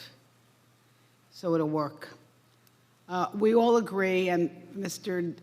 Diaz-Balart, I agree with the substance of your argument today, and I think we all agree. We cannot allow Iran to get the world's most dangerous weapon. I know we all agree that Iran is a leading state sponsor of terror, and with its Revolutionary Guard Corps, is responsible for killing hundreds of American soldiers in Iraq and Afghanistan. But number one, the Biden administration is required by law, the Iran nuclear agreement review, to receive congressional approval on any future Iran nuclear agreement. This amendment does state that. Number two, furthermore, the Islamic Revolutionary Guard Corps is a designated foreign terrorist organization, and it should be. And the Biden administration has not delisted it. And as a foreign terrorist organization, it is not possible for funds to go from this act to go towards that organization. So I believe we should support this amendment, and I yield back. Ms. Meng? Thank you, Madam Chair. I rise also in support of the second-degree amendment offered by my colleague, Representative Wasserman Schultz. The second-degree amendment makes important technical changes to Diaz-Balart Amendment 3. I'm voting for the second-degree amendment because I agree with the principles laid out in the amendment. However, I want to note that nothing in the appropriations bill addresses the issues at hand. This amendment is simply a ploy by the other side of the aisle to politicize the Iran issue. We know the Biden administration has already committed to keeping the IRGC on the terrorist blacklist. This remains the policy of the United States. We are also all in agreement that any new Iran deal should come before Congress, as described in INARA. Again, I appreciate the effort of Representative Wasserman Schultz to make common sense changes to the amendment offered by the gentleman from Florida. I yield back. Are there any other members wishing to be heard on the amendment to the amendment? I thank the gentlelady from Florida for her amendment, and I urge adoption. If there is no further debate, the gentlewoman from Florida is recognized on the amendment to the amendment to close.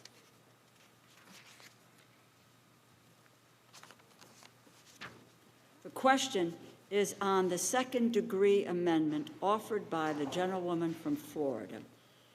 We are not yet voting on the underlying amendment to the bill. All those in favor say aye. Aye. Aye. Those opposed say no. The opinion of the chair, the ayes have it, and the amendment to the amendment is adopted. Having disposed of the second-degree amendment, we will now return to consideration of the amendment to the bill offered by the gentleman from Florida as amended. The amendment we were debating before the second-degree amendment was offered and adopted. Are there any other members wishing to be heard on the amendment as amended? If there is no further debate, the gentleman from Florida is recognized on the amendment to close. Thank you very much, Madam Chairwoman. I also, while I have disagreements with my colleague from South Florida, whether one agrees or disagrees with her, I think everybody knows that she's a consummate, hardworking legislator. and I can read the tea leaves, and I can count. Just a couple of points. To those who, respectfully have said, well, the Biden administration has no intention of delisting, then you should support this amendment, because then what's the big deal? Number two, for those that say, well, it's going to come in front of Congress anyways, great. Then what's the problem with requiring it, if that's the case? And third, to my colleague and the chairwoman of the subcommittee, when she says that, that foreign policy is the prerogative of the, not of this committee, but of the Foreign Affairs Committee, I would just respectfully remind everyone that the subcommittee is called State and Foreign Operations. It deals with foreign policy. We deal with foreign policy all the time. And lastly, this is a hugely important issue. Last time when President Obama went forward, basically Congress, by the way, that I think majority, both House and Senate rejected it, it still made no difference.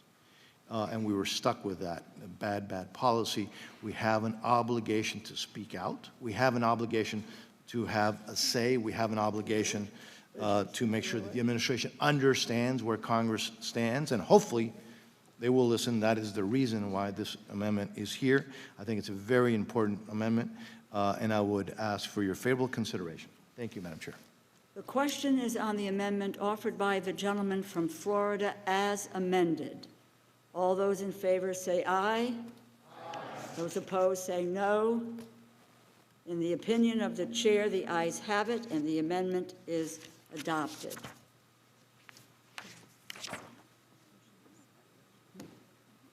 Is there any further amendment or discussion? Seeing none, I recognize a gentlewoman from Ohio for a motion, and I ask for your support of the bill.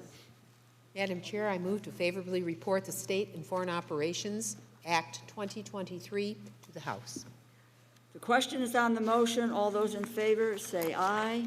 Aye. Those opposed? The opinion of the chair. Opinion of the chair, the ayes have it.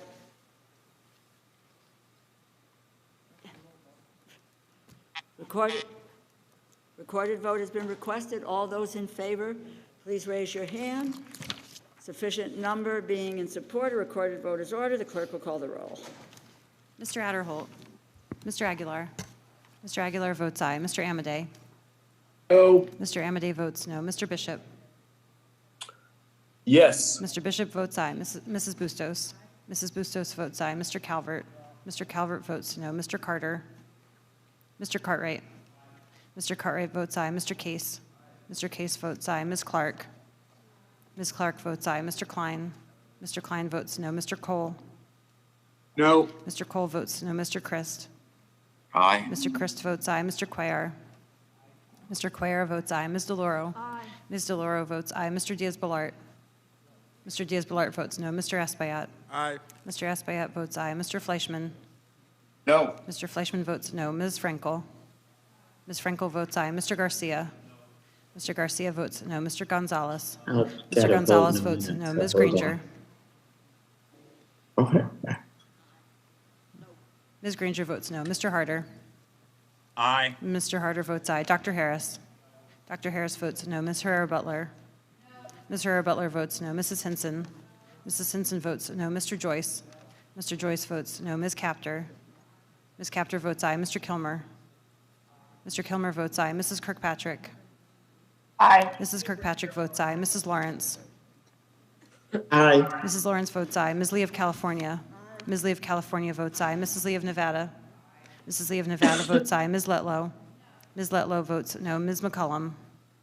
McCollum votes aye. Ms. McCollum votes aye. Ms. Meng. Aye. Ms. Meng votes aye. Mr. Molinar. Mr. Molinar votes no. Mr. Newhouse. Mr. Newhouse votes no. Mr. Palazzo. No. Mr. Palazzo.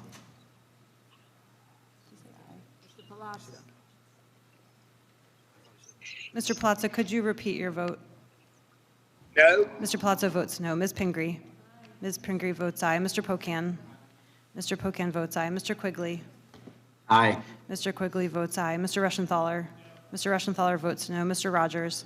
Mr. Rogers votes no. Ms. Roybal Allard. Ms. Roybal Allard votes aye. Mr. Ruppersberger. Mr. Ruppersberger votes aye. Mr. Rutherford. Mr. Rutherford votes no. Mr. Ryan.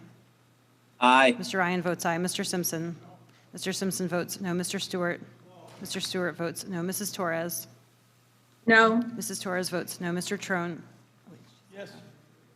Mr. Trone votes aye. Ms. Underwood. Aye. Ms. Underwood votes aye. Mr. Valadeo.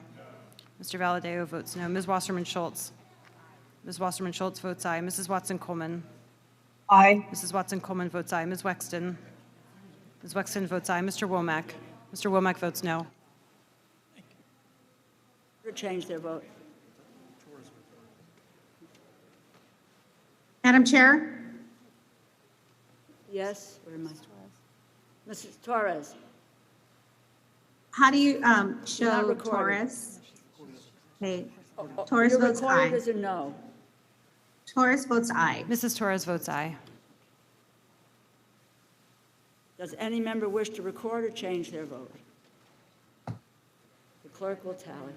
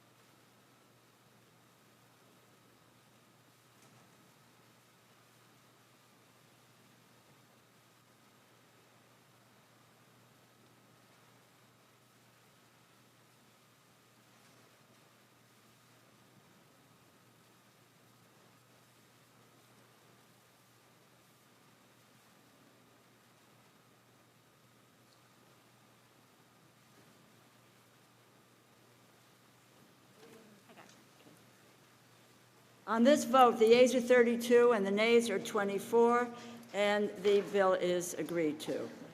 I ask unanimous consent that the staff be permitted to make technical and conforming changes to the bill and report just approved. Seeing no objections, so ordered. Mr. Rogers? Madam Chair, I ask for 3 days for the minority to file views. Yeah, so ordered, without objection. Okay. I think, what is it?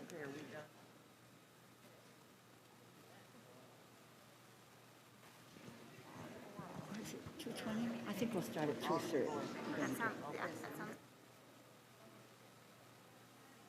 If I can have your attention, I think what we will do is we will start the interior bill at 2:30, so give people a chance to walk around or get lunch, and thank you again, Ms. Granger, for lunch. Okay, 2:30 for the interior bill.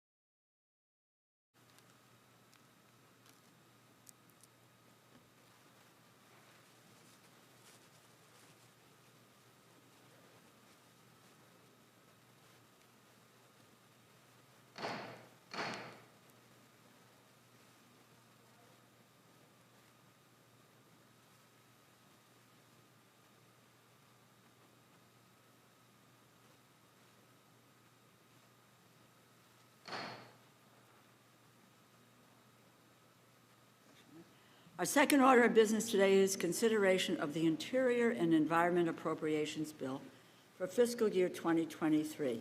I will now recognize Ms. Pingree to present the bill.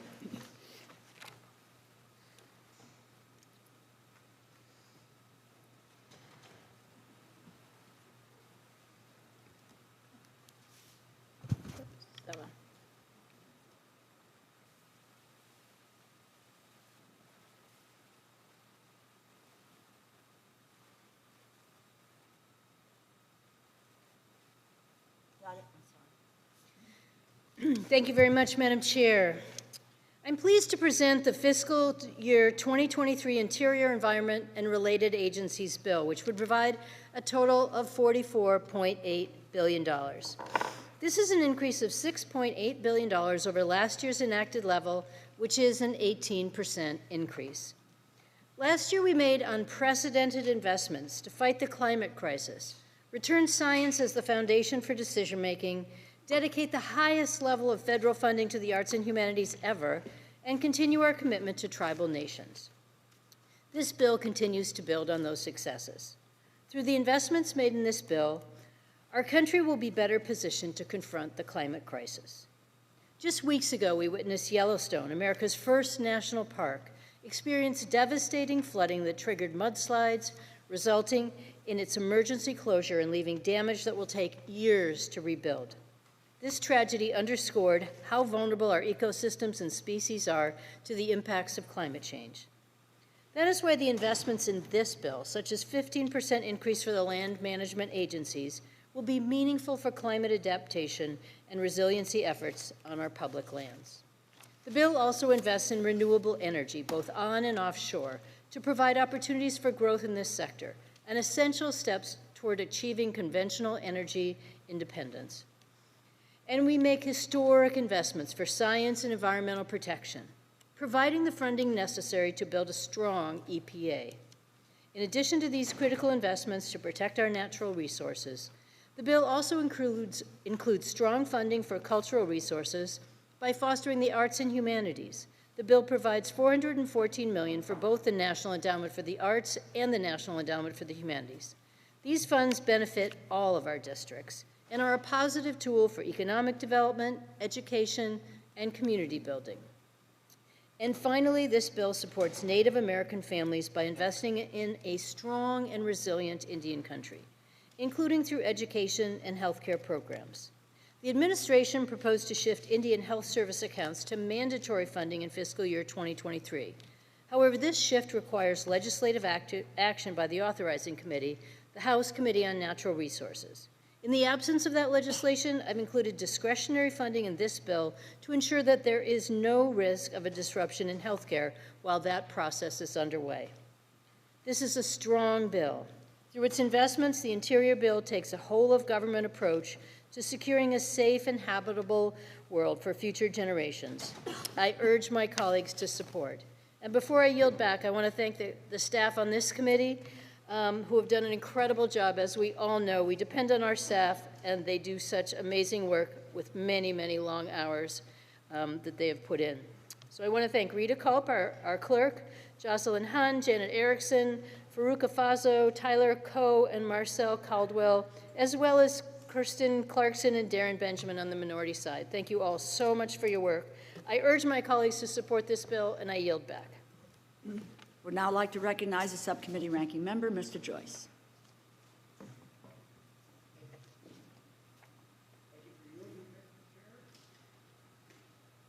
Oh, it's that one. All right. Sorry. I don't get up here often, so I didn't know which button was to choose to hit my mic. Thank you for yielding, Madam Chair. I am pleased to be here with my colleagues today to consider the fiscal year 2023 Interior, Environment, and Related Agencies Appropriations Bill. I want to thank Chair DeLauro and Ranking Member Granger for their continued leadership on this committee. I appreciate the work, dedication, and collaboration it has taken to get this important step in the process. I also want to recognize my friend and colleague, Chair Pingree. Chair Pingree has been a fair and trusted leader. I thank her for her work she has done on many bipartisan priorities of this bill, and her staff for their tireless efforts as well as our staff. The Interior Bill provides funding for many important programs that help conserve and protect our nation's most critical natural, cultural, and environmental resources. More than that, it makes investments that matter to communities, businesses, and industries across the country. This bill provides strong support for the national parks. It helps fight catastrophic wildfires, addresses our aging infrastructure, water infrastructure, and contaminated lands, and fully funds the payments in lieu of taxes program. For my home district in Ohio, which borders Lake Erie, I'm grateful that the bill provides additional resources for the Great Lakes Restoration Initiative. The GLRI is a strongly supported bipartisan effort to protect the Great Lakes from long-standing threats like harmful algal blooms, water pollution, invasive species, and coastal erosion. Building on the fiscal year 22 investments is key to protecting the lakes for future generations. And finally, I'm pleased that the bill advances this committee's long-standing effort to increase the federal commitment to honor our treaties and trust responsibilities with American Indians and Alaska Natives. The $12.6 billion investment in Indian country will support essential health care, education, law enforcement, and other programs. And a new provision will help ensure the sovereignty of tribal laws. Unfortunately, while I'm supportive of many of the bipartisan components of the bill, I'm unable to support it today given serious spending and policy concerns. The bill provides a nearly $7 billion increase in discretionary spending, with most agencies receiving double-digit percentage increases. Inflation is at a 40-year high, energy and food costs are on the rise, and Americans across the country are struggling to pay their bills. Like American households, the federal government must make the tough choices to live within its means. It is imperative that Congress, and this committee in particular, work to rein in federal spending to protect future generations from crippling debt. Beyond spending, I have serious concerns about the policy provisions included in this bill, specifically the impact on domestic energy production. The bill fails to recognize the situation the country is now in and reverses the administration's assault on conventional energy production. It eliminates longstanding bipartisan provisions and adds new controversial policy riders that would weaken U.S. energy and mineral security by limiting development of these and other natural resources. Given the rising energy costs and unprecedented prices we are seeing at the gas pump, it is now more important than ever that we continue to support an all of the above domestic energy policy. New provisions would prevent and disincentivize domestic production, only making us more dependent on others, including our adversaries and others with questionable environmental and human rights policies. Simply put, these provisions undermine the American energy sector and fail to put American industries and businesses first. Utilizing all our domestic resources to increase production brings stability to the marketplace and to our energy grid. It reduces energy costs, spurs economic growth, and creates good-paying jobs. More than that, it puts America back on the path to energy independence, which is imperative to our national security. And for our farmers, I want to note my concern with language included in the report related to chlorpyrifos. The idea that this important crop protection tool, which is critical to farmers nationwide, has no safe use is categorically false, and I look forward to correcting the scientific record on this issue in conference. In the fiscal year 22 conference negotiation just months ago, similar controversial riders and policy provisions were dropped in the final agreement, and the same must be done again before this bill can be signed into law. I want to reiterate my thanks to Chair Pingree for her leadership on this bill. I'm confident when we move through the FY23 crisis, we'll be able to address controversial policy riders, reach a bipartisan agreement on spending, unleash domestic energy, and get America back on track. Thank you, Madam Chair. I yield back. Now I'd like to recognize myself for opening remarks.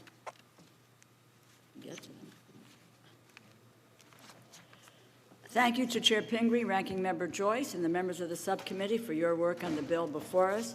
Proud of the bill, which continues our commitment to reversing decades of disinvestment that have created an unfair economy, one that has catered to big corporations and the wealthy at the expense of our environment and middle class and working families and the vulnerable Americans for far too long. This bill before us builds on our work in 2022, a government funding package by confronting climate change, strengthening infrastructure on tribal lands, and ensuring access to safe drinking water, all while creating good-paying jobs to enact the change our communities need. It was informed by 9 hearings dedicated to learning how to best protect the health and well-being of our environment and our communities on everything from the changing needs of the Environmental Protection Agency and the Department of the Interior to necessary investments in the arts and humanities. This bill and the transformative investments within it come at a pivotal time. We are in the middle of a climate crisis, fueling conflicts over scarce resources, forcing families from their homes and increasing human suffering. With this bill, we confront this crisis by continuing to fund the backbone of our policy making, with $11.5 billion for the EPA,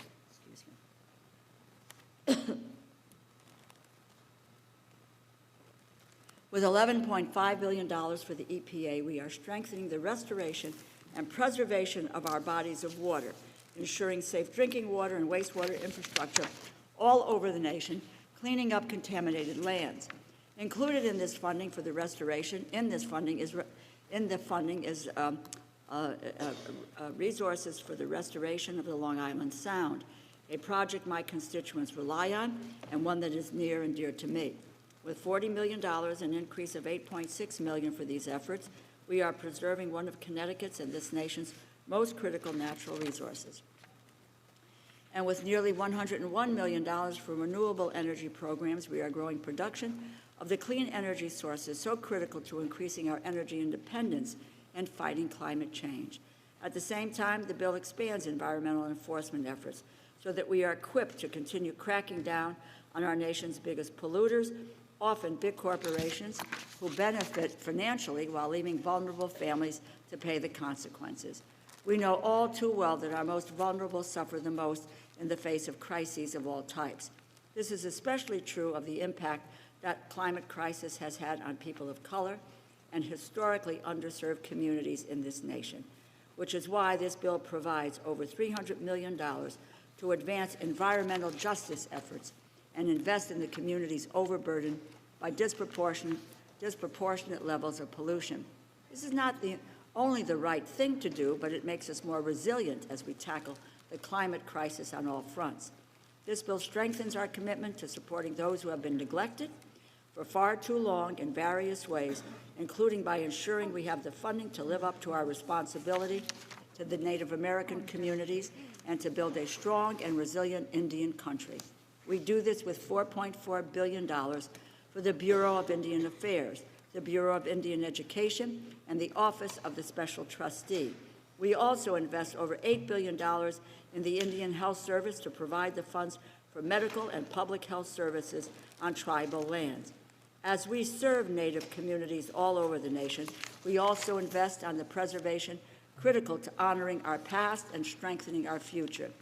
We preserve our public lands, parks, forests, and our biodiversity as we protect threatened and endangered species and their habitats. At the same time, we are dedicating the highest ever level of funding to the arts and humanities as we ensure our cultural and historic heritage is preserved. Overall, the investments in the restoration of environment and renewable energy development create good-paying American jobs while building the greener economy we so desperately need. This bill recommits to what we have known to be true and necessary for a long time, that as we fight climate change, our workers and our economy will be strengthened with the creation of good-paying green jobs of the future. This bill is central to everything we hold dear. We ensure a safe and healthy planet. We commit to strengthening the Native communities whose treatment stands as a stain on our history. We preserve our culture and environment. And in the process, we support American workers and the middle class by creating a better, greener, and more revitalized economy. I'm very proud of the bill. Before I end these remarks, I want to say a thank you to the subcommittee staff for their hard work. On the majority side, to Rita Culp, and to your team, Jocelyn Hunn, Janet Erickson, Tyler Coe, Farouk Afaso, and Marcel Caldwell. And on the minority side, I want to thank Kristen Clarkson and Darren Benjamin. Again, I thank Chair Pingree and Ranking Member Joyce and urge my colleagues to support this legislation. I now recognize Ranking Member Granger for her opening remarks. Madam Chair, thank you for yielding. First, I want to thank Chair Pingree and Ranking Member Joyce for their work on the fiscal year 2023 Interior and Environmental Appropriations Bill. I also want to acknowledge the committee staff for all of their efforts. I appreciate that this bill addresses priorities of members of both sides of the aisle. It prioritizes funding to maintain our national parks and supports efforts to stop the trafficking of endangered species. In addition, the bill helps address education, health, and safety needs in Indian country. Even though the bill funds many shared priorities, I do have concerns about our path forward. The bill eliminates several long-standing provisions that have had bipartisan support for many years. It also adds controversial provisions like those that limit domestic energy and timber production. Energy prices are skyrocketing and gas has hit record highs this summer. It's time to embrace a domestic energy strategy to bring costs down, protect American jobs, grow our economy, and ensure our national security. In addition, the spending in this bill is based on a funding level that passed the House without Republican support.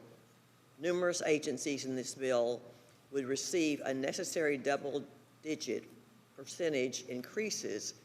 One example is the Environmental Protection Agency, which is funded at an unprecedented level. Inflation is at a record high, and Americans are struggling to pay for everyday goods like gas and groceries.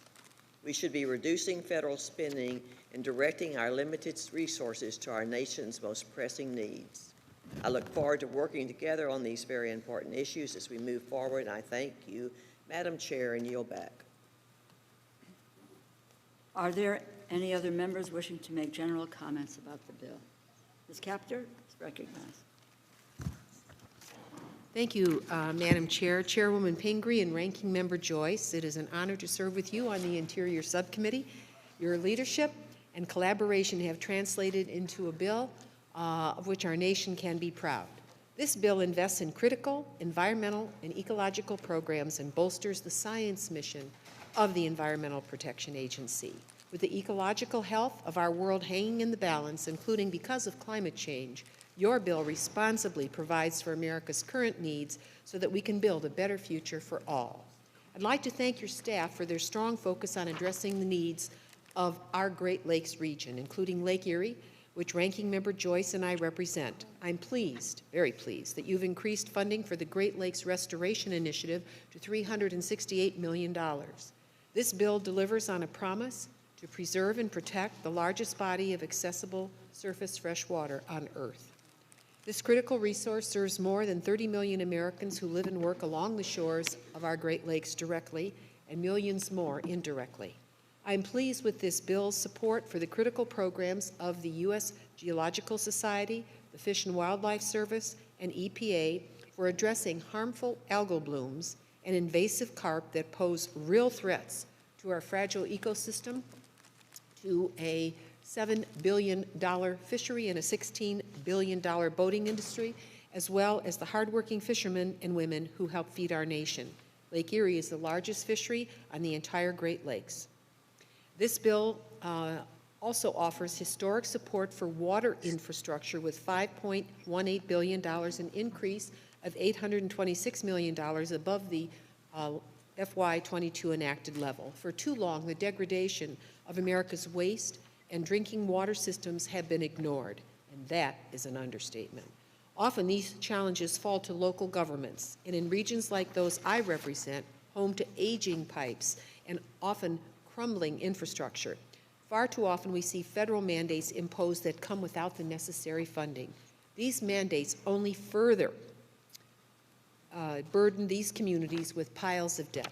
However, I appreciate that this bill seeks to provide tools and resources for local and state governments to better meet the growing needs of our communities. And I would urge EPA to fully explore the important role of thermal heat exchange to draw forth waste energy from subterranean sewage systems across our country to capture their waste heat for energy. You'd be surprised what you can discover underground.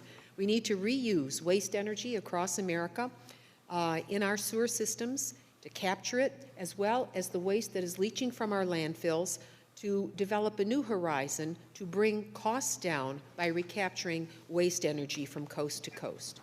This bill especially delivers for my home state of Ohio with $15 million for the Great Lakes Science Center, as well as additional money for deep water fisheries research. Imagine having research stations right on the lakes that you're doing the research on. Pretty original thought.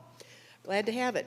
I also greatly appreciate the increased funding for our National Wildlife Refuge System, and I'm proud of the work we've done to the Ottawa National and Cedar Point Wildlife National Refuges to expand an environmental set of treasures that not only support the birds and animals along Lake Erie, but also our economic engines that, for example, this year, launching the biggest week in American birding, attracted over 100,000 visitors from across the world, generating over $40 million in economic activity for our small businesses and local economy. Chairwoman Pingree, you and your staff have labored tirelessly to craft a bill that invests in a new future for all the generations to come.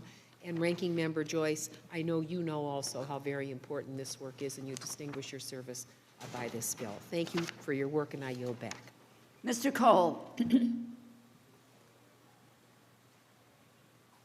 Thank you very much, Madam Chair. I had the privilege of serving on this committee for a number of years, and it's my favorite committee in many ways, and it often has some of our very best legislators. I got to serve with the Chairman Dick, Chairman Moran, Chairman Simpson, Chairman Calvert, and serve with future chairmen like my good friend Chair McCollum now, and Chair Pingree, and of course our ranking member, Mr. Joyce. And it's got a lot of traditions on it, but the one that I'm most proud of is the manner in which it seriously addresses Native American issues in a bipartisan way. And I've got, these are complex issues, and frankly, they're issues that are fraught with history and some difficulty in our past, but this committee for well over 15 years now has really worked hard on a bipartisan basis to address some of the shortcomings in Indian country. That's certainly true in the bill that we have today. I have some other concerns in the bill and have some ideas and suggestions that I'll advance later, but I just want to compliment the leadership of the committee, compliment the staff, and express my appreciation for how closely that they work with the members, whether you're on the committee or not, and frankly, how well they work together across the partisan divide.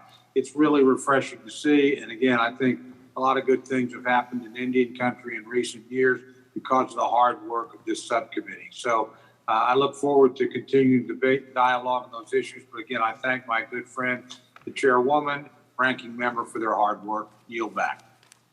Ms. McCollum. Ms. McCollum. Thank you. I try to keep it on mute so you don't hear me coughing. I want to thank you, Madam Chair, for recognizing me. And I want to give my warmest congratulations and thanks to Chair Pingree, and as well, Ranking Member Joyce and all the staff on the Interior Environment Appropriations Bill. This bill, as it's been pointed out, makes critical investments in human health, confronting climate crisis, and conservation work. I also want to thank the chair, as Mr. Cole did, for holding a long-standing bipartisan, it's mostly nonpartisan on the committee, tradition of working to meet our federal trust and treaty obligations to our Native Americans, brothers and sisters. This bill substantially increases funding for the Bureau of Indian Affairs, the Bureau of Indian Education, the Indian Health Service, and commitments to improve the life, health, and safety of tribal communities, along with educating Native youth, the future of our country. I also want to let the chair know that I will continue my pledge to work with you, Mr. Joyce, along with Mr. Cole, to explore every avenue we have to protect the lives and provide stability through advanced appropriations for Indian healthcare. But as the chair pointed out, some things do need to go through the authorization committee first. I have the privilege of serving on that committee, and I'm going to do everything that I can to make sure that we do things in regular order. Healthcare, as you know, has been a priority for tribal leaders, and they've been asking with the United Voice for nearly a decade. So I believe the time is now with the Biden White House to move forward. I also, as I mentioned, look forward to working with committees of jurisdiction. IHS has a proposal to institute mandatory funding for the fundamental treaty responsibility to provide tribal health care. These are discussions we need to have in a transparent fashion, and the sooner the better. But this bill makes, I think, some of the most important investments it can. It invests in clean water. It invests in drinking water and the infrastructure that goes along with it. These are so important to everyday human health, and so many Americans take it for granted until they don't have it. This bill, in doing that, includes 2 community projects within my district that will remove the threat of damaged infrastructure like sewage into fresh water. It helps address the widespread of PFAS contamination in community wells. So one of the things that got me involved in politics to begin with, and I'm going to say it again, is clean water. It is a critical resource. It's also a national security issue. And it's our job as members of Congress to safeguard it, not only for today, but for future generations. So I now have the privilege of being the vice chair, Madam Chair Pingree, and I want to just make sure everybody knows how much I appreciate all the work that you did on this bill. And we need to support it because of the investments that it makes in healthy communities, clean air, clean water, our public lands, arts and humanities, and combating the climate crisis. So if one of those items touched your heart, this bill's for you. With that, I yield back, Madam Chair. Mr. Harris. Thank you very much, Madam Chair. I'd like to thank the Chair and Ranking Member of the Subcommittee for again including funding for the Fish and Wildlife Service for the continued work on the eradication of the northern snakehead invasive fish species in the Chesapeake Bay watershed. This year, the program received increased funding of $1 million, up from $750,000 last year. And this funding is crucial in allowing the Fish and Wildlife Service to partner with the state of Maryland and other entities on efforts to control the growing population of these invasive predators that are wreaking havoc on the indigenous wildlife and the ecosystem overall. So far, this funding has been used to hire a staff member dedicated to the creation of a Chesapeake Bay snakehead eradication plan, as well as to fund activities such as incentive tagging programs, electrofishing surveys, public education programs, and construction to allow increased access for recreational anglers to areas invaded by the snakehead. This work is important to my district and to the continued health and recovery of the Chesapeake Bay ecosystem, and I look forward to continuing to work together to address this serious environmental concern. I yield back. Mr. Esbiat. Yes, Madam Chair, thank you. I am grateful the committee has included several of my priorities, including $4 million for the 9/11 Memorial Art Act grants. This year, the 9/11 Memorial and Museum would only get 50% of what we really asked for, but I recognize this is a step in the right direction, and I look forward to working with my colleagues on this committee to ensure that the adequate funding and support from Congress comes in the future. The bill also provides $66.5 million to the Cooperative Matching Funds Program at the United States Geological Survey. This funds water programs that USGS leads, including in the Bronx and Harlem rivers, and which supports many of my communities in the district. The program advances environmental justice by helping communities reconnect to their waterways and reduce the negative impacts of urbanization on water quality and human health. Finally, the report reaffirms the committee's support for environmental justice initiative, Chair, and I'm deeply grateful that it's been included. I ask that our colleagues support it. Thank you, and I yield back. Mr. Klein.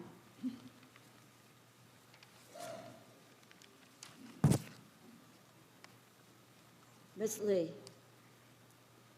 Lee of California, sorry. Thank you very much, Madam Chair, and thank you for your steadfast leadership. Also, our ranking member, Granger, thank you for making all of these bills actually bipartisan. I know it took a lot of work, and I want to thank our staff also for their excellent work on everything that we're doing in this committee. And to, of course, Chairwoman Pingree and Ranking Member David Joyce, thank you for your leadership on this very important bill. It has so much in this bill that really is about our planet. It's about the air we breathe, the water we drink, and about opportunities to be part of our natural environment. So thank you very much. The bill includes funding of $43.4 billion to support programs that confront the climate crisis, addresses environmental injustices on communities of color, supports conservation efforts, invests in renewable energy and green jobs, and honors the federal government's commitment to Native Americans and Alaska Natives. This bill includes critical funding to keep our communities safe from environmental threats and contaminants, including $301 million for environmental justice activities, $2.88 billion for the Clean Water and Drinking Water State Revolving Funds, and $131 million for brownfield cleanups.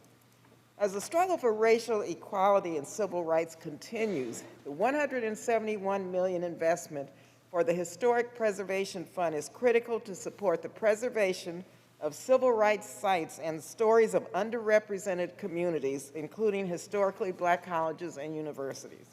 I'd like to thank the chair for her commitment to advancing equity through this bill that empowers communities to address and dismantle systemic racism.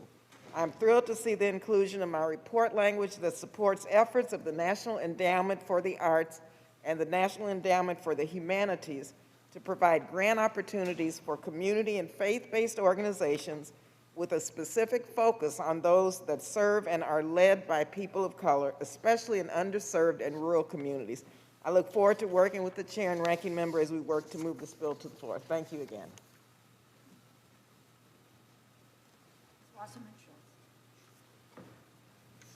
Thank you, Madam Chair. Chairwoman Pingree and Ranking Member Joyce, I commend you for crafting a good bill that advances priorities from both sides of the aisle. America's water infrastructure is aging and desperately needs updates and repair. Even more so, climate change puts mounting pressure on our water systems. At home in Florida, sunny day flooding, storm surge, king tides, saltwater intrusion, all of these factors push our infrastructure to the limit. My municipalities really need this water infrastructure funding. Additionally, I want to thank the subcommittee for including bill language that I led to prohibit the Interior Department from conducting offshore oil and gas pre-leasing or leasing activities in areas not previously proposed. Yes, we must increase domestic energy production so that we do not have to rely on greedy oil executives. But offshore drilling is simply not the answer. In addition, I'm glad that this bill includes funding and language that will accelerate the EPA's work on new rules to get toxic PFAS chemicals out of our drinking water. I'm also thankful that this bill includes language I advocated to protect Big Cypress National Preserve, a unit of the National Park System within the Everglades. This language directs the National Park Service to conduct a full environmental impact statement on permit applications submitted by an oil company to open 2 new oil drilling operations in Big Cypress. We need this full environmental analysis to explore all the myriad harms that such oil drilling will do in the middle of the Everglades. And finally, I thank the subcommittee and Chairwoman Pingree for working with me to include language related to the National Museum of American Jewish History. It is my hope that we can continue working together to explore the incorporation of this museum into our world-renowned Smithsonian system. Thank you to my friend, Chairwoman Pingree, for your excellent work, and to the ranking member, who is also a dear friend, and I yield back. Mr. Kilmer is recognized. Thanks, Madam Chair. And I want to start by thanking Chair Pingree and Ranking Member Joyce and, of course, the dedicated committee staff for their work on this bill. So I represent a district that is touched by nearly every agency that's funded in this bill. My district is home to 12 tribal nations, the Olympic National Forest, the Olympic National Park, the nation's largest estuary by volume, Puget Sound, 5 national wildlife refuges, and a national heritage area. And as a consequence, pretty much every day I see firsthand how the investments that are made in this bill help to grow our rural economies and help uphold our treaty and trust obligations to Native Americans and protect our environment for generations to come. There's a lot to be proud of in this bill, and I want to point to just a few things in particular, and importantly for our region, a substantial increase in funding for the Puget Sound Geographic Program. This matters. This investment will help our regional partners make progress on coordinated efforts to recover Puget Sound and the species that live there, including salmon and orca. I am grateful that this bill reflects our shared commitment to recovering that iconic body of water, which is a key economic driver for our region.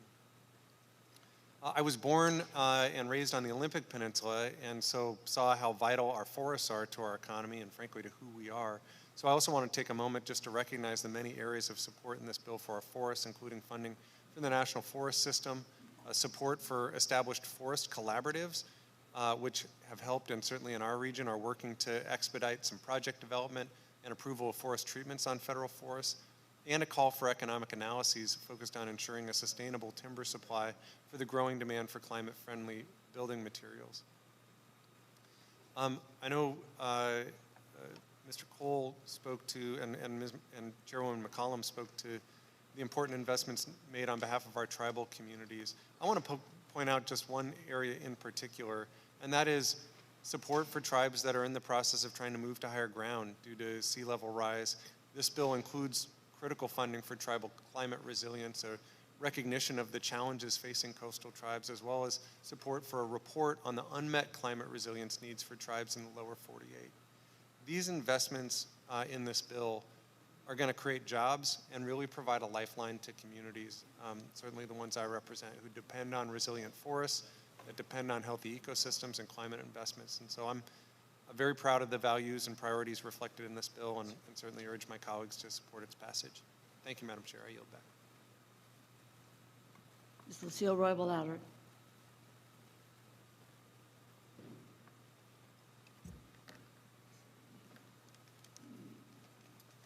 Madam Chair Pingree, I thank you for the generous funding increase for the Smithsonian Institution.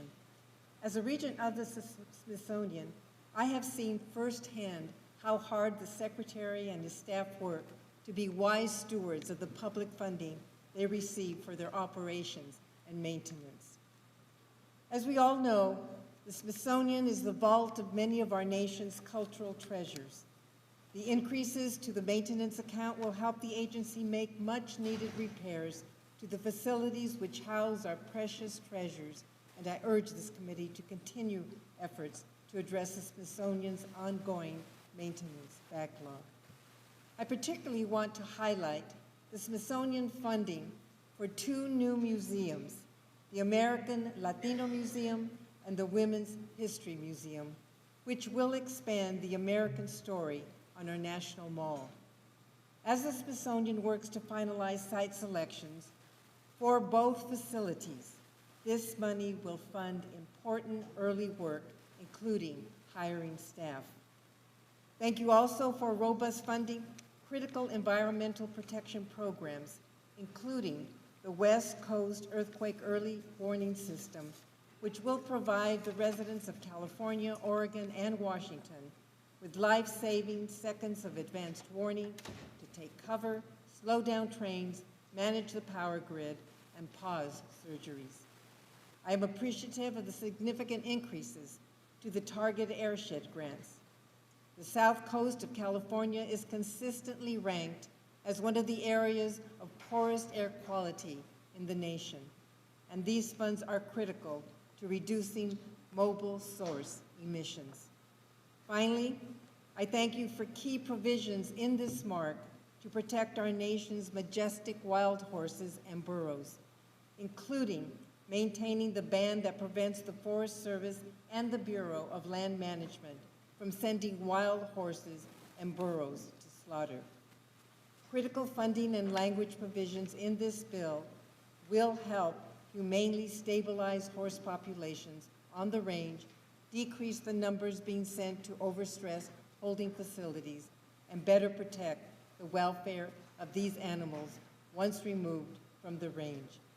It is imperative that we guarantee adequate screening procedures for horses and burros adopted out or sold by BLM or Forest Service in order to ensure that they are not ending up in slaughter or otherwise abusive conditions. I yield back. Ms. Lawrence. Ms. Lawrence? Did you say Ms. Lawrence? Okay. I want to say thank you, Madam Chair, for allowing me to speak. And I want to say that communities that will hurt the most by climate crisis, pollution, and crumbling infrastructures are the communities that have the least amount of resources. We must act now, and that's why I thank the ranking member and the chair and the staff for the great work we've done in this bill. But I want to focus on water, which is a big issue in Michigan. And building off of the bipartisan infrastructure bill, this bill provides robust funding to improve our crumbling water infrastructure, especially for underserved communities. I want to highlight 2 community projects to improve water systems for the city of Hamtramck and Roanoke Township, both in my district. The funding provided by this bill will allow these cities to replace outdated lead service lines and water mains, prevent disruptions in water services for the residents. I repeat this often, that access to clean water is a human right. And I like to add to that, not only is it access to clean water, affordable and safe, clean drinking water is a human right in America. And once again, I want to say thank you to the ranking member for prioritizing this critical issue and working to make sure our families in America have access to clean, safe, and reliable water. And I urge my colleagues to vote yes. Thank you. I yield back. Ms. Watson-Coleman. Thank you, Madam Chair, and thank you to the subcommittee chairwoman and ranking member. I want to just say thank you for having included so many of my priorities in this bill as it relates to additional funding and resources. I just want to list a couple of them: the Delaware River Basin Restoration Program, the Water Resources Research Act, Hazardous Substance Superfund, an issue in New Jersey, of course, the MPS Heritage Partnership Programs, and the historic HBCU Preservation Grant, and the MPS Underrepresented Communities Civil Rights Grant, and the attention that this bill gives in some of the wording that addresses the issue of environmental justice, whether it is the issue of a lack of canopies and shade in urban and overburdened communities, or any other issue of under-resourced to those communities. This bill addresses those issues and tries to create a pathway where all of our communities are safe in which to live, to work, and to play. And I thank you for your attention to these issues, Chair and Ranking Member, and I wholeheartedly support this bill. Thank you, and I yield back. Are there any other members wishing to make general comments on the bill? Seeing no other member wishing to make opening remarks, I'd like to recognize Ms. Pingree to offer a manager's amendment. Thank you, Madam Chair. I have an amendment at the desk, and I ask that it be considered as read. Without objection, the reading is dispensed with. Ms. Pingree is recognized.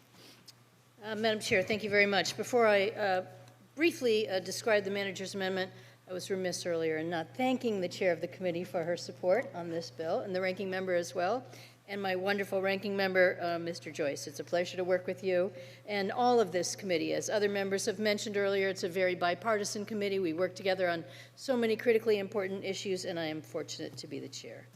I have a manager's amendment making a number of non-controversial changes to the bill and report that are of interest to many of the bipartisan members of the committee. I appreciate the close collaboration working on this and so many of the other things we do together, and we are in agreement. I urge the adoption of the amendment, and I yield back. Ranking Member Joyce is recognized. Thank you, Madam Chair. I appreciate the opportunity to have worked with Chair Pingree and my committee colleagues to address non-controversial and bipartisan improvements to the bill and report. I support the amendment and urge its adoption. I yield back. Are there any other members who wish to be heard on the amendment? Not. I recognize Ms. Pingree to close. I urge everyone's support of this manager's amendment. Question is on the manager's amendment. All those in favor say aye. Aye.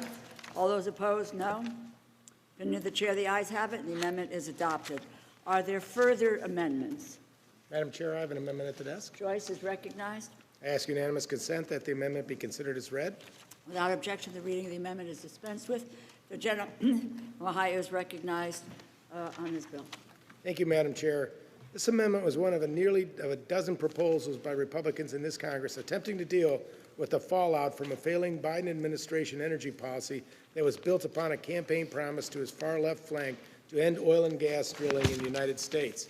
This amendment directs the Secretary of the Interior to issue offshore oil and gas lease sales in the 3 remaining areas of the Obama administration's 5-year leasing plan. Biden administration canceled these lease sales just last month, effectively ensuring that no new offshore lease sales will be held until at least 2024. With record high fuel prices, utility companies' threats of rolling summer blackouts, and another looming winter of excessive heating bills, in poll after poll, Americans of every background are calling on the government to increase production of affordable, reliable, conventional energy here at home. This amendment does just that. As events over the past year and a half have shown, cutting America off from its own energy resources does nothing to shift the energy demand to renewables. All it does is make us more dependent upon adversaries in other nations with questionable environmental and human rights records. Let me be clear. We all want a future with clean, sustainable, reliable, affordable energy.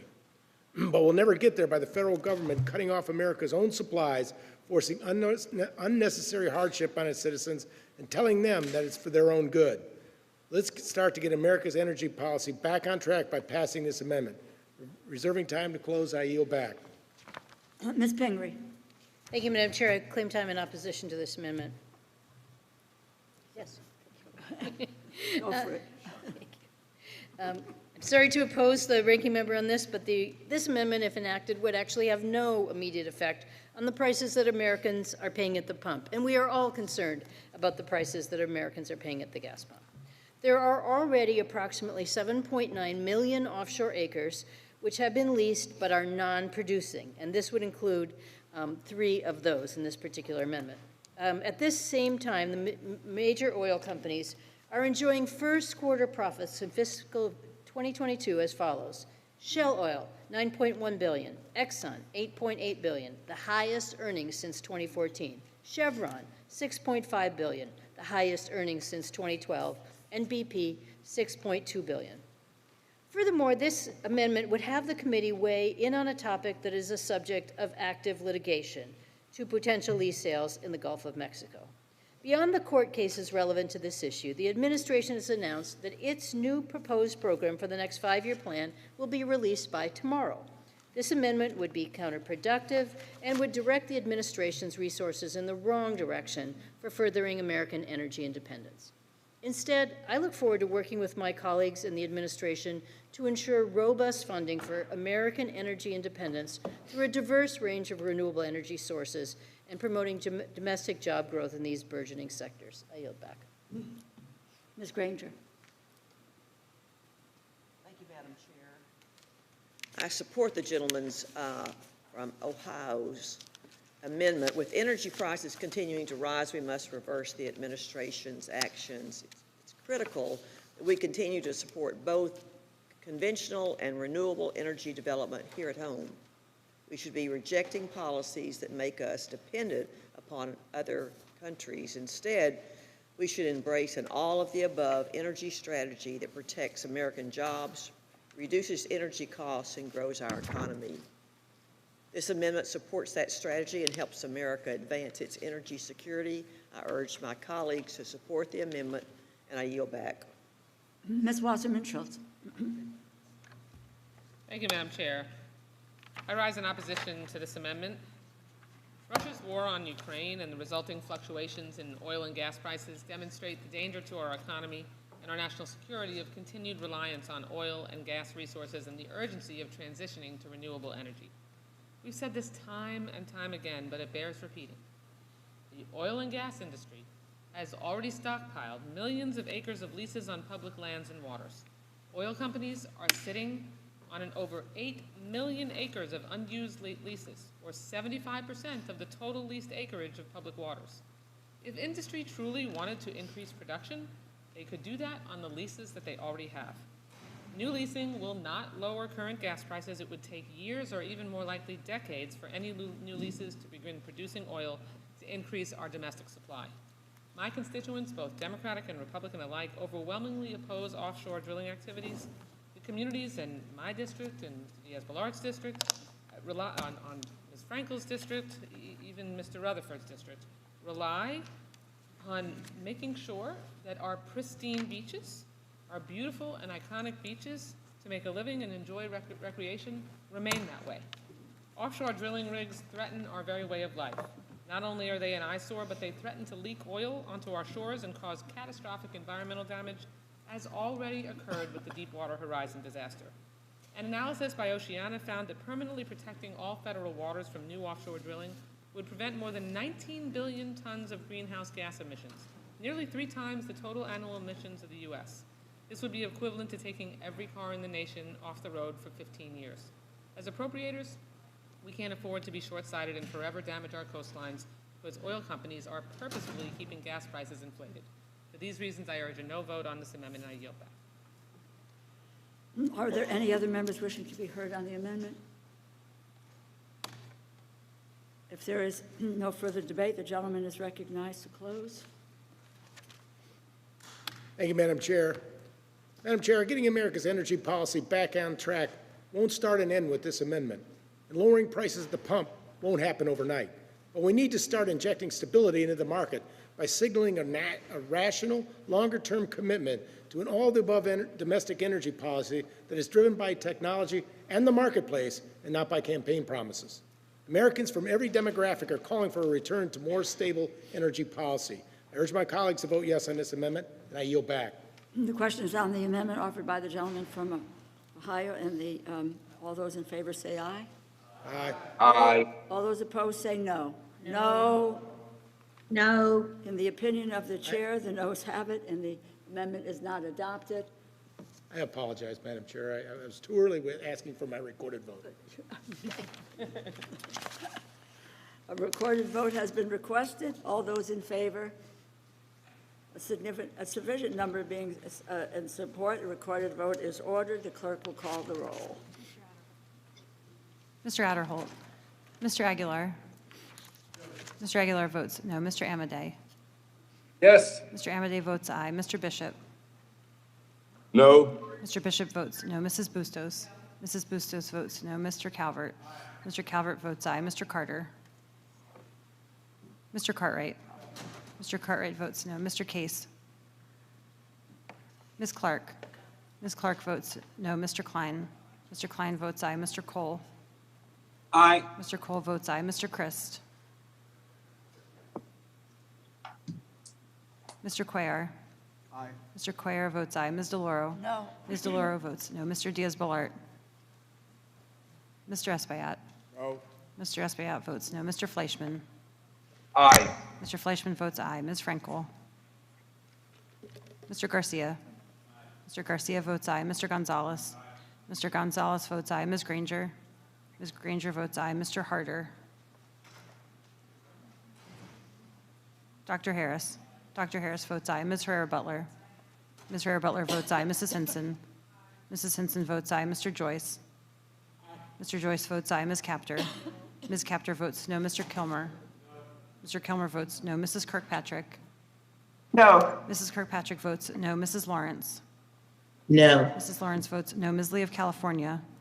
Ms. Lee of California votes no. Mrs. Lee of Nevada. Mrs. Lee of Nevada votes no. Ms. Letlow. Ms. Letlow votes aye. Ms. McCollum. McCollum votes no. Ms. McCollum votes no. Ms. Meng. No. Ms. Meng votes no. Mr. Molinar. Mr. Molinar votes aye. Mr. Newhouse. Mr. Newhouse votes aye. Mr. Palazzo. Aye. Mr. Palazzo votes aye. Ms. Pingree. No. Ms. Pingree votes no. Mr. Pocan. Mr. Pocan votes no. Mr. Quigley. No. Mr. Quigley votes no. Mr. Reschenthaler. Mr. Reschenthaler votes aye. Mr. Rogers. Mr. Rogers votes aye. Ms. Roybal-Allard. Ms. Roybal-Allard votes no. Mr. Ruppersberger. Mr. Ruppersberger votes no. Mr. Rutherford. Mr. Rutherford votes aye. Mr. Ryan. Aye. Mr. Ryan votes aye. Mr. Simpson. Mr. Simpson votes aye. Mr. Stewart. Mr. Stewart votes aye. Mrs. Torres. No. Mrs. Torres votes no. Mr. Trone. Mr. Trone votes no. Ms. Underwood. Ms. Underwood votes no. Mr. Valadeo. Mr. Valadeo votes aye. Ms. Wasserman Schultz. No. Ms. Wasserman Schultz votes no. Mrs. Watson Coleman. No. Mrs. Watson Coleman votes no. Ms. Wexton. Ms. Wexton votes no. Mr. Womack. Mr. Womack votes aye. Does any member wish to record their vote or change their vote? How is Mr. Harder recorded? Not recorded. Harder votes aye. Mr. Harder votes aye. Mr. Diaz-Balart votes aye. Ms. Frankel votes no. Mr. Case votes no. No. Charlie Crist, no. Mr. Chris votes no. I thought it was the voice of God there, Mr. Chris, for the moment. The clerk will tally.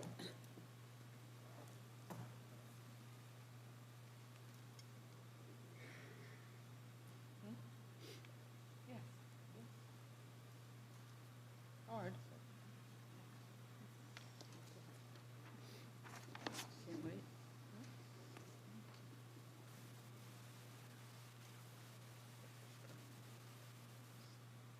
Worse than Trump.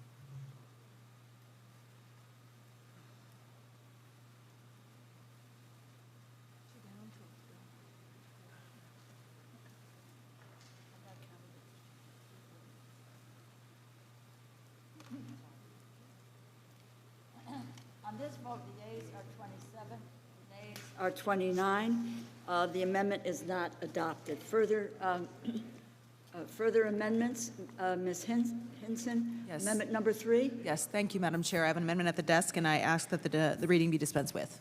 Without objection, the reading is dispensed with. The gentlewoman is recognized to speak on her amendment. Thank you. And to answer my colleague's question, I only have 3 on this bill. This amendment would, it's pretty simple. It would strike the report section, small refinery relief here on page 95, in which the committee recognizes that the renewable fuel standard permits small refinery exemptions to the requirement to blend ethanol in transportation fuel, should those refineries feel subject to what they think is disproportionate economic hardship.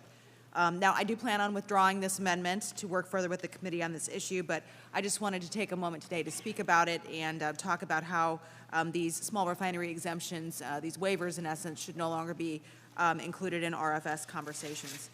So back in 2007, as part of the history of this, RFS was expanded. It became law that there was a required amount of ethanol blended into all transportation fuel, and it acknowledged that the small refineries would need extra time to adjust to the new standard and transition to the RFS program so that they had time to prepare. And then after 2010, the small refineries could petition the EPA for an extension of that exemption if the refinery could, again, prove and demonstrate that they would suffer disproportionate economic hardship if forced to comply with the blend mandate. So, in other words, if they needed, again, a little bit more time to comply with the new law at that time, small refineries could ask for more time. So, keywords there being the new law. Well, now we are 15 years later, since 2007, since these oil refiners have been evading the law by requesting these extensions or new exemptions from a program that reduces our nation's emissions and also expands the domestic renewable fuels sector, all while reducing reliance on foreign oil. So there's simply no reason for this provision to be included in an appropriations bill. I do believe that there are some really good things in this bill. I was excited to read about many of our priorities to help support the biofuels industry, promote biofuels, which, as I mentioned, are good for our emissions, the nation's carbon footprint, increasing our domestic fuel supply, and also helping our rural and agriculture economies as well. I am proud that committee felt it important to hold the EPA accountable for an overdue report on the motor vehicle emissions simulator model, and that the report specifically cautions against irrationally penalizing higher blends of ethanol. And I was also proud that the committee agreed to prioritize language on understanding the efficacy of selling E15 year-round to reduce gas prices and, again, dependence on foreign oil. So these are both vital steps that the committee is supporting, and I'm grateful for that. On the other hand, the inclusion of the small refinery provision specifically, again, it's duplicative to the language and it's counterproductive. All it does is reiterate a snippet of a 15-year-old law without the proper context. So I'm here today to speak on behalf of our Iowa family farmers and the biofuels community. They have, again, an immediate solution to the problems facing every single American today: unfathomably high gas prices and a dependence on our greatest foreign adversaries for a stable fuel supply. So I'm glad the administration and the committee have realized recently that biofuels are a good common sense solution, and I look forward to working with you all to further address these issues, including the small refinery exemption language that is included in this bill. And again, I plan to withdraw, but for now, Madam Chair, I yield back. Ms. Pingree. Mr. Joyce? I'm sorry, Ms. Bustos. Thank you, Madam Chair. I want to thank my colleague from across the Mississippi River, Ms. Henson, for offering this amendment. Small refinery exemptions have been used time and again to undermine the renewable fuel standard by allowing not small refineries like Chevron and ExxonMobil to skirt ethanol blending requirements under the law. Again, these are called small refinery waivers being given to places like Chevron and ExxonMobil. Earlier this month, the Biden administration took strong steps to restore integrity to the renewable fuel standards by issuing robust renewable fuel obligations and pledging to categorically deny all pending small refinery exemption requests at the Environmental Protection Agency. Ending the abuse of the small refinery exemptions, coupled with the administration's action on renewable volume obligations, will put our biofuel sector and our corn growers on a trajectory for growth and success. Again, thank you to my colleague across the river from Iowa for offering this amendment. And Madam Chair, I yield back. Madam Chair, I simply ask to withdraw the amendment. Without, so ordered. Are there further amendments? Mr. Klein, second amendment. Thank you, Madam Chair. I have Amendment 2 at the desk, and I ask that it be considered as read. So ordered. Gentleman is recognized. Thank you, Madam Chair. This amendment would add report language to direct the Forest Service to provide a report on wastewater treatment facilities that are scheduled for replacement, including the Bowler Mountain Wastewater Treatment Facility within the George Washington and Jefferson National Forests, which resides in my district, and how higher construction costs due to inflation have impacted project estimates. Bowler Mountain Recreation Area is an important economic driver for tourism and a local outfitter and guide businesses. The wastewater treatment plant, which opened in 1981, was taken out of service by the Forest Service in late 2021 because of needed repairs, and the 2022 Bowler Mountain camping season will not open until the Forest Service works to address maintenance and repair of its 40-year-old wastewater treatment plant and cover staffing deficits. With summer months here, it's vital we replace these wastewater treatment facilities so we can reopen our campgrounds. It should be a priority to replace these wastewater treatment facilities, but this project continues to be delayed. They claim that the halt of construction is due to inflation, staffing, and volunteer shortages. And while this may be true, it doesn't excuse not having a plan to replace these inoperable wastewater treatment facility systems. This amendment would help us get to the bottom of what's really going on and get a jump start on replacing these wastewater treatment facility systems. I urge my colleagues to support the amendment, and I yield back. Ms. Pingree. Mr. Joyce. Thank you, Madam Chair. I support the gentleman's common sense amendment and urge its adoption. I yield back. The gentleman is recognized to close. Thank you, Madam Chair. Simple amendment, just asks for some answers from the Forest Service. Hope you'll support it. Question is on the amendment offered by the gentleman from Virginia. All those in favor say aye. Aye. Aye. Those opposed say no. Opinion of the chair, the ayes have it, and the amendment is adopted. Are there further amendments? Mr. Cole is Thank you very much, ma'am. recognized. I assume you can hear me? Yes, Mr. Cole. Okay, thank you, Madam Chair. I have an amendment at the desk, but I would ask that the reading be dispensed with. Without objection, and the gentleman is recognized. Speak on his amendment. Thank you very much, Madam Chair. This is an amendment I'm going to offer and withdraw, but I want to begin by thanking the chair and the ranking member for working with me last year and again this year to address the extraordinary law enforcement issues created by the so-called Supreme Court McGirt decision in Oklahoma. For those of you who are not familiar with this, and it's a complex issue, essentially the Supreme Court decided, it was not the tribe that sought the decision, although they certainly supported it, that Congress had not disestablished reservations in eastern Oklahoma for now 6 tribes for the purposes of criminal prosecution. So all of a sudden, extraordinary new responsibilities fell on tribal governments. they've done a yeoman's job in standing up to these responsibilities, investing literally billions and millions of dollars, $30 million for the Cherokees, 18 for the Chickasaws. The Creeks think they'll ultimately need $100 million, but there's a lot of tribal investments going on that was not anticipated. And frankly, I have to tip my hat to federal law enforcement. The Biden administration asked for last year and again this year additional resources for eastern Oklahoma. They recognize there's going to have to be a bigger federal presence, as so much of this for criminal purposes is Indian country, where the state jurisdiction is considerably less than it is in other parts of Oklahoma. So we've had the feds step up, the tribes have stepped up. Last year, this committee was helpful, and of course, we haven't seen the money yet.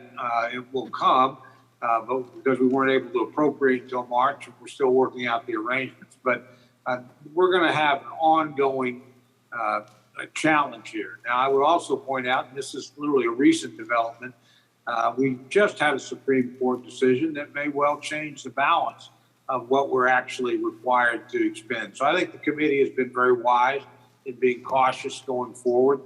But I would just ask to continue to stay engaged with the committee and to work with them. I would hope we could increase the amount that the generous enough to give us incrementally, because these costs are real. And frankly, they take dollars that otherwise would be flowing to housing, healthcare, social services, education, a variety of things away from tribal government. They're deadly serious about fulfilling their responsibilities to keep their citizens and other citizens in their territory safe. They are working very cooperatively with state and local law enforcement. There are some frictions politically, but those things are being worked through both judicially and hopefully at some point legislatively. But again, the support of this committee as we transition to a different system of law enforcement in eastern Oklahoma than we've seen before, one where tribal sovereignty reasserts itself, is extraordinarily important. We very much appreciate the help we've gotten thus far, and I would just ask the chair and the ranking member to continue to work with us through the process. Ms. Pingree. Thank you very much. I just want to thank Mr. Cole for the work that he's been doing on this, working with the committee, his advocacy for the tribes, his understanding of the issue and the perspective on it, and I look forward to continuing to work with him to develop the support that the tribes in this state and others need. Joyce. Thank you, Madam Chair. Seeking parity for tribes has been a cornerstone of the subcommittee's work for over a decade, and I support the gentleman's efforts. The landmark Supreme Court McGirt decision affirming the sovereignty of tribal lands in Oklahoma carries with it a federal responsibility to provide funding for public safety and justice on those tribal lands. I'm grateful that the chair has provided at least $62 million for these efforts in the bill, but I recognize more support is needed. Unmet law enforcement needs are a concern not only for these tribes, but across Indian country. As former prosecutor, meeting those unmet needs is a top priority of mine. I'm committed to working with Chair Pingree, Mr. Cole, and the rest of our colleagues here on the committee to meet McGirt needs and other law enforcement requirements across Indian country. I support the amendment, and I yield back. Are there any other members who wish to be heard? Are there any other members who wish to be heard on this amendment? No further debate. The gentleman from Oklahoma is recognized to close. Thank you, Madam Chair. Before I withdraw, I want to thank the chair and the ranking member again, thank the staff. It's been enormously helpful in understanding in what's a difficult issue and one that's evolving as well. So, yeah, I look forward to working with my friends on the Interior Committee. I appreciate the help, and hopefully we can continue to build on what we've done. With that, Madam Chair, I withdraw the amendment back. Without objection, the amendment is withdrawn. Are there further amendments? Mr. Simpson. Madam Chair, I have an amendment at the desk, Amendment Number 1, and ask unanimous consent that it be considered as read. Without objection, the reading of the amendment is dispensed with. The gentleman is recognized. Madam Chairman, this amendment would restore the Endangered Species Act listing prohibition for greater sage grouse, a provision that has been enacted in annual spending bills since fiscal year 2015. Some people think that we're trying to prevent the saving of sage grouse. Such is not the case. The reality is what we're trying to do is make sure that we preserve the western sage grouse. Let me tell you about a brief history of how this came about. About a dozen years or so ago, there were proposals to list the greater sage-grouse, which would have a huge impact on the 11 western states, the 11 sage-grouse states, as we call them.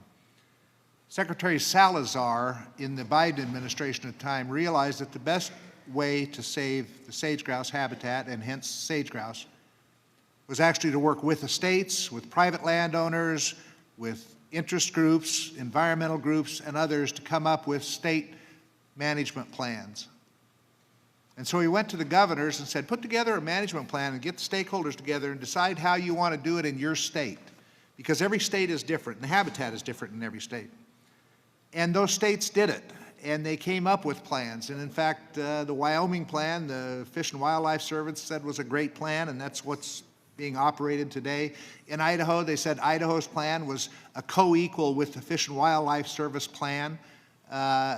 The states, and to varying degrees among the states, some of them were not as cooperative as others, but most of them were, and have over the years come up with state management plans that have been approved by Fish and Wildlife Service. The key to it is preventing the listing of them, because as soon as you list the sage-grouse, you've lost the support of private landowners, you've lost the support of the state. It's the cooperative working together of the states and the private landowners and all the different stakeholders that is actually doing this. Since I've been on the Interior and Environment Subcommittee, we have significantly increased the funding for sage-grouse conservation. In fact, every year that the listing prohibition has been incorporated in the bill, funding for sage-grouse conservation has increased because of the commitment and partnerships of the federal, state, and local leaders. Species conservation is especially important to the West, and the commitment shown at the state level to conserving sage-grouse is certainly no exception. With the listing prohibition in place, each of the 11 western states, as I said, with sage-grouse habitat, maintain their control to develop and implement collaborative conservation plans tailored to address the need of their individual landscapes and recover the species. State conservation plans are developed through collaborative work amongst the diverse groups of stakeholders. States have successfully worked across administrations to implement their plans. The biggest challenge to sage-grouse habitat is wildfires, drought, and invasive grasses. All pose the biggest threats to our sage-grouse populations today. Addressing these immediate threats by working through local and state leaders should be the focus of conservation efforts for the species. Cyclical litigation needlessly wastes time and resources that could be directed through conservation efforts and the continuation of the prohibition against an ESA listing for the sage-grouse, and it is critical for preserving ongoing state and federal collaboration. This is how the Endangered Species Act should work. Right now, the Endangered Species Act is, if you find, the old triple S, shoot, shovel, and shut up. Because if you find an endangered species on your land, the best thing to do to preserve it, to preserve the value of your land, is to get rid of the damned environmental species. Where if you have any other thing that is in short supply, like gold, you find that on your land, the value of your land goes up. We need to make it so that landowners, private landowners, and the states work together with the federal government to preserve these species. And that's being done in some cases. And I would list the peregrine falcon in Texas that has been, people find these peregrine falcons in their ranges and stuff. They don't try to get rid of them before the Fish and Wildlife Service finds out. We ought to be working together to solve this. That's all we're trying to do here, and preventing the listing actually encourages the state and local landowners to collaborate and get together on this. That's all we're trying to do here. That's why it's been in this bill since 2015. That's why we'd like to continue it. Yield back. Ms. Pingree. Thank you, Madam Chair. I'm sorry to have to claim time in opposition to this amendment. I appreciate the valuable contribution Mr. Simpson makes on this committee and his wisdom and judgment, but do not agree with him on this particular strategy. I think that restoring this historic rider is not the solution to keep this species off the endangered species list. As you mentioned, this is a cooperative arrangement between states and the federal government, but science should be the foundation for decision-making. If the science shows that the state plans have done a good job conserving the species, then it will not be listed. So we need to let the process work without legislating a pre-decision on the status of this species. So I urge my colleagues to reject this amendment. I also don't think you should shoot, shovel, and shut up, but that's just my thinking on that. Mr. Joyce. Thank you, Madam Chair. I support the amendment to restore the long-standing provision that Democrats have agreed to every year for the past 8 years. Federal courts have a long history of intervening in ESA listings and take the decisions out of the hands of the Fish and Wildlife Services. When the judicial branch overreaches, it is the constitutional responsibility of this legislative branch to keep it in check. In the delicate balance that is ongoing state-federal cooperative effort to conserve the species and avoid a listing, the absolute worst thing that can happen right now for the sage grouse is a court to force a listing and undermine the cooperative conservation already underway. I urge adoption of the amendment to carry this rider for another year, and I yield back. Are there any other members wishing to be heard on this amendment? Mr. Newhouse. Thank you, Madam Chairman. I want to speak in support of Mr. Simpson's amendment. This is really a good amendment. This long-standing rider that we're referring to here supports exactly what the Endangered Species Act was intended to do, and that is to support locally led and voluntary species recovery. You know, states and local communities have been working, as you heard, to protect and restore sage grouse populations throughout the western states. And they've done it, get this, without the mandate of the federal government.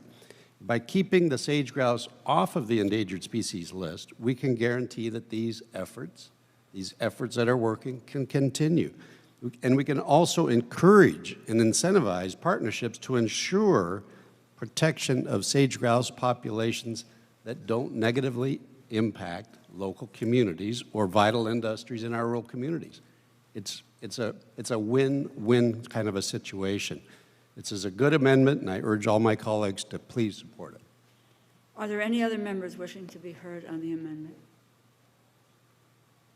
There's no further debate. The gentleman from Idaho is recognized. Thanks, Chairwoman, and I appreciate the misguided opinion of my good friend from from Maine that doesn't have any sage grouse, by the way. But it is, the real question is this. The Endangered Species Act is oftentimes used to control land and water more than anything else. If your goal is to control land and water, then you want the species listed. And you'll say, well, it's the science. If your goal is to save the sage grouse and to save the habitat, then you'll support this amendment. Because that's what it's been doing for the last, I don't know, dozen years since we've been talking about this. And it's done a good job. And the states are involved in it. You want to get the private landowners to say, to heck with that, I don't want to be involved anymore. Put this amendment in place, or don't put this amendment in place. That's why last year it was added in conference. So I appreciate it. I yield back the balance of the time and encourage adoption of the amendment. Question is on the amendment offered by the gentleman from Idaho. All those in favor say aye. Aye. Those opposed say no. No. In the opinion of the chair, the noes have it. The amendment is not adopted. Are there further amendments? Mr. Klein? Thank you, Madam Chair. I have Klein 1 and ask that it be considered as read. Without objection, and the gentleman is recognized. Thank you, Madam Chair. This amendment adds 2 necessary and nonpartisan provisions to the bill which protect America's farmers and ranchers from unnecessarily burdensome regulations. Protecting livestock producers from these regulations is key to ensuring that farmers are not bogged down and can continue their work. 2 provisions which prohibit the EPA from regulating animal biological processes and collecting emissions reports have been included in every funding package signed into law since 2009. The first provision defunds EPA's promulgation of permitting requirements for individual animal emissions under the Clean Air Act. Ruminant livestock primarily emit methane as a byproduct of their digestive process, as we all know. The Clean Air Act was not designated to regulate natural biological processes. This provision protects livestock producers and serves as an important signal to the agriculture community that Congress values agriculture's role in a sustainable future. The second provision prohibits EPA from collecting emissions reports from farms as required by EPA's existing greenhouse gas reporting rule. The reason's simple: the science isn't ready for this requirement. A farm is not a smokestack. Geographic location, climate, seasonal weather, and even the farm's construction factor into an emissions calculation. Livestock producers do not have accurate methodologies to submit emissions reports to the federal government, This reporting requirement will not provide EPA with new information, but instead legally bind farmers across the country to estimates that all parties know are likely inaccurate. Currently, the EPA collects industry-level livestock emissions data, which is published annually through EPA's National Emissions Inventory, and the EPA estimates the agriculture industry's contribution by collecting data already available through state, local, and tribal agencies. Losing these defunding provisions would institute a new regulatory burden on livestock producers and provide little value to the federal government. So I urge my fellow committee members to join me in voting for this amendment that supports America's farmers. Yield back. Ms. Pingree. Thank you, Madam Chair. I claim time in opposition to this amendment. Sorry, Mr. Without objection. The proposed amendment would add two provisions to this bill, as you've heard, relating to greenhouse gases in large farming operations. One of these provisions would prohibit the EPA from requiring permits to emit greenhouse gas emissions from large farms. Another would prohibit the reporting of greenhouse gas emissions from large farms. With regards to reporting greenhouse gas emissions, let me just take a minute to remind my colleagues of what the administration's rule does. In 2007, President Bush signed into law a requirement that the nation's biggest producers of carbon pollution had to report those emissions. If emissions are above 25,000 tons of carbon dioxide annually, then an annual report is required.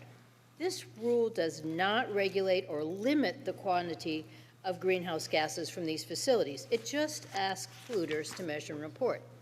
This rule applies to all major emitters, whether it's a power plant, a cement factory, a paper mill, or some other industrial facilities. And these facilities have been complying with the rule since 2009 when it was finalized. This amendment seeks to exempt manure management systems from this reporting requirement. So just to give you an idea how big do you have to be to report your emissions, under this requirement, a cattle operation would need to have more than 29,300 head of cattle over the course of the year to be subject to the reporting requirement. A hog farm would need to have more than 34,100 pigs averaged over the course of the year to be subject to the rule. How many farms are that big? The EPA estimates that it would apply to only about 100 to 110 farms in the entire country. That's it.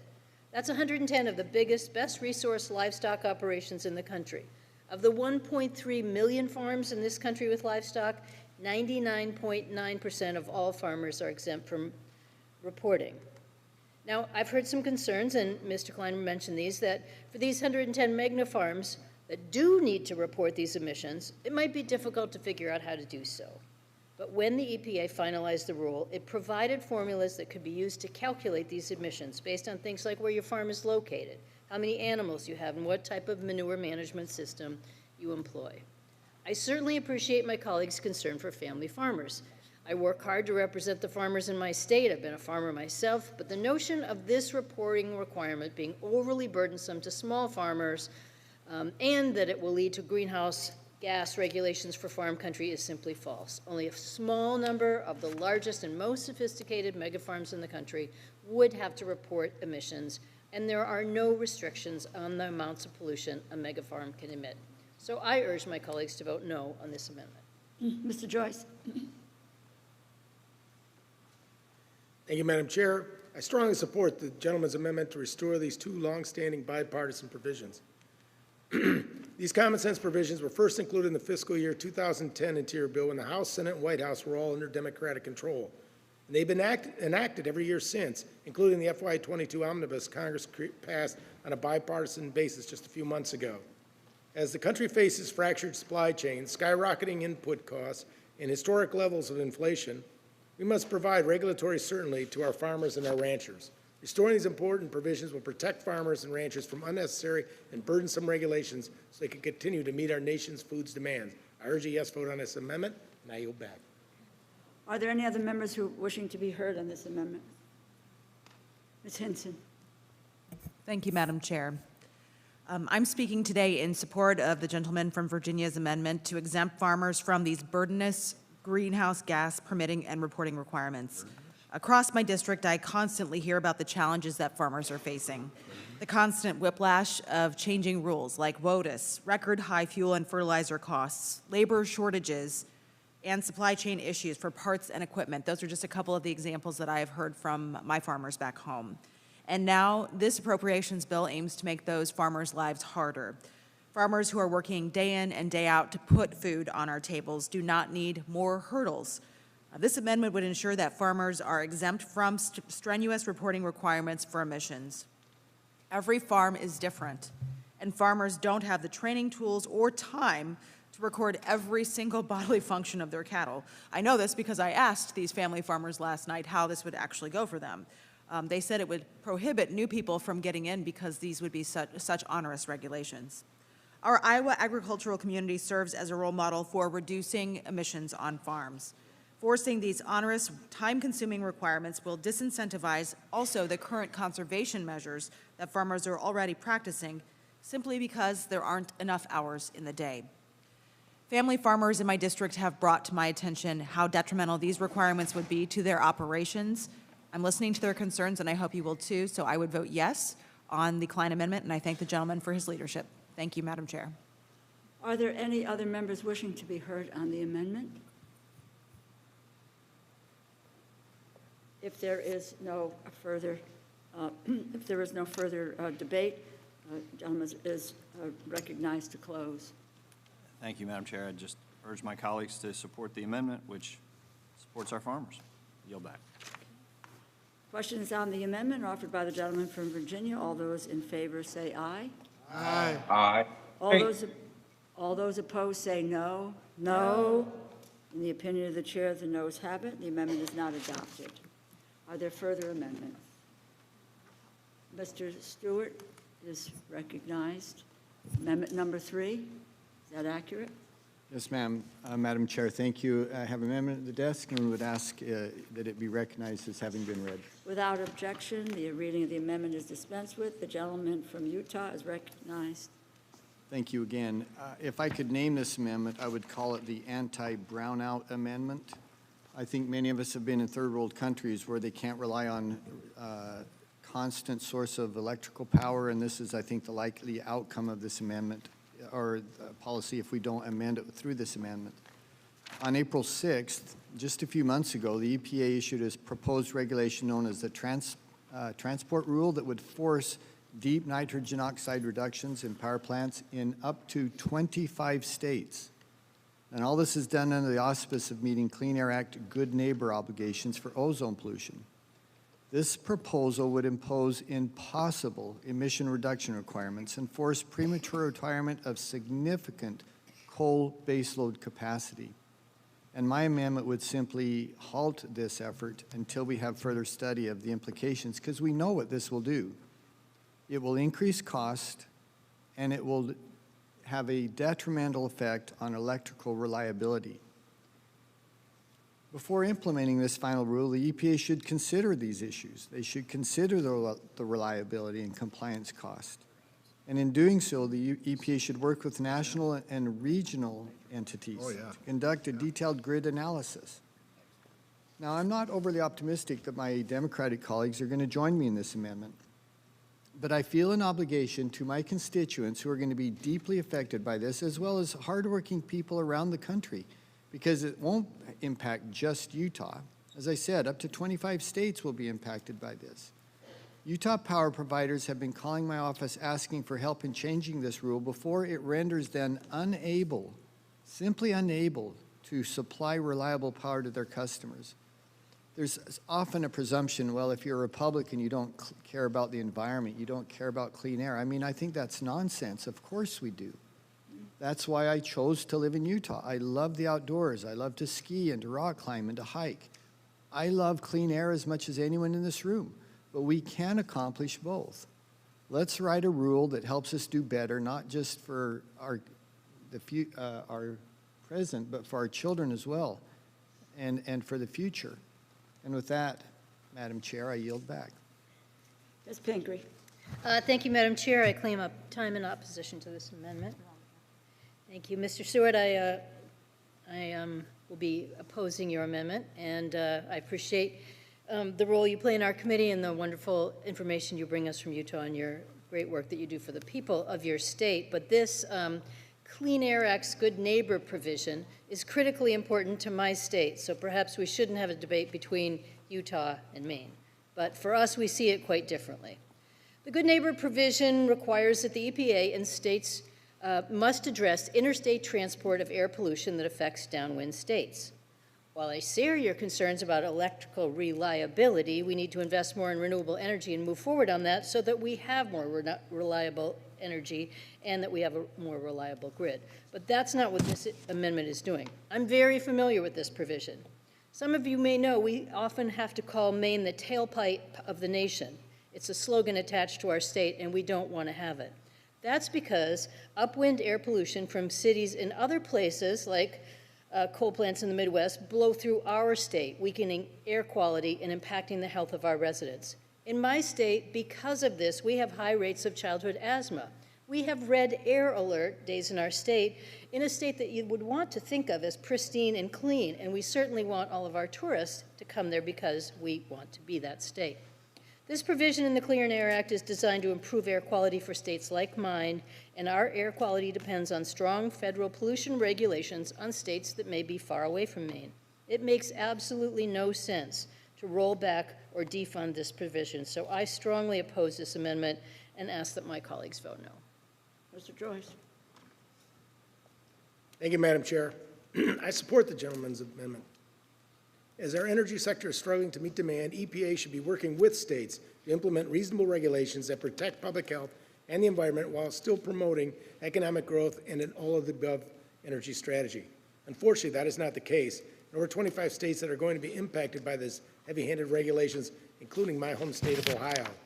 Therefore, I support the amendment to curb the unprecedented pace at which the administration is issuing major new rules to impose burdensome costs and regulatory requirements on states and our energy grid. I yield back. Are there any other members wishing to be heard on the amendment? If there's no further debate, the gentleman from Utah is recognized to close. Well, I'll just close by restating what I think I've already alluded to. I support a transition to cleaner energy. I think most Americans do. But if you're going to have that transition be successful, it's got to make sense, both in time and in cost. If you want Americans to resent green initiatives, then make them pay $5 or $6 a gallon for gas. Make them pay $500 to heat or cool their home every month. This is a new rule that is going to do exactly that. It increases costs. It is going to cost brownouts or create brownouts all across the country. And again, if you want to support and propose and to push forward and make successful green initiatives, as many of us do, you've got to do it in a way that makes sense to the American people. This is unnecessary and it will hurt, and I'd ask for support for the amendment. The question is on the amendment offered by the gentleman from Utah. All those in favor say aye. Aye. All those opposed say no. No. The opinion of the chair, the noes have it, and the amendment is not adopted. Further amendments, Ms. Hinson. It's amendment number 2. Yes, Madam Chair, amendment number 2, and I ask the reading be dispensed with. Without objection, the gentlewoman is recognized. Thank you, Madam Chair. Hinson Amendment number 2 will prohibit the receipt of transferred funds from a border security account, which the underlying bill attempts to redesignate to restore plants that were trampled on by migrants crossing our southern border. In the Homeland Security bill that we marked up last week, a provision was included to allow the U.S. Department of the Interior and the U.S. Forest Service to accept previously appropriated border security funding. So that's taking that from Customs and Border Protection agents and instead using those tax dollars for this type of environmental project. This is nonsense. How far backwards can we go on this? Instead of funding border security, we are using border security funds to restore vegetation that would have likely been fine if we had a secure border in the first place. You can't make that up. The bill already includes millions of dollars for environmental projects, and we do not need to be reducing the safety and security of Americans just to spend more of their hard-earned money on plants. This is a mistaken priority, and it shouldn't even be up for debate today. Funding for plants over human lives and safety and security, that's what's at stake here. This is a mistaken priority. We know the consequences of an open border. The cartels have free rein to traffic fentanyl and methamphetamine into our country and to exploit migrants for profit, which they are doing every week. They're making $1 billion a month on people. This week's horrific events in Texas demonstrate this. Tragically, over 50 migrants were left to die in the back of a tractor trailer. These people were exploited by the cartels with no regard for their lives, taking advantage of our open border at the cost of human life and the security of our communities. Border security is not inhumane, inaction is. Yet here we are debating bills whether to strip away border security funds that we've already agreed to on a bipartisan basis.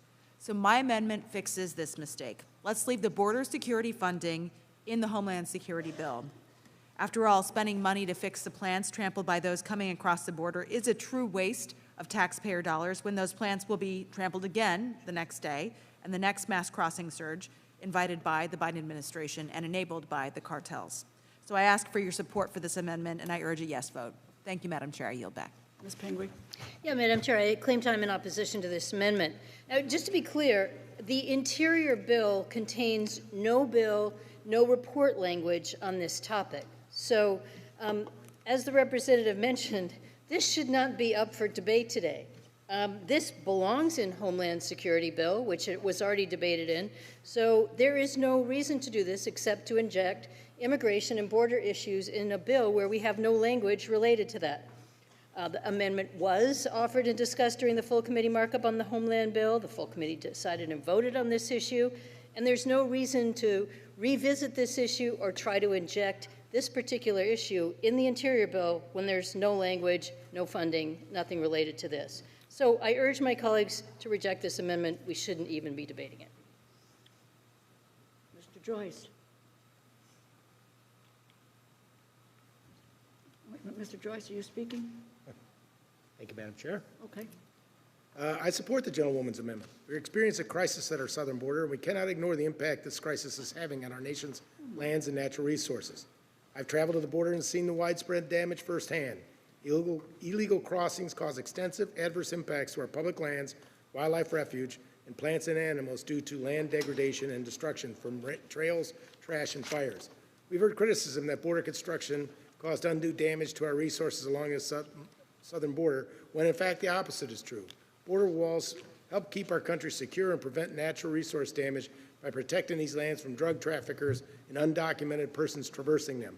I'm not opposed to mitigation efforts on parks and other public lands, but we must solve the root of the immigration problem first if we want to protect the lands for future generations. By prohibiting the Department of Interior and Forest Service from using these funds, the Department of Homeland Security can put the resources to better use to secure our southern border.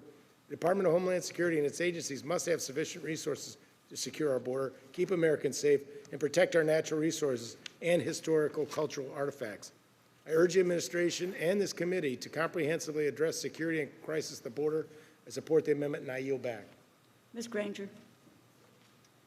I support this amendment. The majority has included provisions allowing agencies in the Interior bill to accept Customs and Border Patrol funding to fix damage at our national parks along the border.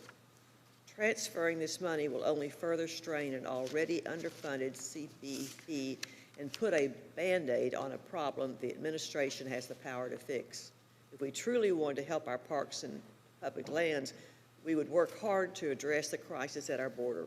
I support this amendment and urge a yes vote. I yield back. Are there any other members? Mr. Harris? Thank you very much, Madam Chair. You know, the gentlelady who chairs the subcommittee indicated that we discussed this last week. Yes, we did. But since our discussion last week, in Santa Ana, California, a suspected drug dealer was charged Friday, same day we had our discussion, with several felonies for possessing enough fentanyl to kill 12 million people. That's what's happening at our southern border.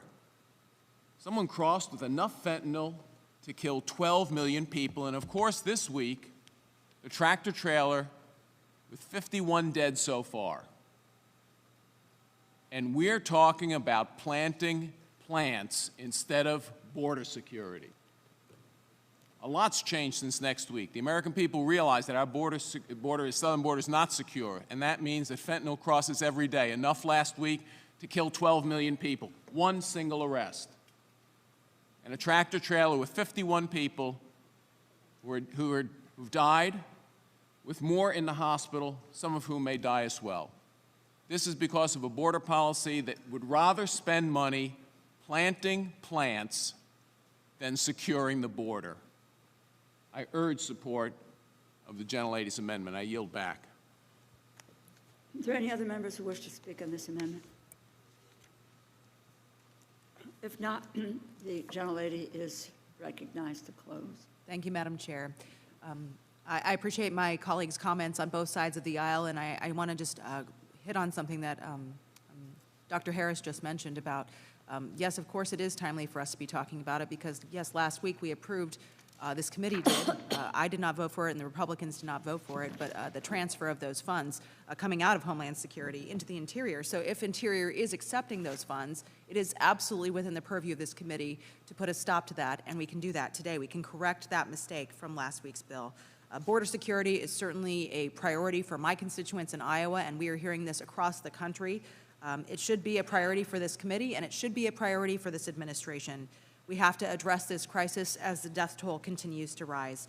So again, I ask you all to support my amendment to block moving these funds from border security to environmental projects. I urge a yes vote, and I yield back. And I'll be asking for a recorded vote, Madam Chair. The question is on the amendment offered by the gentlewoman from Iowa. All those in favor say aye. Aye. All those opposed say no. No. No. In the opinion of the chair, the noes have it. The amendment is not adopted. Recorded vote is requested. Support for recorded vote? Okay. The reluctance to raise the hands or sufficient number being in support. Recorded vote is ordered. The clerk will call the roll. Mr. Adderholt. Mr. Aguilar. Mr. Aguilar votes no. Mr. Amadei. Yes. Mr. Amadei votes aye. Mr. Bishop. No. Mr. Bishop votes no. Mrs. Bustos. Mr. Calvert. Mr. Calvert votes aye. Mr. Carter. Mr. Cartwright. Mr. Cartwright votes no. Mr. Case. Mr. Case votes no. Ms. Clark. Ms. Clark votes no. Mr. Klein. Mr. Klein votes aye. Mr. Cole. Aye. Mr. Cole votes aye. Mr. Christ. No. Mr. Christ votes no. Mr. Cuellar.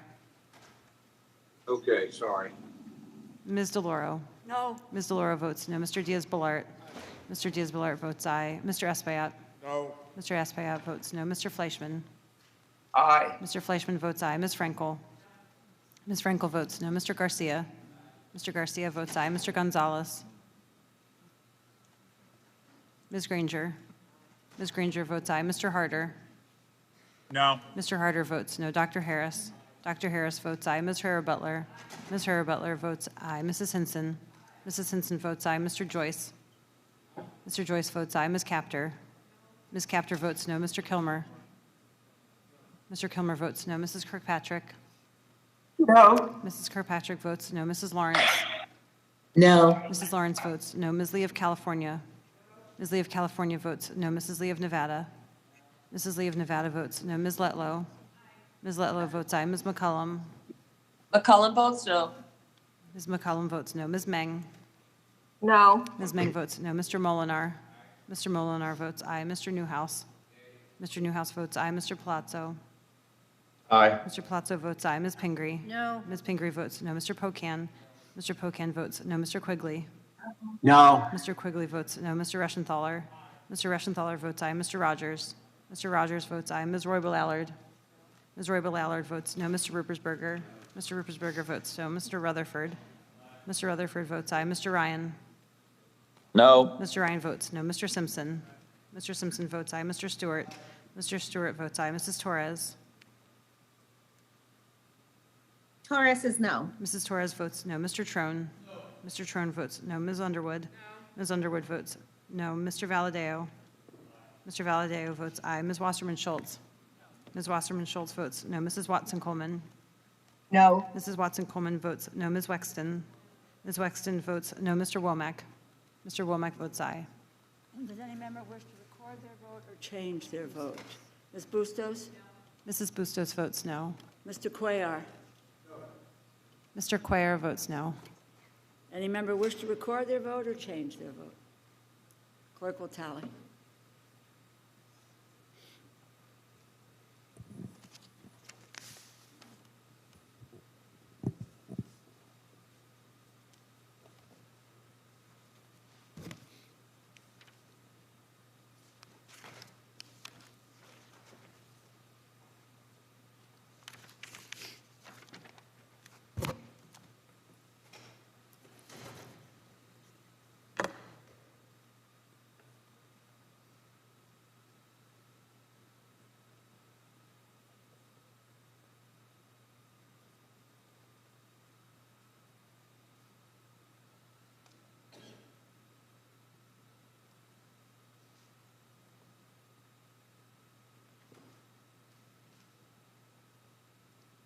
On this vote, the yeas are 23, the nays are 32.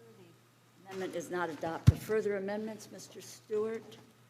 Amendment number 2. Yes, Madam Chair, and I have it at the desk, and we recognize that it be read.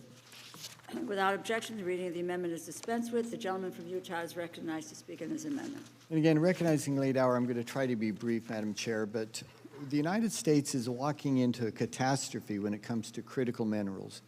And as a reminder of what this might mean, let's look at our recent history. Who among us recognized a few years ago that 90% of our generic drugs were manufactured in China, or that 96% of our antibiotics were manufactured in China? And exactly the same thing is happening with our rare earths. In many instances, 90 or 90% plus of our rare earth minerals are coming from overseas and particularly from China. This amendment simply defunds the administration's efforts to withdraw federal land from mining.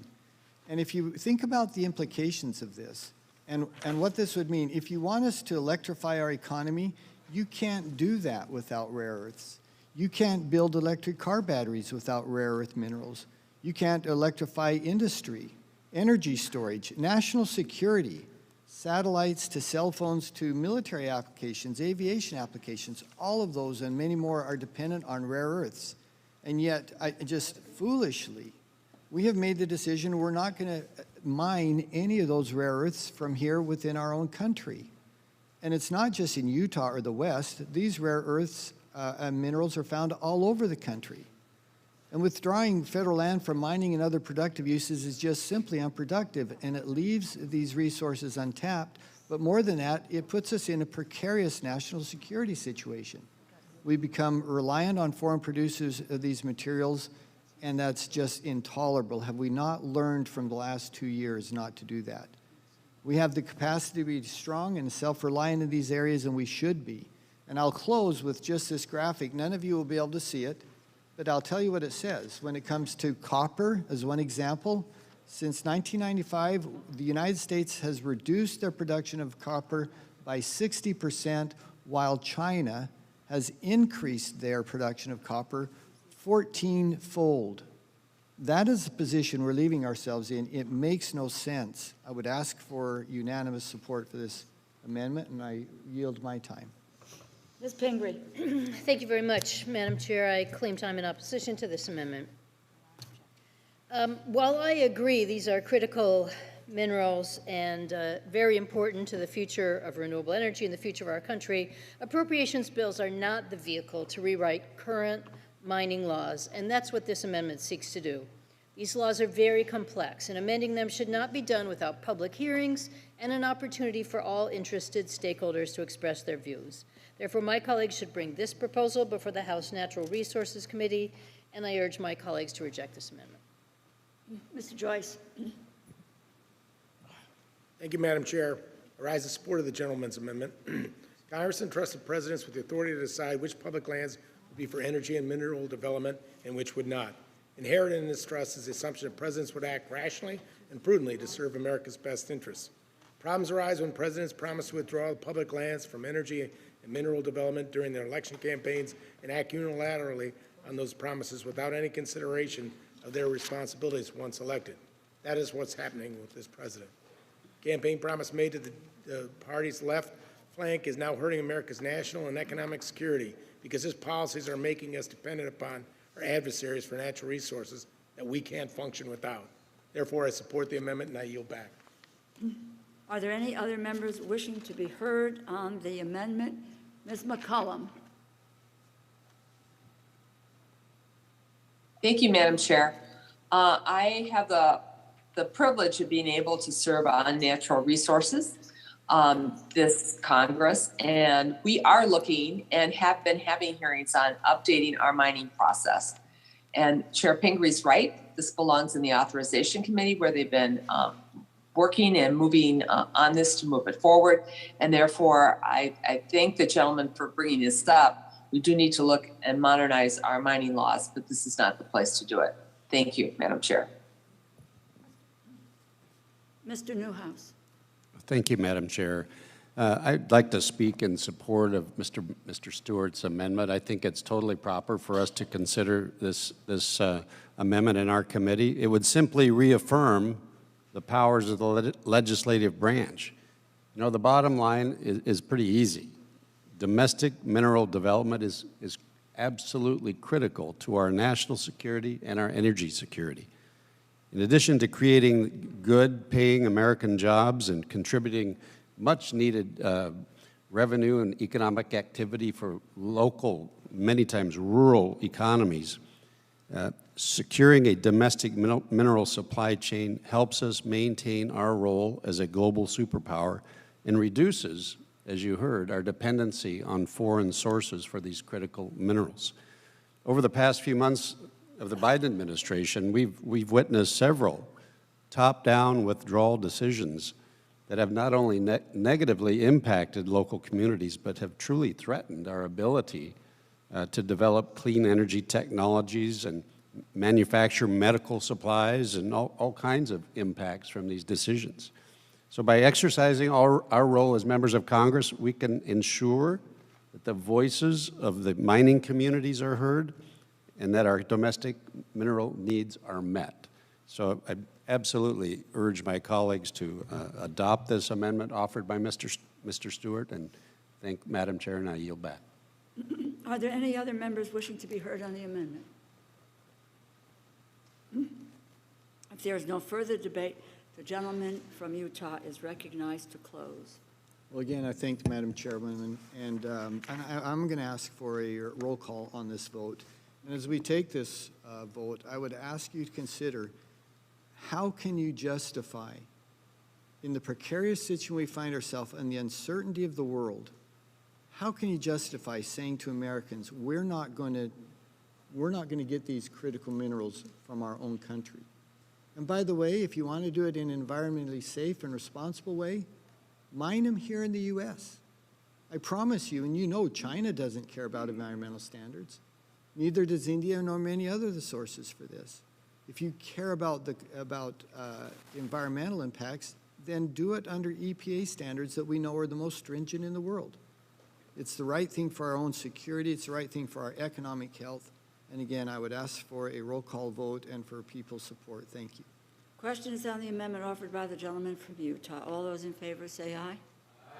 Aye. All those opposed say no. No. No. No. In the opinion of the chair, the noes have it, and the amendment is not adopted. A roll call vote has been requested. Those in favor, please raise your hand. There we go. We got a full complement this time.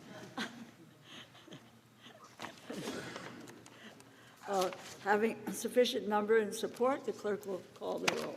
Mr. Adderholt. Mr. Aguilar. Mr. Aguilar votes no. Mr. Amadei. Yes. Mr. Amadei votes aye. Mr. Bishop. No. Mr. Bishop votes no. Mrs. Bustos. Mrs. Bustos votes no. Mr. Calvert. Mr. Calvert votes aye. Mr. Carter. Mr. Cartwright. Mr. Cartwright votes no. Mr. Case. Mr. Case votes no. Ms. Clark. Ms. Clark votes no. Mr. Klein. Mr. Klein votes aye. Mr. Cole. Mr. Cole, you're muted. Mr. Cole. Aye. Mr. Cole votes aye. Mr. Christ. No. Mr. Christ votes no. Mr. Cuellar. Ms. DeLauro. No. Ms. DeLauro votes no. Mr. Diaz-Balart. Mr. Diaz-Balart votes aye. Mr. Espaillat. No. Mr. Espaillat votes no. Mr. Fleischman. Aye. Mr. Fleischman votes aye. Ms. Frankel? Ms. Frankel votes no. Mr. Garcia? Mr. Garcia votes aye. Mr. Gonzalez? Ms. Granger? Ms. Granger votes aye. Mr. Harder? Dr. Harris? Dr. Harris votes aye. Ms. Herrera-Butler? Ms. Herrera-Butler votes aye. Mrs. Hinson? Mrs. Hinson votes aye. Mr. Joyce? Mr. Joyce votes aye. Ms. Capter? Ms. Capter votes no. Mr. Kilmer? Mr. Kilmer votes no. Mrs. Kirkpatrick? No. Mrs. Kirkpatrick votes no. Mrs. Lawrence? No. Mrs. Lawrence votes no. Ms. Lee of California? Ms. Lee of California votes no. Mrs. Lee of Nevada? Mrs. Lee of Nevada votes no. Ms. Letlow? Ms. Letlow votes aye. Ms. McCullum? McCollum votes no. Ms. McCullum votes no. Ms. Meng? No. Ms. Meng votes no. Mr. Molinar? Mr. Molinar votes aye. Mr. Newhouse? Mr. Newhouse votes aye. Mr. Palazzo? Aye. Mr. Palazzo votes aye. Ms. Pingree? No. Ms. Pingree votes no. Mr. Pocan? Mr. Pocan votes no. Mr. Quigley? No. Mr. Quigley votes no. Mr. Reschenthaler? Mr. Reschenthaler votes aye. Mr. Rogers? Mr. Rogers votes aye. Ms. Roybal-Allard? Ms. Roybal-Allard votes no. Mr. Ruppersberger? Mr. Ruppersberger votes no. Mr. Rutherford? Mr. Rutherford votes aye. Mr. Ryan? No. Mr. Ryan votes no. Mr. Simpson? Mr. Simpson votes aye. Mr. Stewart? Mr. Stewart votes aye. Mrs. Torres? No. Mrs. Torres votes no. Mr. Trone? Ms. Underwood? No. Ms. Underwood votes no. Mr. Valadeo? Mr. Valadeo votes aye. Ms. Wasserman Schultz? Ms. Wasserman Schultz votes no. Mrs. Watson Coleman? No. Mrs. Watson Coleman votes no. Ms. Wexton? Ms. Wexton votes no. Mr. Womack? Mr. Womack votes aye. Does any member wish to record their vote or change their vote? Square? Mr. Harder votes no. Mr. Quare votes no. Mr. Harder votes no. Any member wishing to record their vote or change their vote? Clerk will tally. Oh, Mr. Trone? Mr. Trone votes no.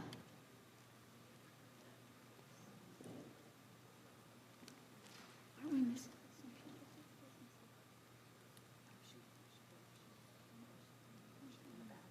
Okay, maybe she's in the back. Yeah, I didn't.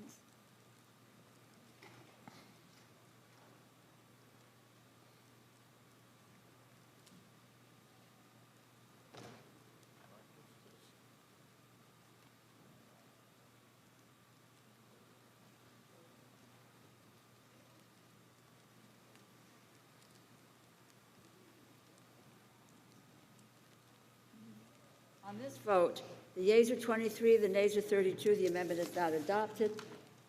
Further amendments, Mr. Simpson? Thank you, Chairwoman. I appreciate that. I have an amendment to this, and I'd ask unanimous consent that it be Without considered read. objection, the gentleman is then recognized to speak on his amendment. Thank you. I'll be as quick as I can, but this is vitally important subject. It's the same subject that Mr. Stewart was just talking about, but I know it's late in the afternoon and nobody's listening anyway. Oh. But this is a debate that this Congress needs to have. It is vital to our future. As a nation, we've grown far too dependent on foreign nations to supply the minerals that we need to develop for the development of emerging clean energy technologies and for our national defense. The Biden administration has identified critical minerals as a key component of our supply chain vulnerabilities, but restrictions in place in current permitting processes have made it almost impossible to access our domestic supply of these critical minerals. And we have these critical minerals on most of our public lands. You just can't get to them because of the permitting process that's so onerous in this country. Let me read something to you. The start of it, anyway, as soon as I can open my phone. Okay. This is from E&E, Energy and Environment. Energy Wire. A pro-China, listen to this. A pro-China online campaign sought to gin up opposition to rare earth minerals projects in the United States and elsewhere. According to a recent report, a new risk for auto and energy technology companies that rely on these minerals. The cybersecurity firm Mandate tracked thousands of fake social media accounts that aim to encourage protests against Western rare earth companies that China considered as a threat to their dominance of the sector. That's what's happening in this country. In fact, one China official said that if we tried to disrupt the supply chain that currently exists, they would consider that the beginning of World War III. Think about that for a minute. That's what we're facing. Now, this is not the Democrats' fault. This is not the Republicans' fault. It's all of our fault. It's something that we've known about, but we just really haven't paid a whole lot of attention to. It's important to remember that the mining practices that we see today, some people see, when you say the word mining, they think of, the 1800s when you took a fire hose and blew away the side of a mountain and filtered out the gold.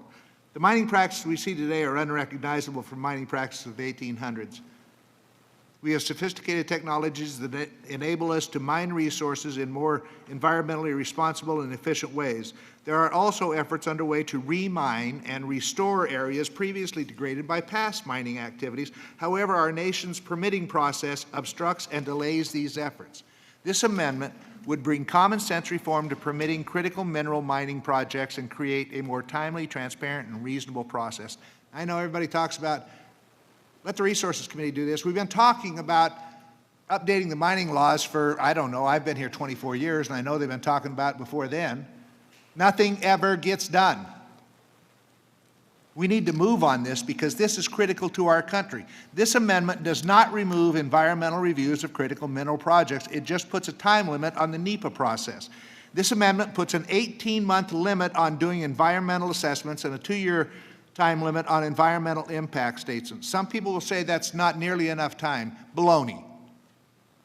The federal government can act quickly if it wants to. You've all seen them do it. It's like the Senate. Senate can take forever to do something, or they can do something overnight. It depends on how interested they are. These are reasonable time limits for the necessary agency work, and the text included a relief valve for more complicated projects that require more time if the agency is working in good faith with the project sponsor. If adopted, this amendment would ensure timely science-based environmental reviews and permitting to encourage responsible domestic mining vital to the future of emerging technologies and our national defense. Lastly, let me just say this. From copper to nickel to silver to lithium, a wide range of minerals are absolutely essential to produce the building blocks of our energy future, and demand is growing. The World Bank Group estimates mineral production demands could increase by nearly 500% by 2050. The Center for Strategic and International Studies has cited a 1,000% jump. This is critical, and this is a debate this Congress needs to have, or we'll look back and say, we wish we had done something when we could. I yield back. Ms. Pingree. Thank you very much, Madam Chair. I claim time in opposition to this amendment. This amendment would set an arbitrary clock on these environmental assessments and impact statements without any regard to the complexity of the project. While I certainly agree with Mr. Simpson, and we do all appreciate the importance of critical minerals, that is why the Infrastructure Investment and Jobs Act provides $64 million per year over the next 5 years for a total of $320 million for Earth MRI to identify areas with potential critical mineral resources. The Department of Interior is already streamlining permitting, but not at the expense of the environment, opportunities for public input, or ensuring a quality review that will be upheld in any litigation. On May 11, 2022, the Biden-Harris administration released a permitting action plan that will strengthen and accelerate federal permitting and environmental reviews by fully leveraging existing permitting authorities. This plan ensures that the federal environmental reviews and permitting processes are effective and transparent and guided by the best available science. The President has also authorized the use of the Defense Production Act to support responsible production of 5 critical minerals: lithium, cobalt, graphite, nickel, and manganese, that are a priority for production of minerals used for large capacity batteries. We are making significant strides to streamline the process, and setting arbitrary deadlines for completion of project reviews will adversely impact the quality of the review and the opportunities for public impact. So I oppose this amendment. I think we're working hard to make this happen. We all understand the value of critical minerals, and I yield back. Mr. Joyce. Thank you, Madam Chair. I rise in strong support of the gentleman's amendment. Much of the frustration with government is the extraordinary amount of time it takes to get permits for just about everything. It is true at local levels, and it is also true at the federal level. Granted, permits are important for protecting infringement on other people's rights and protecting the environment, among other things. And many permit applications involve complicated projects requiring extensive analysis and review. The problem is when the reviewing officials have no incentive to move fast. Applicants are not paying the customers who could take their business elsewhere if they don't like the service. Reviewing officials aren't graded at the rate at which they process applications. They're not compensated for staying late on a Friday to finish up something and move it off their desk. I support this amendment because it puts a reasonable clock on the permit applications. The rate at which this administration is approving renewable energy permits fits comfortably within the time limits imposed by this amendment. So it can be done if agency personnel are sufficiently motivated and compensated for their work. I urge adoption of this amendment to help get government moving and get America back in control of its energy and mineral supplies. I yield back. Are there any other members wishing to be heard on this amendment? Mr. Calvert. I know it's going to be a shock to some, but the Chinese intelligence service is operating in the United States against U.S. interests. They're doing that right now. They do that every day. And one of their biggest interests is to keep the United States from being self-reliant on critical minerals. And they're doing a very good job because in spite of what was said about streamlining the permit process, no permits have been granted as far as I know. We only have one operating critical mineral facility open in the United States presently, and almost all processing of critical minerals is done outside of the United States. And guess where? China. So whatever little amount of critical minerals we do produce here, we have to send to China to have it processed. Now that makes no sense at all. This is something that we must pass. Rather than having a national emergency where we're going to have to declare an emergency and then bypass all environmental rules, or do something that's common sense and pass the Simpson Amendment, I would encourage everyone to vote aye. Ms. McCollum. Thank you, Madam Chair. I don't oppose the gentleman, but I do oppose this particular amendment at this time. Most of you are well aware of a rush permitting process when we were in the middle of a scientific review to protect clean drinking water. 20% of the cleanest drinking water in the National Forest Program is up in the BWCA, the Boundary Waters Canoe area. The Trump administration decided to pull back on permits and just move all forward ahead, said that they would issue a study, didn't issue the study. When this committee, the Interior Committee, tried to ask for a copy of what we as taxpayers had paid for, Mr. Joyce, all of us were sitting there. What did they send us? They sent us pages and pages of blank, redacted information, and they were just moving full steam ahead. Now, I want you to know that I agree with Mr. Calvert and with Mr. Simpson. It is shocking the amount of materials that are here mined in the United States, copper in particular, that's shipped over to China. And it's probably being used against us. So I hear the gentleman loud and clear. And I think Mr. Simpson is his frustration and what's happening with mining. And we heard that a little bit from Mr. Stewart too. I think there's some real basis for it. I don't discount that at all. But this is an overbroad amendment, and I think it's been brought in just because of the frustration that we are all feeling. No one here denies that we don't need to establish supply lines for critical minerals, and we need to process them here in the United States so we have control over them. But there's another critical resource, and this is the one that I brought up when there was a big rush to just move forward, and that's water. And so I really do think we need to look at these mine plans and how we move forward in a way that looks at the way we need to treat water these days. You know, in Minnesota, we never worried about water for a long time. Even in the constituency I represent, White Bear Lake, Minnesota, no, people didn't worry about it. The lake went down, the lake went down. All of a sudden we realized we had a problem. And then we had PFAS contamination. I have numerous municipalities that have to filter all their drinking water for PFAS, and we're finding it in water all over. And so I think when it comes to water, something we typically don't put a price on unless we're at the airport, we want to buy a bottle of it. We need to straighten up and fly right when it comes to water. And so I oppose this amendment because it doesn't do, I think, the deep carve-outs that we need to do and say, what else besides minerals is a national security interest? And I think water is.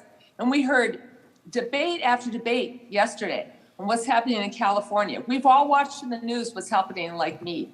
So, Mr. Simpson, I know you're well-intentioned on this, but I think you will agree with me that water is an important natural resource, and that's why I think we need to put pressure on the committees.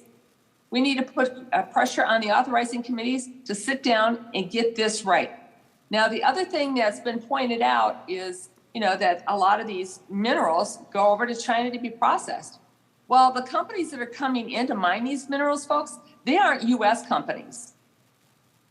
They're international conglomerates. So they get the lease, they can send it wherever they want.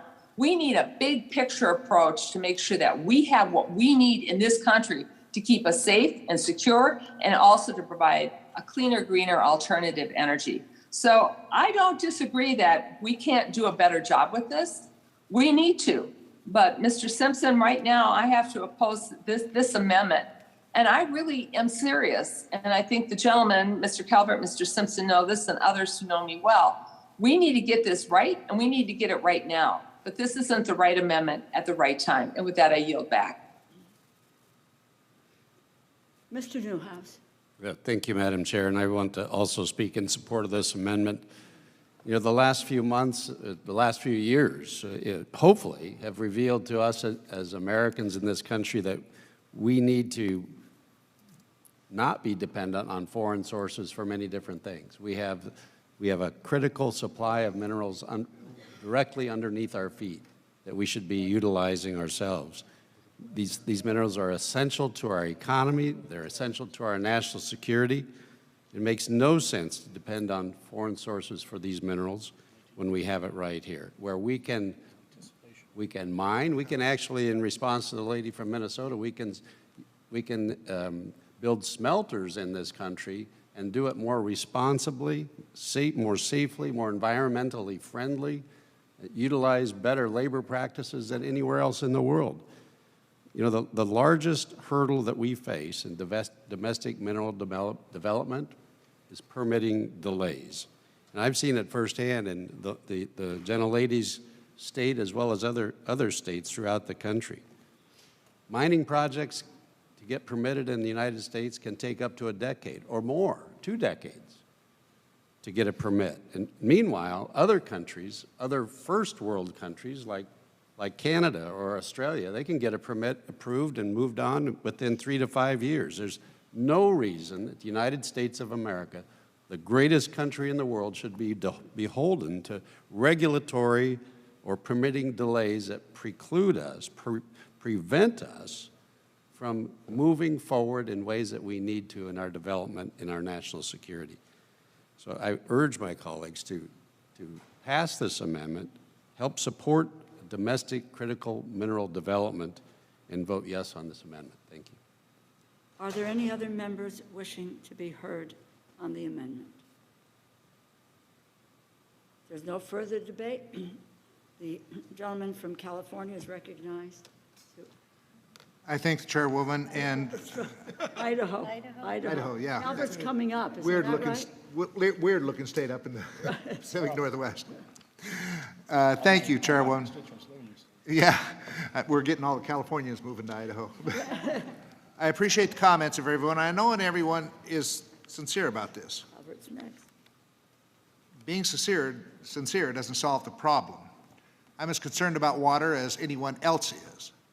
If I didn't think that we could permit these things, it's not just there's an arbitrary timeline on permitting right now. It's called forever. And that's how long it can take. It generally takes 7 to 10 years to get permitted. It can reduce the value of a mine by 1/3 just by the delays in permitting. We've known this for years. Everybody's known about it. We talked about it for years. But you know what? No is not an answer. We have to do something. If you've got a better solution, let's hear it. All I'm saying is, let's reduce the permitting time. And by the way, there is, the text includes a relief valve for more complicated projects. So it's not just a straight 24-month or a 2-year for the environmental impact statements or 18 months for environmental assessments. I guarantee you the federal government can get those done if someone just kicks them in the butt to do it. And that's what this is intended to do. I'm not telling them to approve them or reject them. I'm just saying, get off your duff and get this stuff done, because it's critical to our future in this country. As I said, if you got a better solution, let's hear it. You go back. The question is on the amendment offered by the gentleman from Idaho. All those in favor say aye. Aye. All those opposed say no. No. No. In the opinion of the chair, the noes have it, and the amendment is not adopted. A recorded vote is requested. All those in favor, raise your hand. I got it. So Hello. Amity. I've got it too here. A sufficient number being in support, recorded vote is ordered. The clerk will call the roll. Mr. Adderholt. Mr. Aguilar. Mr. Aguilar votes no. Mr. Amadei. You're muted, sir. Can you unmute? Mr. Amadei. Still yes. Mr. Amadei votes aye. Mr. Bishop. No. Mr. Bishop votes no. Mrs. Bustos. Mrs. Bustos votes no. Mr. Calvert. Mr. Calvert votes aye. Mr. Carter. Mr. Cartwright. Mr. Cartwright votes no. Mr. Case. Mr. Case votes no. Ms. Clark. Ms. Clark votes no. Mr. Klein. Mr. Klein votes aye. Mr. Cole. Aye. Mr. Cole votes aye. Mr. Christ. No. Mr. Christ votes no. Mr. Cuellar. Ms. DeLauro. No. Ms. DeLauro votes no. Mr. Diaz-Balart. Mr. Diaz-Balart votes aye. Mr. Espaillat. No. Mr. Espaillat votes no. Mr. Fleischman. Aye. Mr. Fleischman votes aye. Ms. Frankel. Ms. Frankel votes no. Mr. Garcia. Mr. Garcia votes aye. Mr. Gonzalez. Mr. Gonzalez votes aye. Ms. Granger. Ms. Granger votes aye. Mr. Harder. No. Mr. Harder votes no. Dr. Harris. Dr. Harris votes aye. Ms. Herrera-Butler. Ms. Herrera-Butler votes aye. Mrs. Hinson. Mrs. Hinson votes aye. Mr. Joyce. Mr. Joyce votes aye. Ms. Capter. Ms. Capter votes no. Mr. Kilmer. Mr. Kilmer votes no. Mrs. Kirkpatrick. No. Mrs. Kirkpatrick votes no. Mrs. Lawrence. No. Mrs. Lawrence votes no. Ms. Lee of California. No. Ms. Lee of California votes no. Mrs. Lee of Nevada. Mrs. Lee of Nevada votes no. Ms. Letlow. Ms. Letlow votes aye. Ms. McCullum. McCullum votes no. Ms. McCullum votes no. Ms. Meng. No. Ms. Meng votes no. Mr. Molinar. Mr. Molinar votes aye. Mr. Newhouse. Mr. Newhouse votes aye. Mr. Palazzo. Aye. Mr. Palazzo votes aye. Ms. Pingree. No. Ms. Pingree votes no. Mr. Pocan. Mr. Pocan votes no. Mr. Quigley. No. Mr. Quigley votes no. Mr. Reschenthaler. Mr. Reschenthaler votes aye. Mr. Rogers. Mr. Rogers votes aye. Ms. Roybal-Allard. Ms. Roybal-Allard votes no. Mr. Ruppersberger. Mr. Ruppersberger votes no. Mr. Rutherford. Mr. Rutherford votes aye. Mr. Ryan. Aye. Mr. Ryan votes aye. Mr. Simpson. Mr. Simpson votes aye. Mr. Stewart. Mr. Stewart votes aye. Mrs. Torres.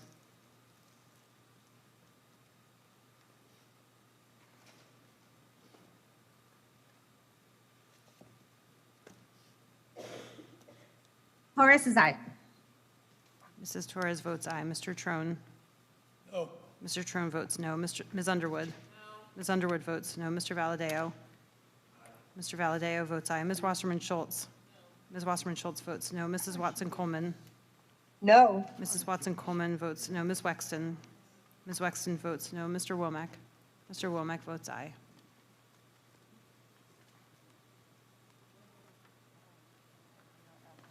Does any member wish to record their vote or change their vote? Mr. Cuellar. Mr. Cuellar votes aye. Mr. Cuellar votes aye. Torres votes no. Mrs. Torres votes no.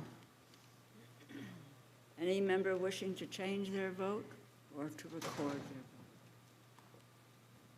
Clerk will tally.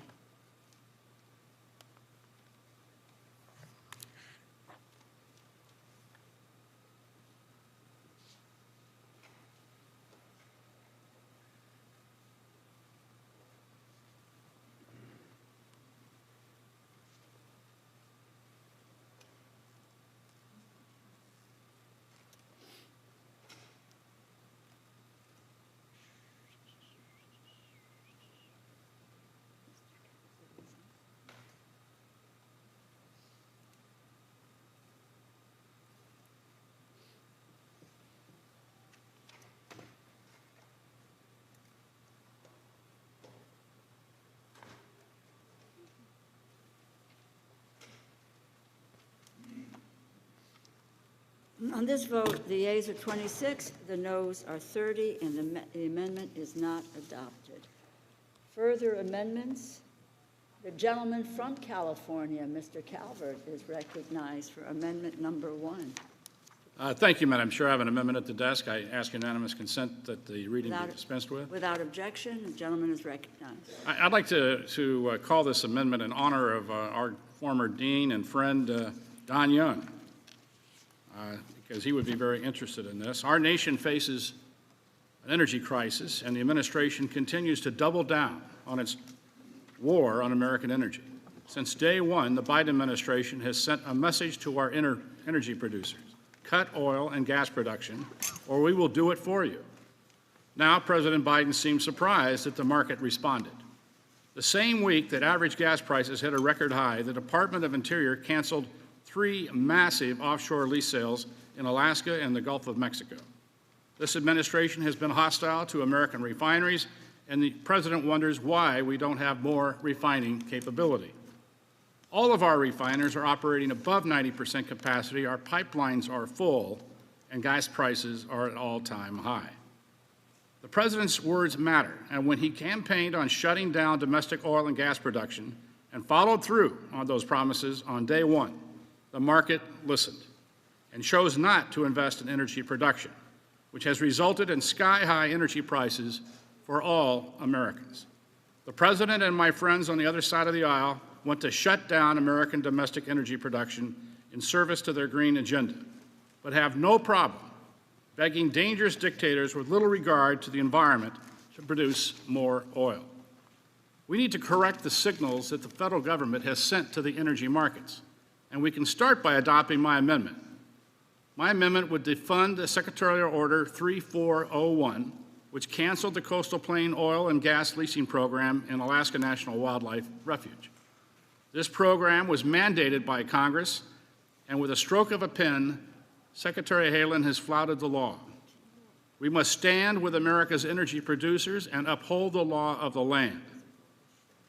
Don Young is watching, so I urge my colleagues to support my amendment, and I yield back.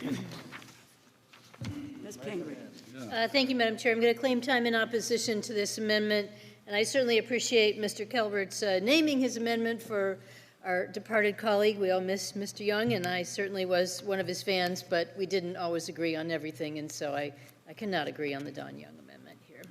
The Arctic National Wildlife Refuge sustains people, wildlife, and fish in the northern corner of Alaska. It's the traditional homeland of the Gwich'in people that rely on it for their survival, and it's a critical home to migratory and resident wildlife. On June 1, 2021, the Interior Department formally suspended oil and gas drilling leases in this pristine ecosystem until the finalization of its environmental review of leases offered during the prior administration. A better review of any environmental impacts is imperative in this unique wilderness, which is inhabited by muskox, caribou, and the imperiled polar bears. We should not impede this review, and I urge my colleagues to reject this amendment. Thank you, Madam Chair. I rise in support of this Dean Young amendment. Congress set aside a portion of ANWR in 1980 for petroleum exploration and development. This policy came on the heels of the Arab oil embargo, which left Americans waiting in long lines at the pump for rationed fuel at inflated prices. Sound familiar? We find ourselves in a similar situation today, with record high fuel prices and an administration begging our adversaries for fuel. No matter how fast Democrats try to push America into renewables before the technology and market are ready, this fact remains. Cutting off our own supplies of domestic energy does not move us to renewables any faster. It only makes us more dependent on other nations. And this dependency impacts our national security, the economy, and our citizens who just want affordable, reliable energy. That's why we need to get back to an all-of-the-above domestic energy policy and a more reasonable transition to a sustainable energy future. I urge a yes vote on this amendment, and I yield back. Are there other members wishing to be heard on the amendment? I'd like to make a comment on this because we've had a discussion the last, I don't know, maybe hour or so about who's blocking what and why we cannot extract minerals and a permitting process that is holding back from moving forward. And that may be true in the area of minerals, but I'd like to address that in the area of the production of crude oil. The fact of the matter is 26 million onshore acres under lease. 53% are non-producing. Department of the Interior, the oil and gas industry have 9,600 approved permits. They have the permits that are available to drill. We have moved on this. They refuse to drill. Why? Because it keeps production low and it raises prices. Let's go there again. It is about price gouging. So understand it on one side and agree to it. And if there are blockages on the other, let's deal with it. But come on. 9,600 approved permits. Why haven't they drilled? And it is really unbelievable that we cannot recognize and be honest about a debate and discussion about an issue that's facing the American people every single day, and that is the high price of oil. This is wrong what the oil companies are doing, at the same time just making dollars hand over fist at the expense of the American people. And if we were really serious about facing this challenge, that we could come together and tell them, Mr. Simpson, to get off their duff, use the permits that they have, drill where they have the opportunity to do that, and produce more product here so that we can give some relief to the American people. You just can't have it both ways. Are there any other members wishing to be heard on the amendment? No further debate. The gentleman from California is recognized to close on his amendment. The oil industry has been told they're going to be put out of business. So why would you invest money in drilling a well that costs a lot of money if you've been told you're no longer going to be in business? The administration bears a significant responsibility for the dramatic gas price increase. I could belabor the decision to cancel the Keystone Pipeline or prohibition on new oil and gas leases, which sends a signal to the futures market.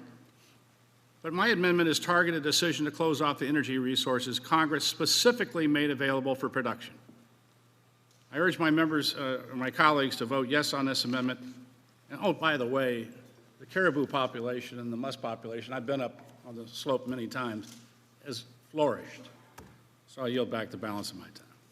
Question is on the amendment offered by the gentleman from California. All those in favor say aye. All those opposed say no. No, in the opinion of the chair, the noes have it. The amendment is not adopted. Are there further amendments?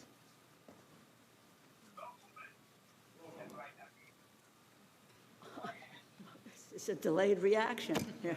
Okay. Sufficient number having raised their hands, we will move to a recorded vote. A recorded vote is ordered. The clerk will read the roll. Mr. Adderholt. Mr. Aguilar. Mr. Aguilar votes no. Mr. Amade. Yes. Mr. Amade votes aye. Mr. Bishop. Yes. Mr. Bishop votes aye. Mrs. Bustos. Mrs. Bustos votes no. Mr. Calvert. Mr. Calvert votes aye. Mr. Carter. Mr. Cartwright. Mr. Cartwright votes no. Mr. Case. Mr. Case votes no. Ms. Clark. Ms. Clark votes no. Mr. Klein. Mr. Klein votes aye. Mr. Cole. Aye. Mr. Cole votes aye. Mr. Christ. No. Mr. Christ votes no. Mr. Cuellar. Ms. DeLauro. No. Ms. DeLauro votes no. Mr. Diaz-Balart. Mr. Diaz-Balart votes aye. Mr. Espaillat. No. Mr. Espaillat votes no. Mr. Fleischman. Aye. Mr. Fleischman votes aye. Ms. Frankel. Ms. Frankel votes no. Mr. Garcia. Mr. Garcia votes aye. Mr. Gonzalez. Mr. Gonzalez votes aye. Ms. Granger. Ms. Granger votes aye. Mr. Harder. No. Mr. Harder votes no. Dr. Harris. Dr. Harris votes aye. Ms. Herrera-Butler. Ms. Herrera-Butler votes aye. Mrs. Henson. Mrs. Henson votes aye. Mr. Joyce. Mr. Joyce votes aye. Ms. Capter. Ms. Capter votes no. Mr. Kilmer. Mr. Kilmer votes no. Mrs. Kirkpatrick. No. Mrs. Kirkpatrick votes no. Mrs. Lawrence. No. Mrs. Lawrence votes no. Ms. Lee of California. Ms. Lee of California votes no. Mrs. Lee of Nevada. Mrs. Lee of Nevada votes no. Ms. Letlow. Ms. Letlow votes aye. Ms. McCullum. McCullum votes no. Ms. McCullum votes no. Ms. Meng. No. Ms. Meng votes no. Mr. Molinar. Mr. Molinar votes aye. Mr. Newhouse. Mr. Newhouse votes aye. Mr. Palazzo. Aye. Mr. Palazzo votes aye. Ms. Pingree. Ms. Pingree votes no. Mr. Pocan. Mr. Pocan votes no. Mr. Quigley. No. Mr. Quigley votes no. Mr. Reschenthaler. Mr. Reschenthaler votes aye. Mr. Rogers. Mr. Rogers votes aye. Ms. Roybal-Allard. Ms. Roybal-Allard votes no. Mr. Ruppersberger. Mr. Ruppersberger votes no. Mr. Rutherford. Mr. Rutherford votes aye. Mr. Ryan. No. Mr. Ryan votes no. Mr. Simpson. Mr. Simpson votes aye. Mr. Stewart. Mr. Stewart votes aye. Mrs. Torres. No. Mrs. Torres votes no. Mr. Trone. No. Mr. Trone votes no. Ms. Underwood. No. Ms. Underwood votes no. Mr. Valadeo. Mr. Valadeo votes aye. Ms. Wasserman Schultz. Ms. Wasserman Schultz votes no. Mrs. Watson Coleman. No. Mrs. Watson Coleman votes no. Ms. Wexton. Ms. Wexton votes no. Mr. Womack. Mr. Womack votes aye. Wish to record their vote or change their vote? Mr. Cuellar? Mr. Cuellar votes aye. Any member wish to record their vote or change it? The clerk will tell.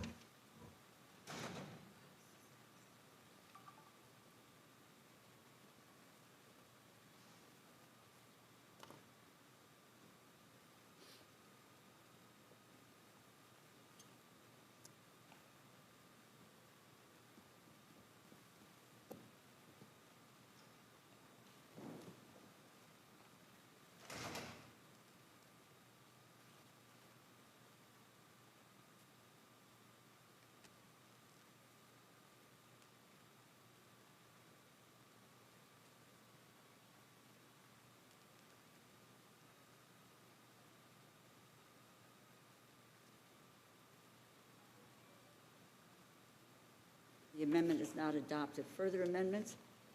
Mr. Newhouse is recognized. Thank you, Madam Chair. I have an amendment at the desk and would ask unanimous consent to consider the amendment read. Without objection, it's Thank you, Madam Chair. go for This amendment is very simple. It would pause the Biden administration's WOTUS rulemaking until the Supreme Court hands down their decision on this fall's case of Sackett versus the Environmental Protection Agency. For nearly a decade, our communities, our businesses, our private landowners across the country who depend on clean water have truly been in legal limbo, subject to constant political back and forth on the definition of waters of the United States. I said this yesterday during the Energy and Water Markup, that the Obama-era WOTUS rule was the most egregious regulatory overreach by the federal government in history.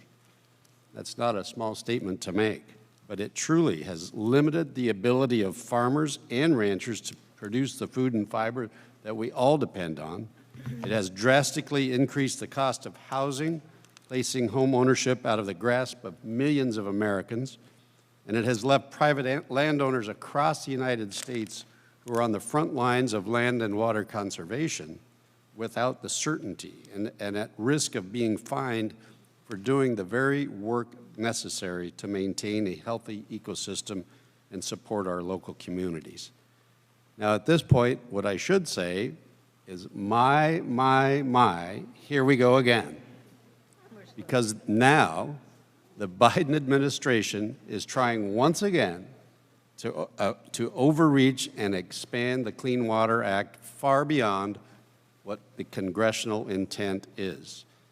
Moving forward with WOTUS prior to the Supreme Court decision only perpetuates what's already a confusing and unpredictable climate for our communities and our American businesses, which furthers our current inflationary nightmare that we're all experiencing and by raising prices for all Americans, not only at the pump, but at the kitchen table. This amendment, it's about good government. It's about stewardship of taxpayer dollars. It makes no sense to develop and adopt new rules when in just a very few short months they may become obsolete. So I would ask for a yay vote and yield back the balance of my time. Thank you, Madam Chair. I claim time in opposition to this amendment. I'd like to remind my colleagues that this amendment was offered yesterday at the Energy and Water Markup, and it was defeated, and I hope we can do the same today. My colleague's amendment is straightforward. It seeks to disrupt the EPA's current rulemaking to clarify waters of the U.S. within the hopes that the conservative Supreme Court will rule in a manner that protects polluters while subverting the Clean Water Act. This rulemaking process at EPA has been underway for almost a year, and the process has been transparent and collaborative. The EPA has received feedback on this rule from over 100,000 stakeholders and has conducted numerous roundtables collaborating with a diverse set of participants. We must allow the EPA to complete its work. Yesterday, my colleagues argued that any further work on this rule will be costly and a waste of money. This belief presupposes that the Supreme Court will rule in favor of SACIT. If so, this would underscore even further the need for the EPA and this administration to do more to protect our water. It is critical to ensure that our water remains clean and safe for all. I've also heard from the other side that our farmers have become the victims of regulatory whiplash. And I sympathize with this argument, but prohibiting the EPA from working on this rule will not stop the EPA or any other federal agency from changing its view when there is new science or even when there is a new party in power. In 1972, the Clean Water Act passed amid public furor over burning rivers and dying lakes. It was a clear indication that states had failed to ensure safe and clean water for its residents and that there was a need for federal regulation. In fact, it was imperative. I strongly oppose this amendment, and I urge my colleagues to vote no. Mr. Joyce. Thank you, Madam Chair. I support the gentleman's amendment to halt the administration's rulemaking efforts to redefine the waters of the United States until the Supreme Court rules on the SACIT versus EPA case. For far too long, industries, farmers, and small businesses have been in limbo dealing with the regulatory uncertainty of this rule. At a time when inflation is at an all-time high, why should we waste taxpayer resources to rewrite a rule that will only have to be rewritten in a few months? I urge adoption of this common sense amendment, and I yield back. Is there any member who wishes to be heard on this amendment? Mr. Simpson. Thank you, Madam Chairwoman. If anybody's wondering why this seems like deja vu, it is deja vu. It's the same amendment that we had yesterday. The reason we have two of them, one is because it's a rule implemented by two agencies. One is the Army Corps of Engineers, one's the EPA. So yesterday we did it on the energy and water bill. Today we did it, or Representative Newhouse is doing it on the interior bill for the EPA. I know when I went home last night and I laid down on my bed, I was thinking about how could anyone vote against that? And so I thought this would be the perfect opportunity to give my colleagues on the other side of the aisle the opportunity to reform their votes from the other day and reconsider what how they voted yesterday on this. I'm not trying to prejudge how the Supreme Court is going to rule in SACIT. I have no idea how they're going to rule. Why not wait till the ruling comes out so you can then decide what you want to do? The administration then can decide if they're going to write the rule, or maybe the Supreme Court's going to say, you guys were right. And all this that they've done so far has been a waste of time. So this is really, rewriting this rule right now is premature. It's bad government. Writing the rule right now presupposes that they're going to that the Supreme Court's going to rule against them. I mean, you know, all I'm saying is, and I think all that Congressman Newhouse is saying, let's wait till we hear the decision. It's going to be heard in October. End of this year, first of next year, sometime we'll have a decision. Then we can make a decision. But I hope you all, when you went to bed last night and thought about, geez, how could I have voted against that, have had a chance to reconsider. I yield back. Are there any other members wishing to be heard on the amendment? I would say to my dear friend from Idaho that if that's what you thought about, you need to get a life. You really do need to get a life. There's no further debate. The gentleman from Washington is recognized. Madam Chair, I would agree with you that, and I would second your idea, but I thought it was just be my more compelling arguments made today. Maybe it was your thinking about it overnight. But truly, in all seriousness, if we as representatives of the people want to be good stewards of taxpayer dollars, this is a good amendment. And it also helps provide the regulatory certainty to our nation's farmers, to our communities, landowners across the country, and to people that are aspiring to own their own home. It will help keep the cost and the price of home ownership within reach of more Americans. So I think it's a good governance issue that we can support here, and would encourage all my colleagues to try to sleep better tonight by voting yes. The question is on the amendment offered by the gentleman from Washington. All those in favor say aye. Aye. Those opposed, no. No. No. No. In the opinion of the chair, the noes have it, and the amendment is not adopted. Recorded vote is requested. All those who request, there we go. We've got all the hands up here now. A sufficient number in support, a recorded vote is ordered. The clerk will call the roll. Mr. Adderholt. Mr. Aguilar. Mr. Aguilar votes no. Mr. Amadei. Yes. Mr. Amadei votes aye. Mr. Bishop. No. Mr. Bishop votes no. Mrs. Bustos. Mrs. Bustos votes no. Mr. Calvert. Mr. Calvert votes aye. Mr. Carter. Mr. Cartwright. Mr. Cartwright votes no. Mr. Case. Mr. Case votes no. Ms. Clark. Ms. Clark votes no. Mr. Klein. Mr. Klein votes aye. Mr. Cole. Aye. Mr. Cole votes aye. Mr. Christ. No. Mr. Christ votes no. Mr. Cuellar. Mr. Cuellar votes aye. Ms. DeLauro. No. Ms. DeLauro votes no. Mr. Diaz-Balart. Mr. Diaz-Balart votes aye. Mr. Espaillat. Mr. Espaillat votes no. Mr. Fleischman. Aye. Mr. Fleischman votes aye. Ms. Frankel. Ms. Frankel. Ms. Frankel votes no. Mr. Garcia. Mr. Garcia votes aye. Mr. Gonzalez. Mr. Gonzalez votes aye. Ms. Granger. Ms. Granger votes aye. Mr. Harder. No. Mr. Harder votes no. Dr. Harris. Dr. Harris votes aye. Ms. Herrera-Butler. Ms. Herrera-Butler votes aye. Mrs. Hinson. Mrs. Hinson votes aye. Mr. Joyce. Mr. Joyce votes aye. Ms. Capter. Ms. Capter votes no. Mr. Kilmer. Mr. Kilmer votes no. Mrs. Kirkpatrick. No. Mrs. Kirkpatrick votes no. Mrs. Lawrence. Fortenberry got No. off. Right? Mrs. Lawrence Oh, votes hang no. on, I Ms. got Lee one of, here. Ms. Lee of California votes no. Mrs. Lee of Nevada. Mrs. Lee of Nevada votes no. Ms. Letlow. Ms. Letlow votes aye. Ms. McCullum. McCollum votes no. Ms. McCullum votes no. Ms. Meng. No. Ms. Meng votes no. Mr. Molinar. Mr. Molinar votes aye. Mr. Newhouse. Mr. Newhouse votes aye. Mr. Palazzo. Ms. Pingree. No. Ms. Pingree votes no. Mr. Pocan. Mr. Pocan votes no. Mr. Quigley. No. Mr. Quigley votes no. Mr. Reschenthaler.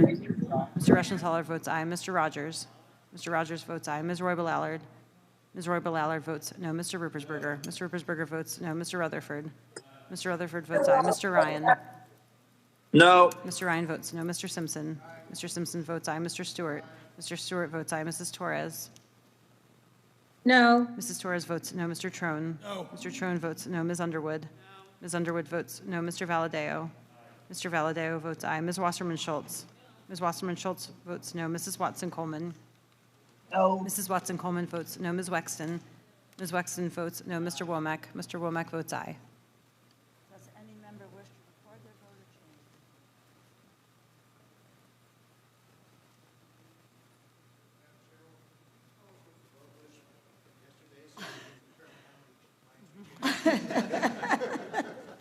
I don't want to say that the definition of insanity is with the same outcome. And the clerk will tally.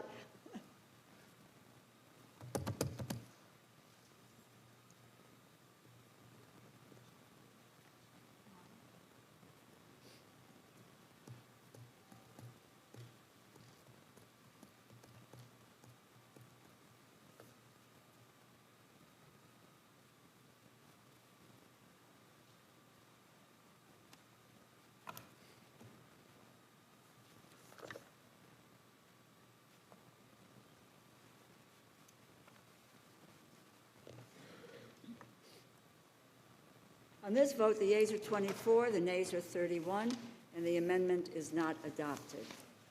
Are there further amendments? Mr. Stewart, Utah is recognized.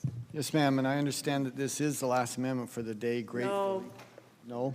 No, the gentleman is wrong. There's your amendment, and there's one more amendment. now. Okay, I stand corrected, although my logic will still stand that I will try to be brief. Thank you. This is a very simple amendment, as most of us say as we begin our explanation, and this is bipartisan, as many of us say. Again, this amendment simply increases funding for the Mineral Resources Program at USGS. USGS is mandated to map land where critical minerals and metal commodities can be expected to be found. This falls in line with my previous amendments about we should allow for mining here in the U.S. We can't mine if we don't know where those minerals are. Again, the Mineral Resource Program is designed to locate and to identify those critical minerals, and their funding has been cut.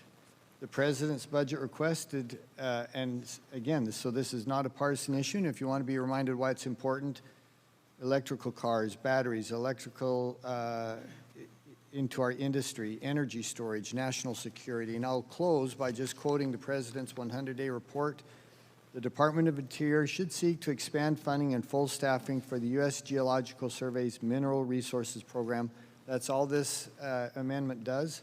And again, it's critical to our future and our national security. And with that, I yield back. Ms. Pengri? Thank you, Madam Chair. I'm claiming time in opposition to this amendment. I think we have all discussed the importance of critical minerals and that we generally agree that everyone appreciates the importance of these critical minerals, which is why the Infrastructure Investment and Jobs Act provides $64 million per year over the next 5 years for a total of $320 million for Earth MRI to identify those areas with potential critical mineral resources.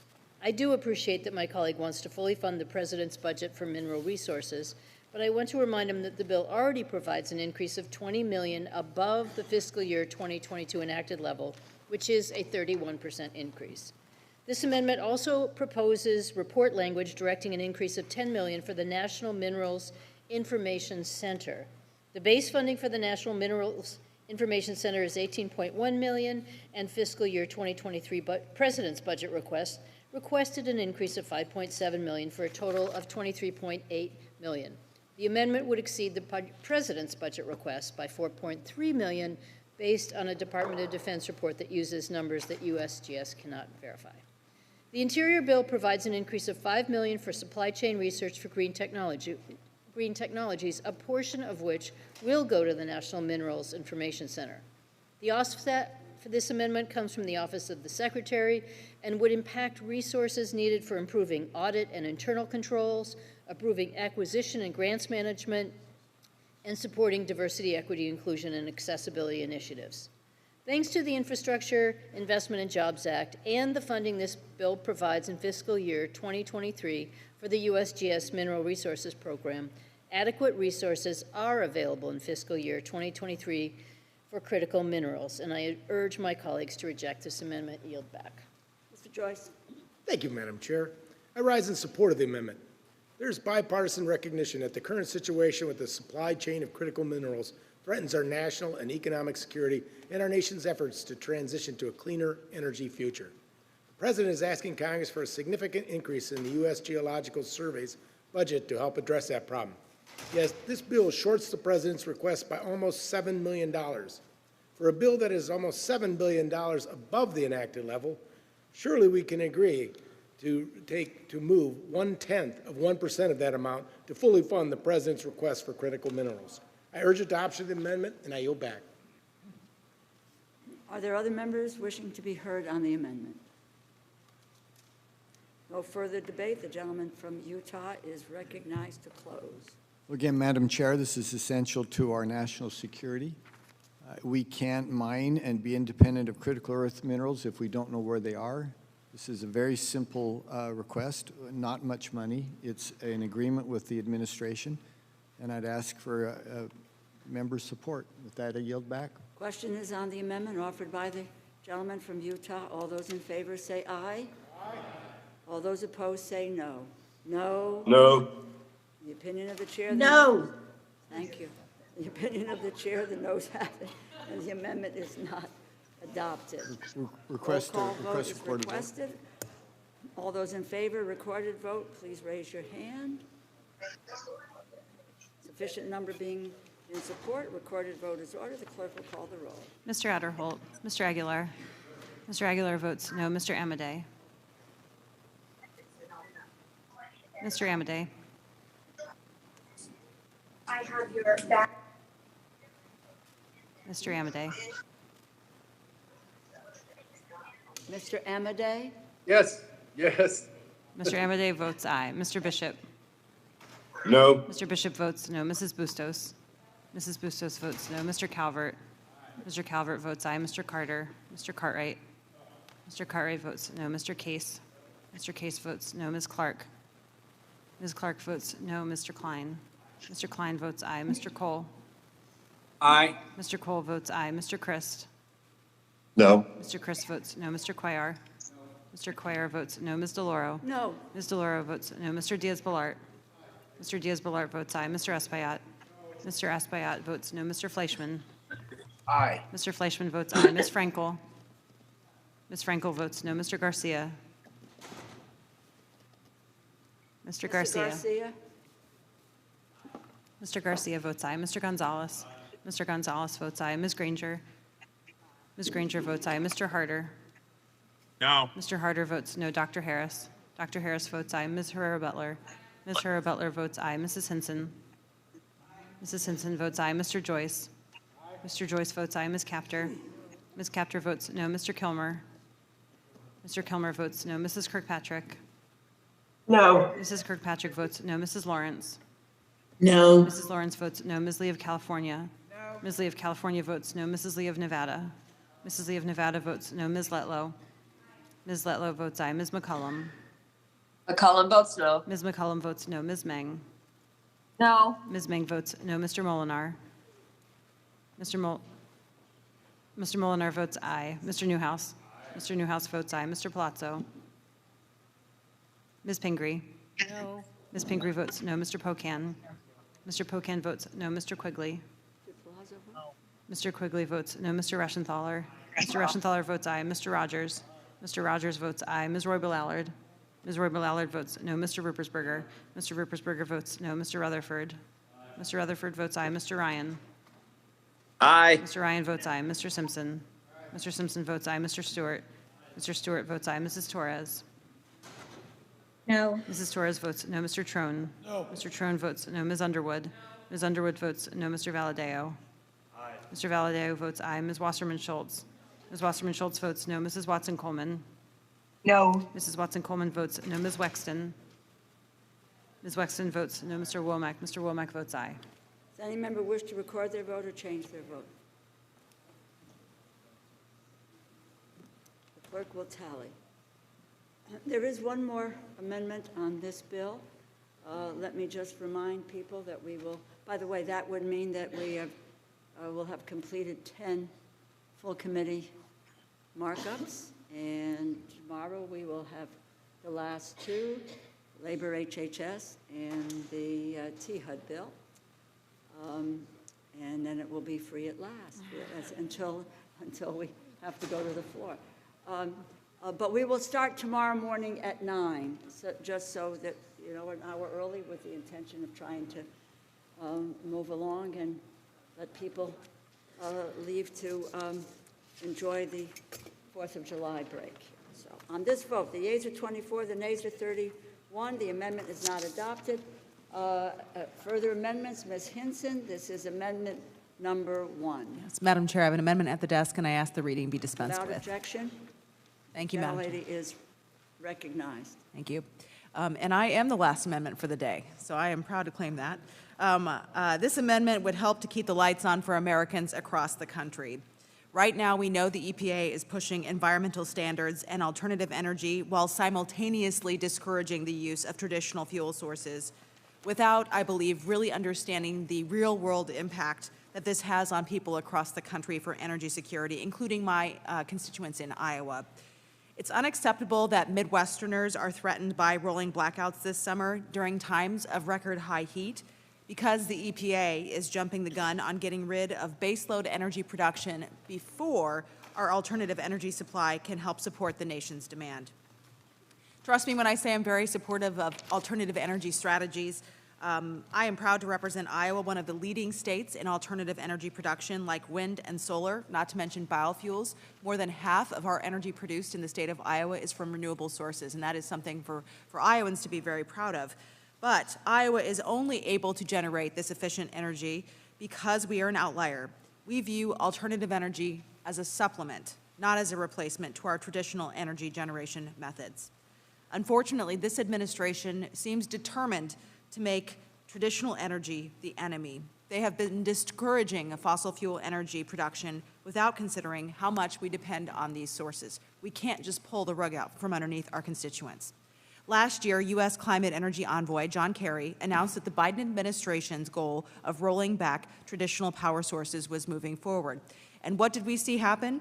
Power plants closed, energy production and capacity dropped, and the Midwestern grid is in dire straits. The Midwest saw an unprecedented number of closures, leaving the regional electric grid strained. I've heard from countless constituents that they are receiving warnings from their utility providers that when the temperatures get too hot this summer, they can expect major blackouts. This will threaten public safety. So my amendment will simply ensure that the EPA is actually taking into consideration our energy supply needs and preventing power outages. It is important for every single one of our constituents. We need the assurance that the EPA understands the impact that its policies will have.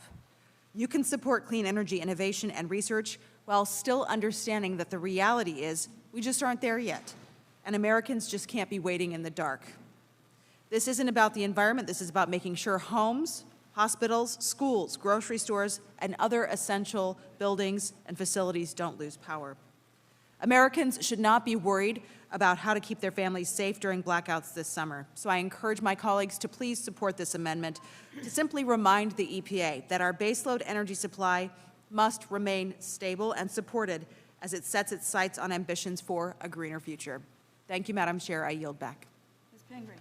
Thanks, Madam Chair. I claim time in opposition to this amendment.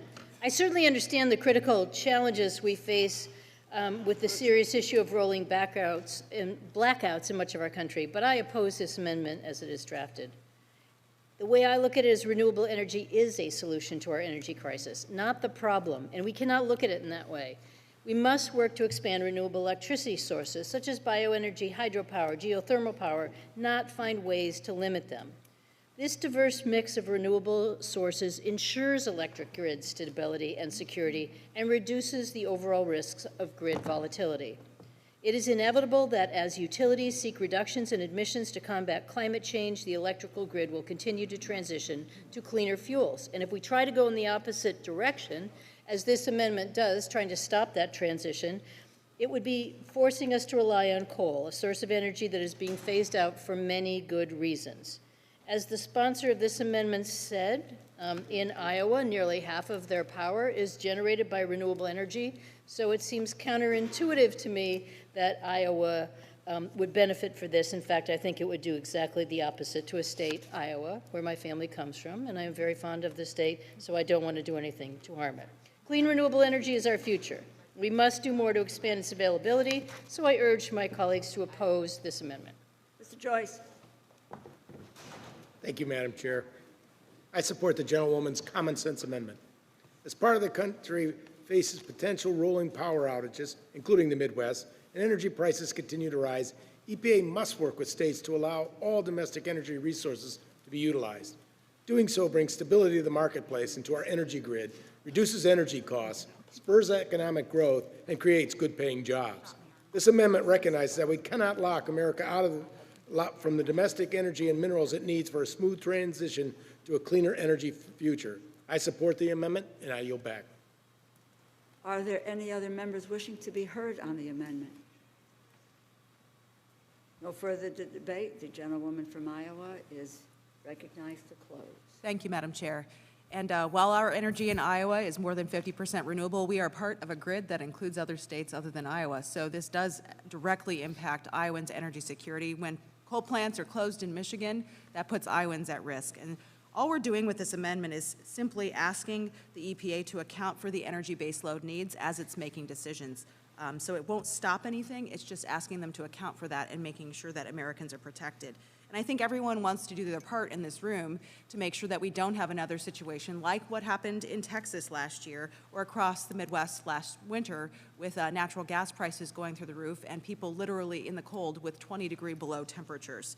So it is our duty to keep our constituents safe, and that's what this amendment aims to do. The EPA must be mindful of the repercussions of focusing only on alternative energy while deterring baseload energy production.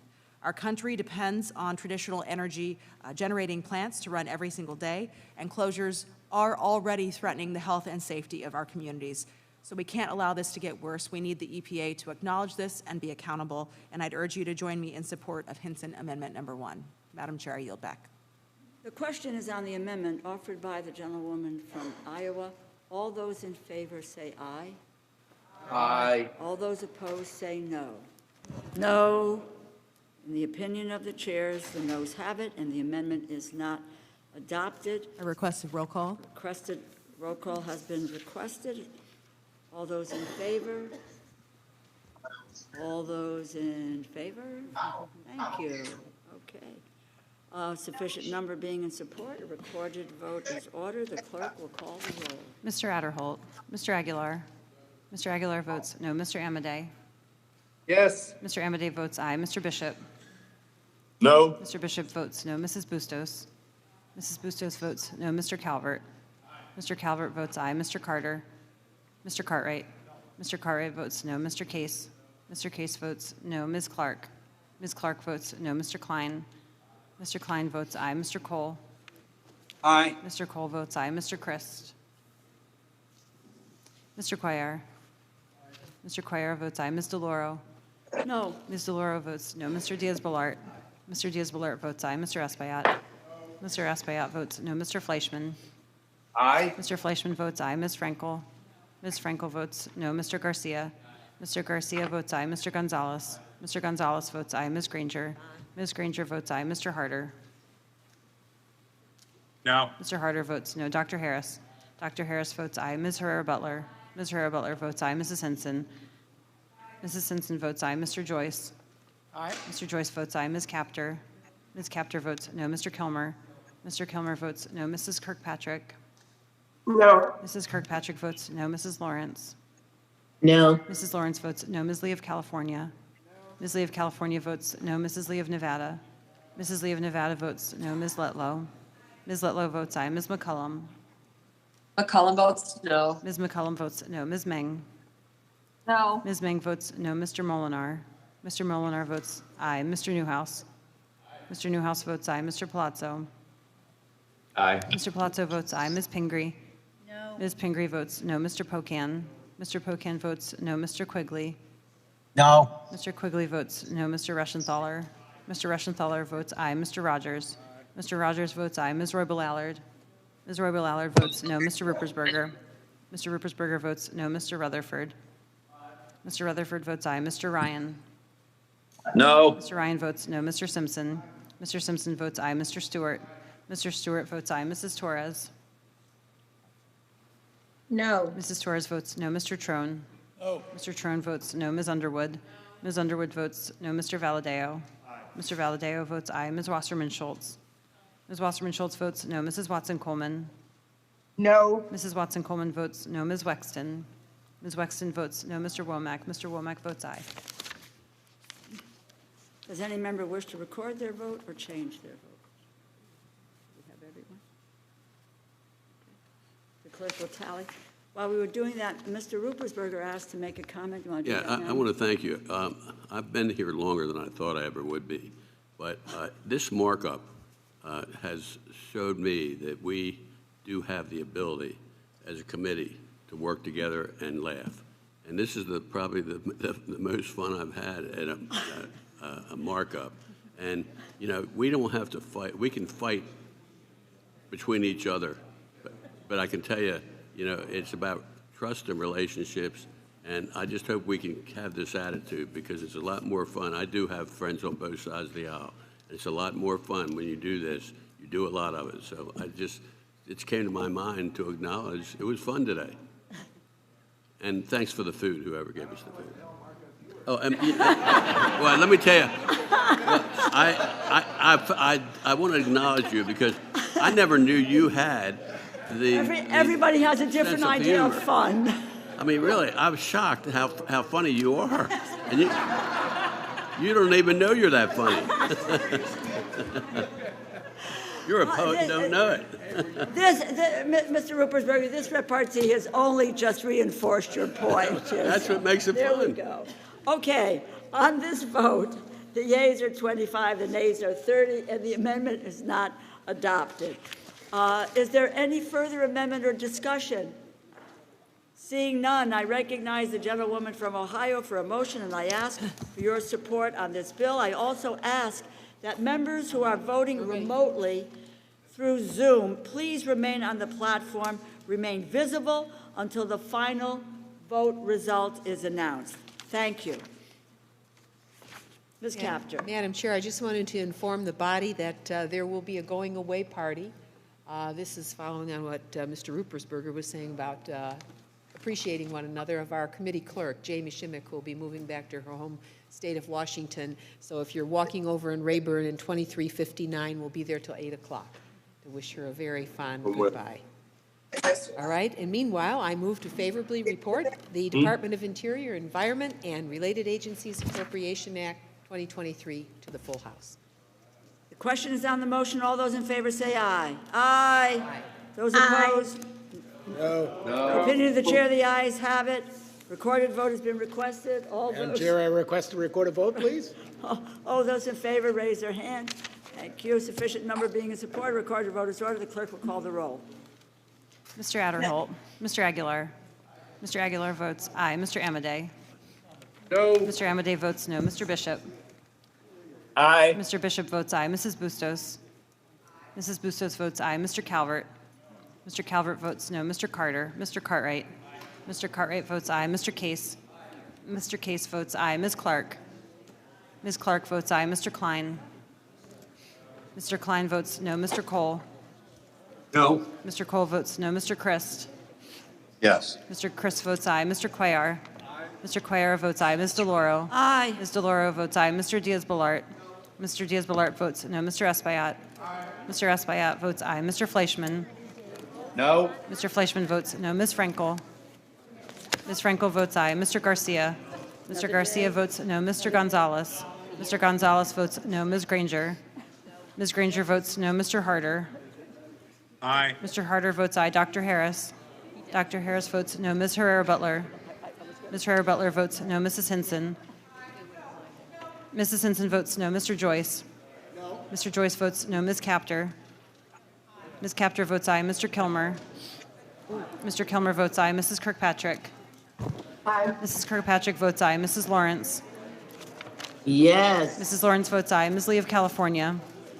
Ms. Lee of California votes aye. Mrs. Lee of Nevada. Mrs. Lee of Nevada votes aye. Ms. Letlow.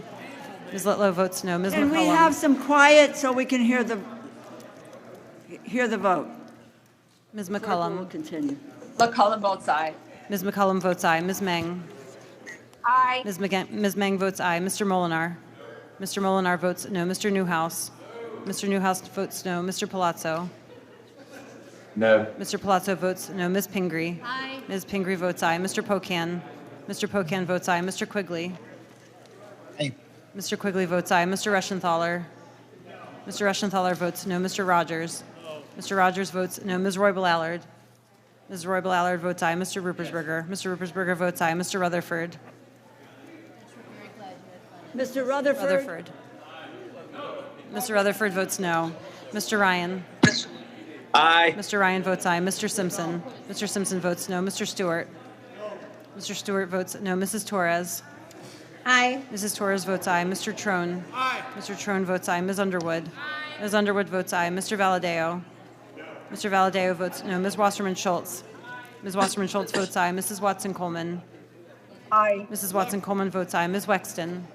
Ms. Wexton votes aye. Mr. Womack? Mr. Womack votes no.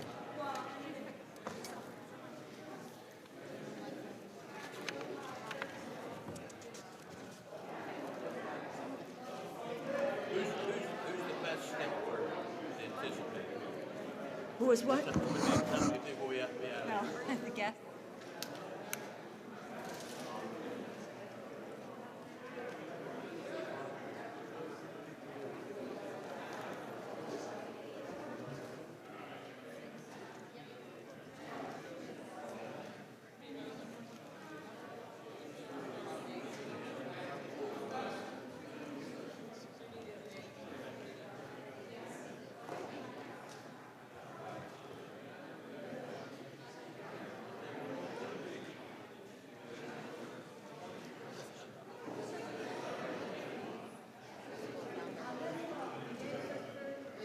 The nays are 24, and the bill is agreed to. Madam I Chair? ask unanimous consent that staff be permitted to make technical and conforming changes to the bill and report just approved. Seeing no objection, so ordered. Mr. Joyce. Madam Chair, I ask for 3 days for the minority to file views. Without objection, the committee stands adjourned. Thank you all. Thank you.